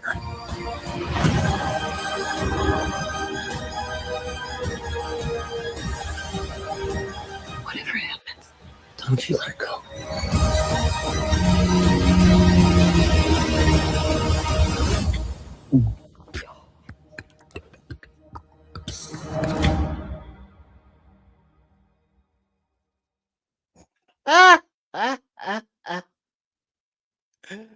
I only laugh because of all of the different marketing aspects that they went with this thing. It's kind of a mashup, Invasion of the Body Snatchers, Close Encounters of the Third Kind, and then the name of, Independence Day, but not. So, it's a Steven Spielberg joint, big cinema, sound stages, CGI, compelling story, with remnants of the quote unquote truth as the government, and kids as boys, try and cover everything up, keeping the status quo and control, versus the enlightened few who can communicate and now they're the hunted ones. I mean, so it's a story and a movie that's been told many times in different forms. So I mean, yeah, it's cool. You sound like a white girl. It's oh my God. Gag me with the spoon. It's that. It's not believable. It's this. It's come on, man. In concert with what we just put on the screen, man. Come on, man. It's not like it's a documentary. Is timing not relevant in the day and life that I don't think anything's a coincidence, man. I'm one of them people. Well, I mean, you look at, like I mentioned, Hail Mary, blockbuster space movie coming out, and now another blockbuster space movie coming out. I wouldn't be surprised if there's another blockbuster space movie coming out. Yay. All right. That's my take on what I think I'm talking about. I'm talking about putting 2 and 2 together. Everything that's happened. That happened in March of this year. We're in that month. And this movie is coming out in a couple months. I don't think anything is a coincidence. I think Steven Spielberg is connected, very connected. I know he is, to everything going on. And he happens to be in a different realm of what's going on around us. And that happens to be Hollywood. That happens to be TV. That happens to be movies. All of this stuff, in my opinion, it's not disconnected. You can tell me something different, but that's the way I see it. No, you're probably right. It's probably connected. Mind you, in what capacity? To what end? That's the question. This is where my headspace is. And what we've learned over the course of this year, Hollywood ain't super duper above board. They're not good folks. So, a lot of the time we look towards this government and we look towards Hollywood for the answers. They've been lying to us forever. I'm not so sure there's any reason for them to stop. I'm sure there is. Huh? I'm sure there is. There's a reason for them to stop lying to us. I'd like to hear that. At this point, no, there is no reason for them to stop. It's been successful for them for all these years. We're talking about in that realm you're talking about. I'm talking about it all in many aspects, sir. They've been producing this kind of content for 120 years at least, whether it be in black and white, whether it be flicker films and whatever they're doing to distract people from. People need to be. I think people need to be entertained. They need to be occupied with something to keep their minds off of what's really going on around them. And then when you graduate the technology, the writing, and societies to a point where you can actually really, really message in filmmaking and TV shows, you can be very oblivious about it, or you can be knowledgeable about it. I think that's where we are. I think you can see what it is, or you cannot. Yeah, but that's where Red Baron's comment. The movies, Hollywood mixes a little bit of the truth with a bunch of lies and a little bit of fantasy. Mm-hmm. So there's a tad of truth. That's what I'm trying how to get big at. is it? How That's much what is I'm trying to get at. That's exactly what I'm trying to get at. It's your discernment that determines whether you see something, some truth in something, or some BS in something. There's always underlying messages in everything you see. It's whether or not you see it. Well said. Very, very true. And it is, whether your eyes are open to see it or not. And I definitely see what they're cooking, and I understand why it is. I'll leave that for y'all's discernment to determine what it actually is. But I'm well aware, and I really hope that that the rest of the world becomes aware on that level and understands what the purpose of all this is. You know what, Kaz? This is not. We don't live in a society that I necessarily grew up in, where you had to go really research and just go out of your way to find information. Like the internet is the greatest ally we have and the greatest inhibitor we have all at the same time. Yeah. And you can go out there and be hungry for knowledge and information and understanding and completely just put your mind a rabbit hole somewhere. You can put your mind in a blender because you can't discern what's right and what's not. Yeah. That's the danger. It is. And that's also the purpose. And out of chaos comes control. That's exactly right. And so, all right.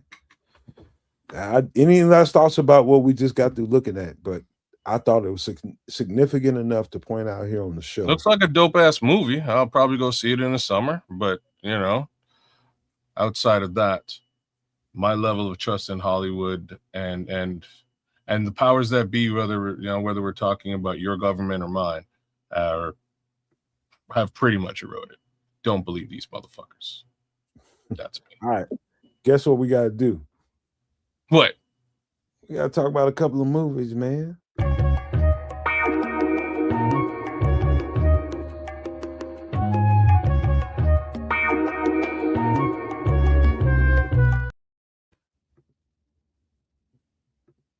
Go ahead and start, man. I know both of y'all seen this movie. Oh, yeah. We're looking at on the screen here Martin Scorsese picture, Goodfellas, starring Bobby De Niro, Joe Pesci, and Ray Liotta. Old school decades of life in the mafia film. It's a classic. It's the anti-heroes, the victims, yet the perpetrators, the backstabbery, the corruption within that life is a damn good movie. Can I say this, man? And I think we're living in such a patriarchal society where guys just run everything and they are corrupt. Let's just say that. And I'm not saying that women would be any different. I'm just saying that you have to put the finger where it belongs.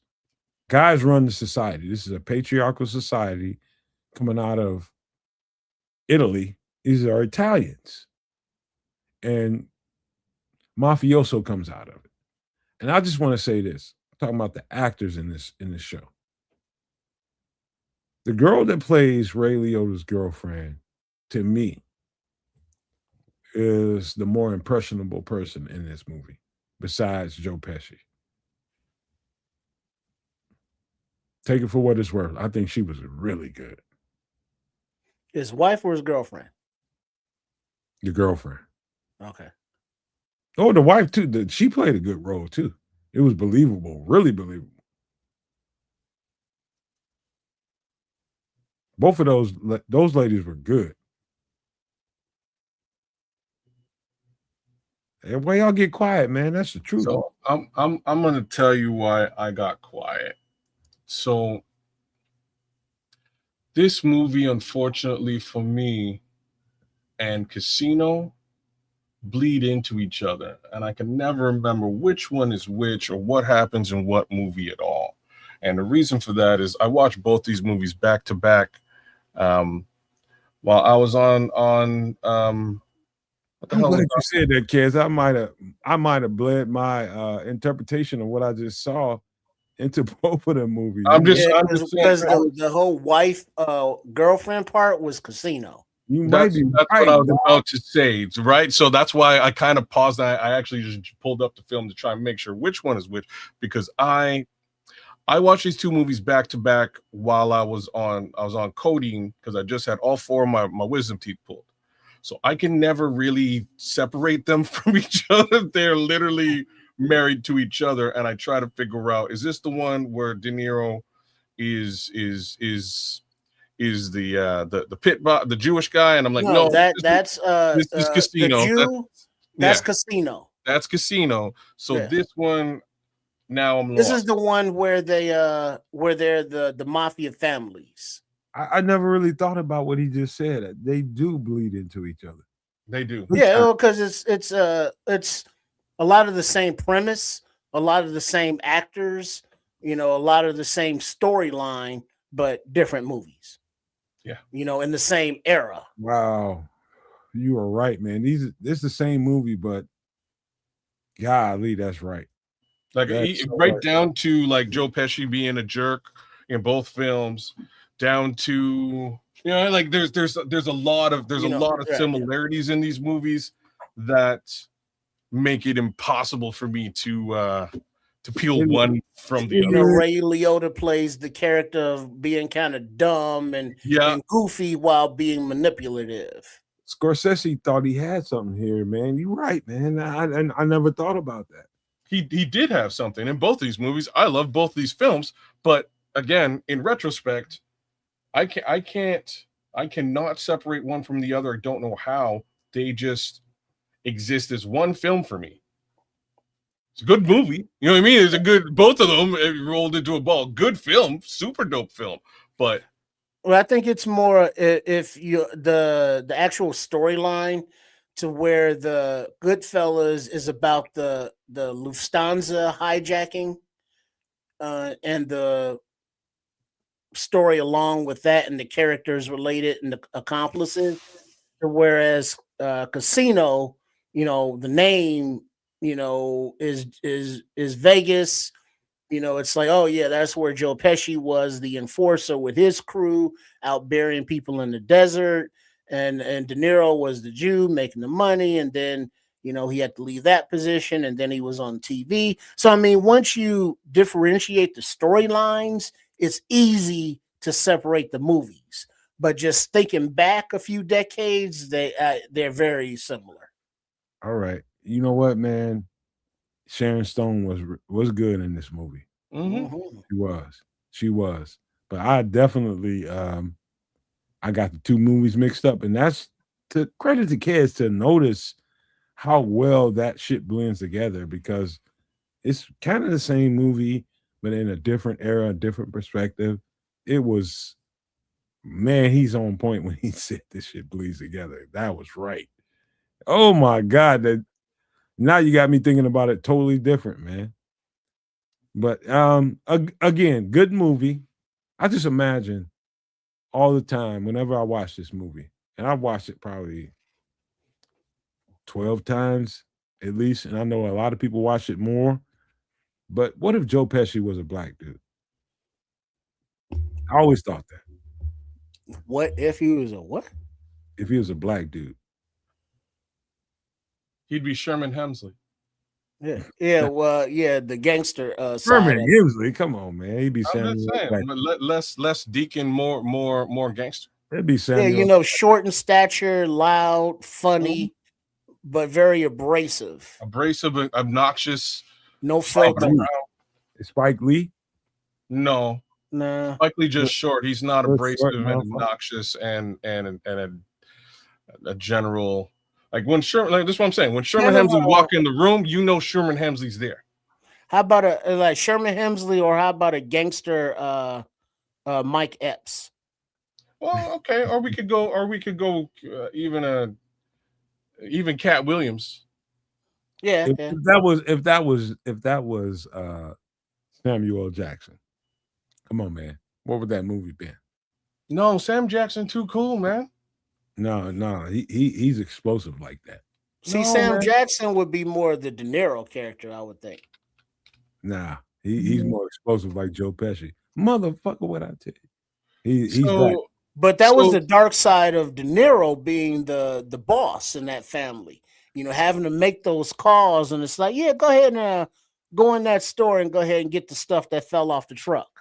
Hey, go ahead. Trips, I think it's the violence that really set this movie apart with Pesci, with how vicious he was. With Is this the one where he beats the dude with the yeah, phone? he beat with the the phone dog, with the phone receiver. he beat the dog shit out of him. See, I thought that was Casino. See, and like just to make things even worse, Patrick, Sharon Stone isn't in this movie. No, Sharon Stone's in Casino. That's right. She's in Casino, not this one. Just showing how much these movies bleed to each other. Missy's saying 50 Cent, maybe, which is not crazy.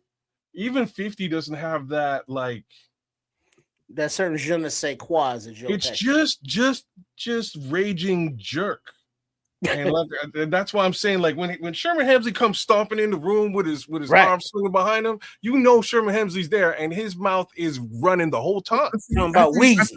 Kids, what I think you get it wrong is you thinking about Joe Pesci and his stature, and what stature brought to the show because he's so small. It's an important part of it because it's like Napoleon syndrome. If you follow, sometimes folks who are undersized, like I've met a few, I have friends who are undersized and they are a bloody pit bull, and you kind of need to be like, man, you're gonna get us blasted. You need to shut up. You need to calm down. You're gonna get us into some situations where we don't necessarily have to be in because you're running your mouth and you don't know when to be quiet. And that's the type of person that Joe Pesci is in these movies. Same token, it's the type of person that like Sherman Hemsley is very similar. Again, just not gangster. I'm trying to think of somebody else who's just a pit bull. And Cat Williams isn't a pit bull. He's got the mouth for it, but like he's just not that abrasive. Like, it's a lot of dudes. It's a lot of little dudes that can play that role.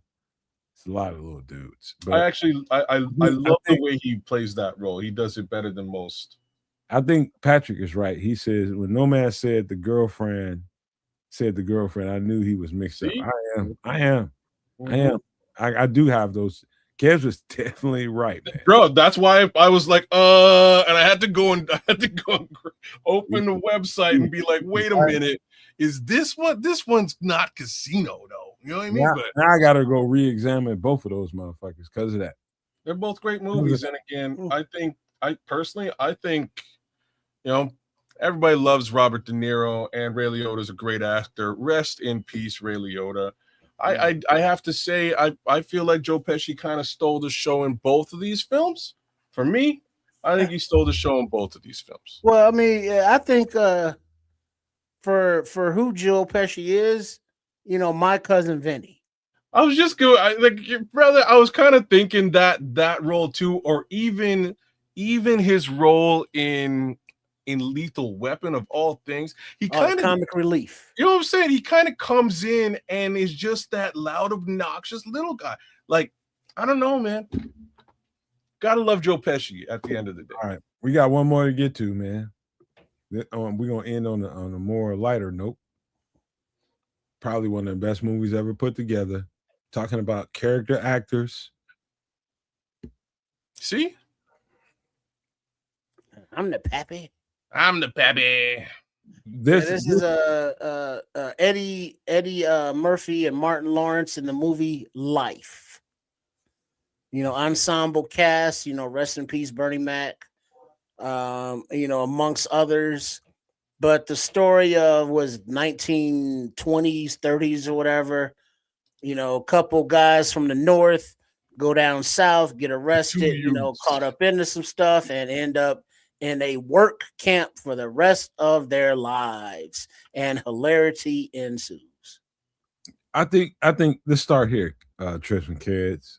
Why did this movie hit people of color so tough and not really land very well outside of the comedic bits that ended up in social media that people really, really love? But why didn't this movie do as well as it should have? Because it was, you talking about I don't think I've seen a better selection of character actors in my life other than Harlem Nights. Bokeem Woodbine can't get right. I think the three of us can admit, though, right off the bat, that this movie is nowhere near as funny as some of his other films. I think this movie is, I'm serious. I think this movie is a little bit, some of the content in this movie is a little bit serious and it's humorous. It is prison. You know what I mean? It is pretty, like, it's humorous. They take it wasn't funny as some of his other movies. Brother, I'm gonna have to say that Coming to America is so much more funny than this particular film. Wait, Coming to America, you think is more funny than this? Without a shadow of a doubt, yes. Oh, S-O-F capital T, soft.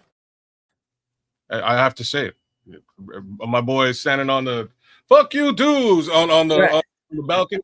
There's so many things in Coming to America that, you know, your royal penis is clean, sir. Come on. There's so many things in Coming to America that so you saying glow. Basically, you saying a younger, brother. Come on now. Basically, you saying as a younger Eddie Murphy and his style of, he didn't put that together. Well, no, I think the subject matter is a far more serious tone in life because it's dealing with them being, you know, locked up in prison for life. As opposed to Coming to America, you know, he came to sow his royal oats. Exactly. You know, a lot of one-liners, a lot of you know, what do you call those?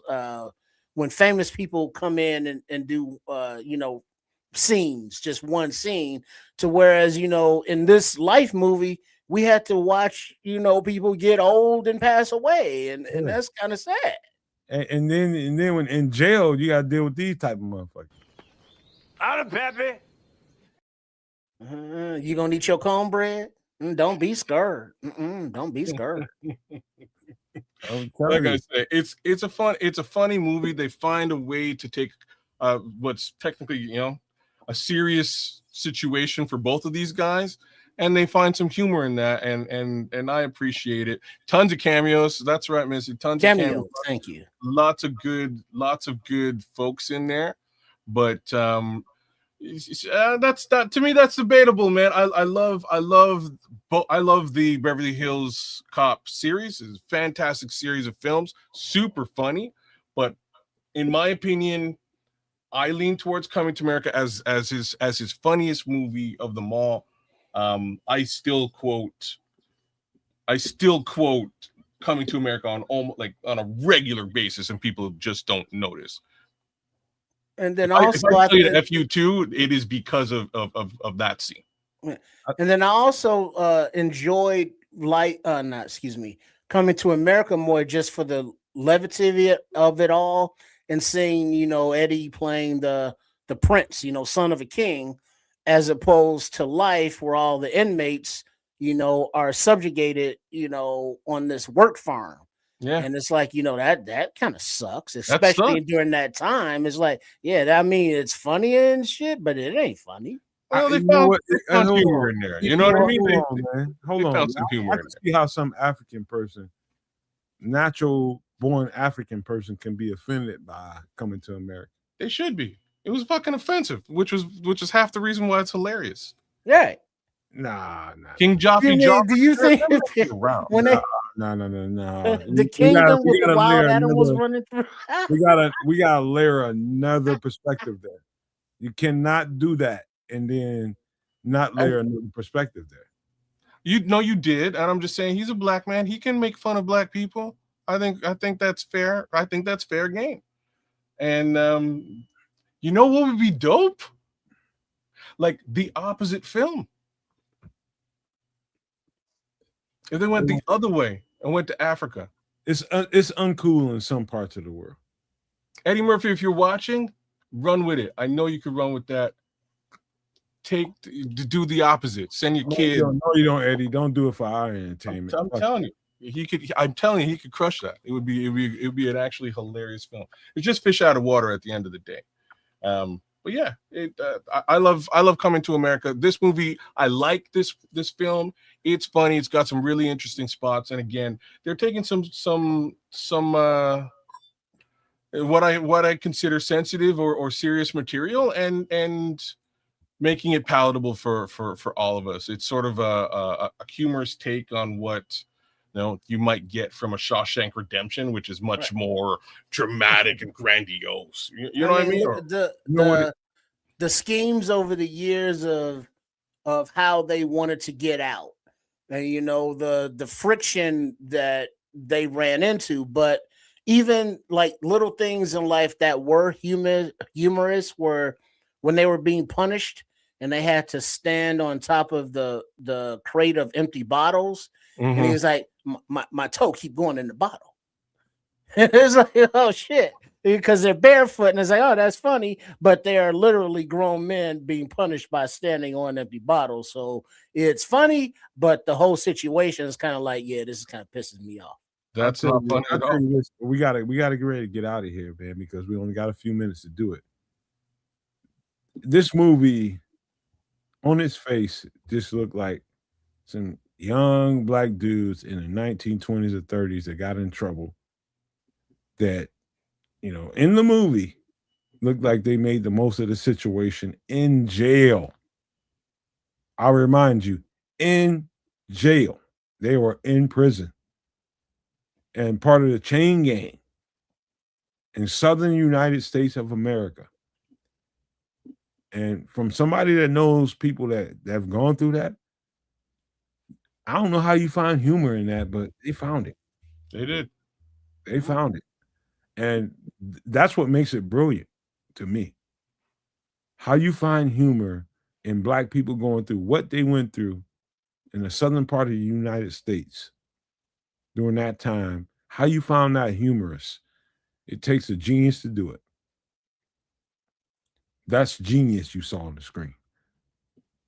Genius.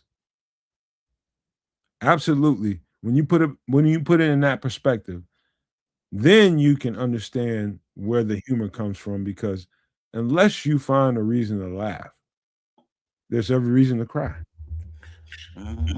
Because the humor is the only thing that, well, not the only thing, but stop this from being a Rosewood or a Mississippi Burning kind of experience.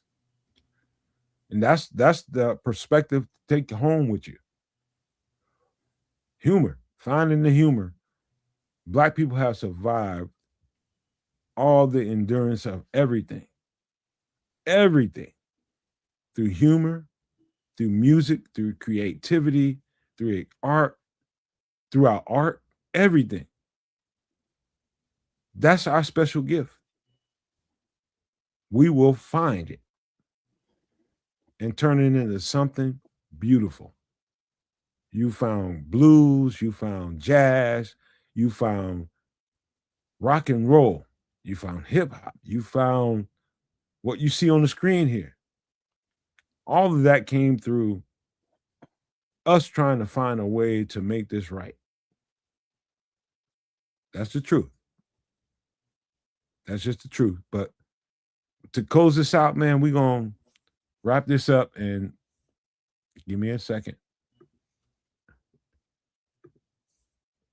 Give some quick final thoughts before we get to our witching hour, which is 5 hours, and we're going to get out of here, man, before we get to that. Thank you guys, man.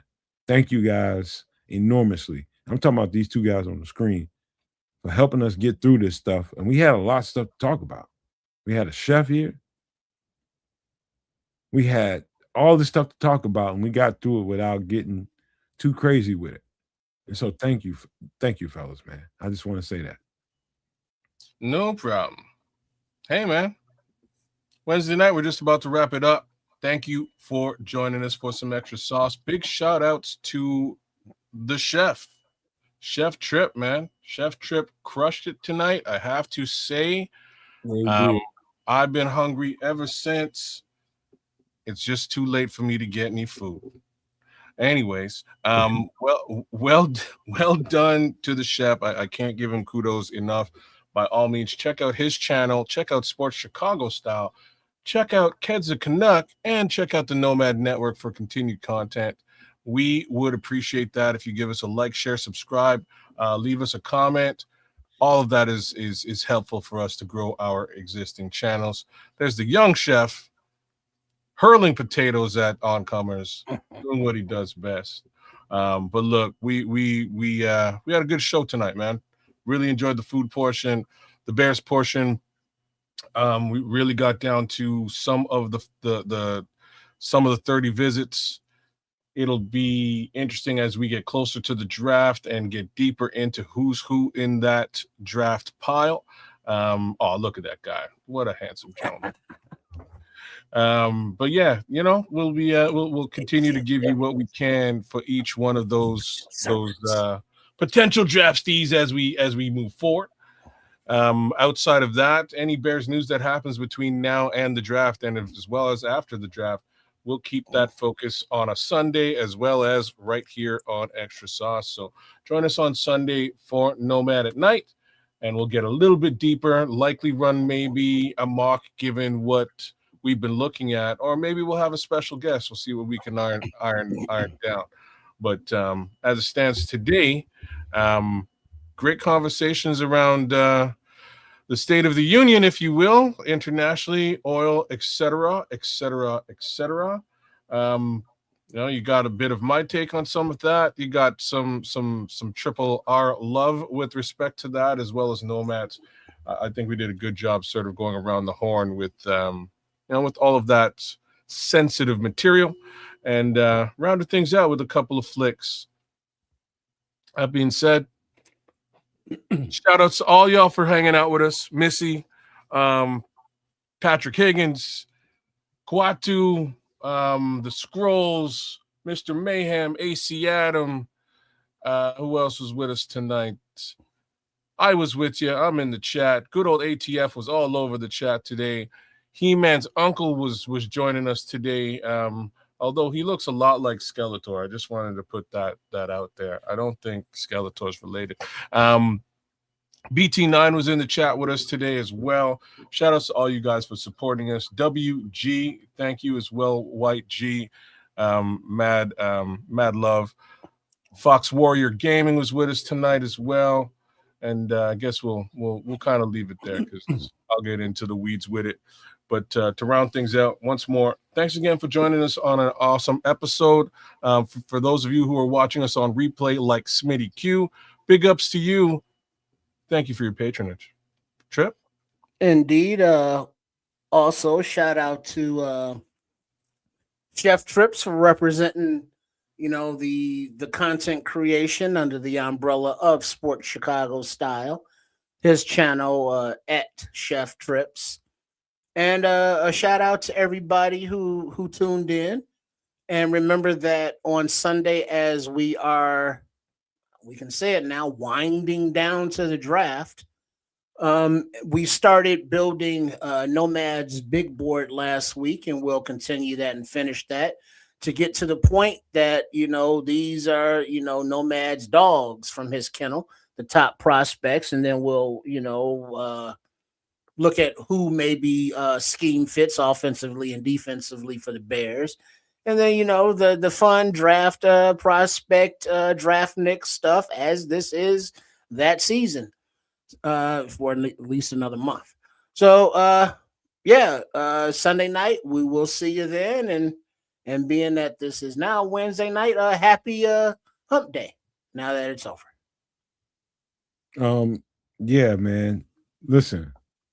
This was a very, I say for me, very intense show, and I'm talking about the Doomsday Survival. I'm talking about the paranormal UAP. The thought that I had to go through to get to this point to set that conversation up was let's just set it to the left for now. Let's set it over here and leave it there. Let's sit it there. And when you look at this show again, and I encourage everybody to rewatch this show and go over the points that we made here. In that particular part, those particular parts of the show, just go over those. And we'll be all right if you do that. Just go over those. We're just trying to bring awareness to what's really going on around you. The show that we do right now on Wednesday night, Some Extra Sauce, is really entertainment to really keep your mind off of those types of things. But then sometimes the world advances to a point where you can't ignore certain things. And that's what happened tonight. That's what happened. We could not ignore what's going on around us. And sometimes it delves slightly into politics. And I just so appreciate these two fellas for not letting that get out of hand. Because we all know that it's very divisive right now. We know it. We understand it. We've had conversations about it. And live on the show, I just want to respect these two fellas for not letting that get over their heads.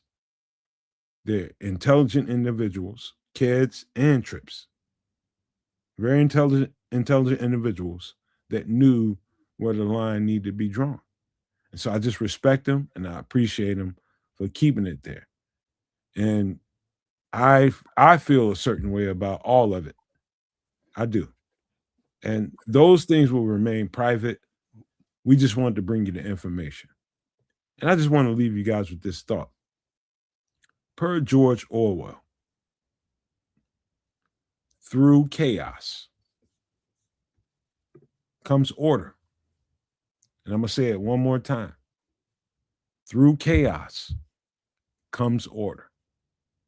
And that means to you, the person that's listening to me right now, that means avoid the chaos so that they cannot have order. That's lasted for 150 years or more in this country. And it's led us to this. We cannot subscribe to that application. We cannot contribute to the chaos so that they can have order. We have got to unplug from it and do the right thing. And the right thing is to use proper discernment. What's right? What feels good? What feels right? What makes sense? Make a decision based on not you, based on what works for you and everybody else. That's the challenge, to not make a narcissistic decision on whatever you do next. Don't make it about you. Make it about how does this affect kids? How does this affect trips and everybody else? If we can get to that point, where we feel how a decision that I make affects Kids of Canuck, Sports Chicago Style, and Triple R. If we can get to that point where an individual can function knowing those two things, we can get somewhere. But I don't think a lot of people have a lot of confidence in people being able to do that. And that's what kind of worries me here. But I know people are capable. I know that. They're capable. And so I'm just giving you some good energy and saying, no matter what you do next, don't do it for yourself. Selfish capitalism has gotten us here. Selfish narcissism has gotten us here. Do things thinking about the people around you, community. And I cannot tell you better than that right now. And I'm just parsing my words right now before I say too much, but I love you all and I appreciate you all. Appreciate these dudes here doing the show with me for almost 5 hours, but we do have to get out of here with a whole lot of love and a whole lot of respect. Hit that subscribe button for all 3 channels, please. I want to leave you with these famous words. Love, peace, and hair grease, y'all.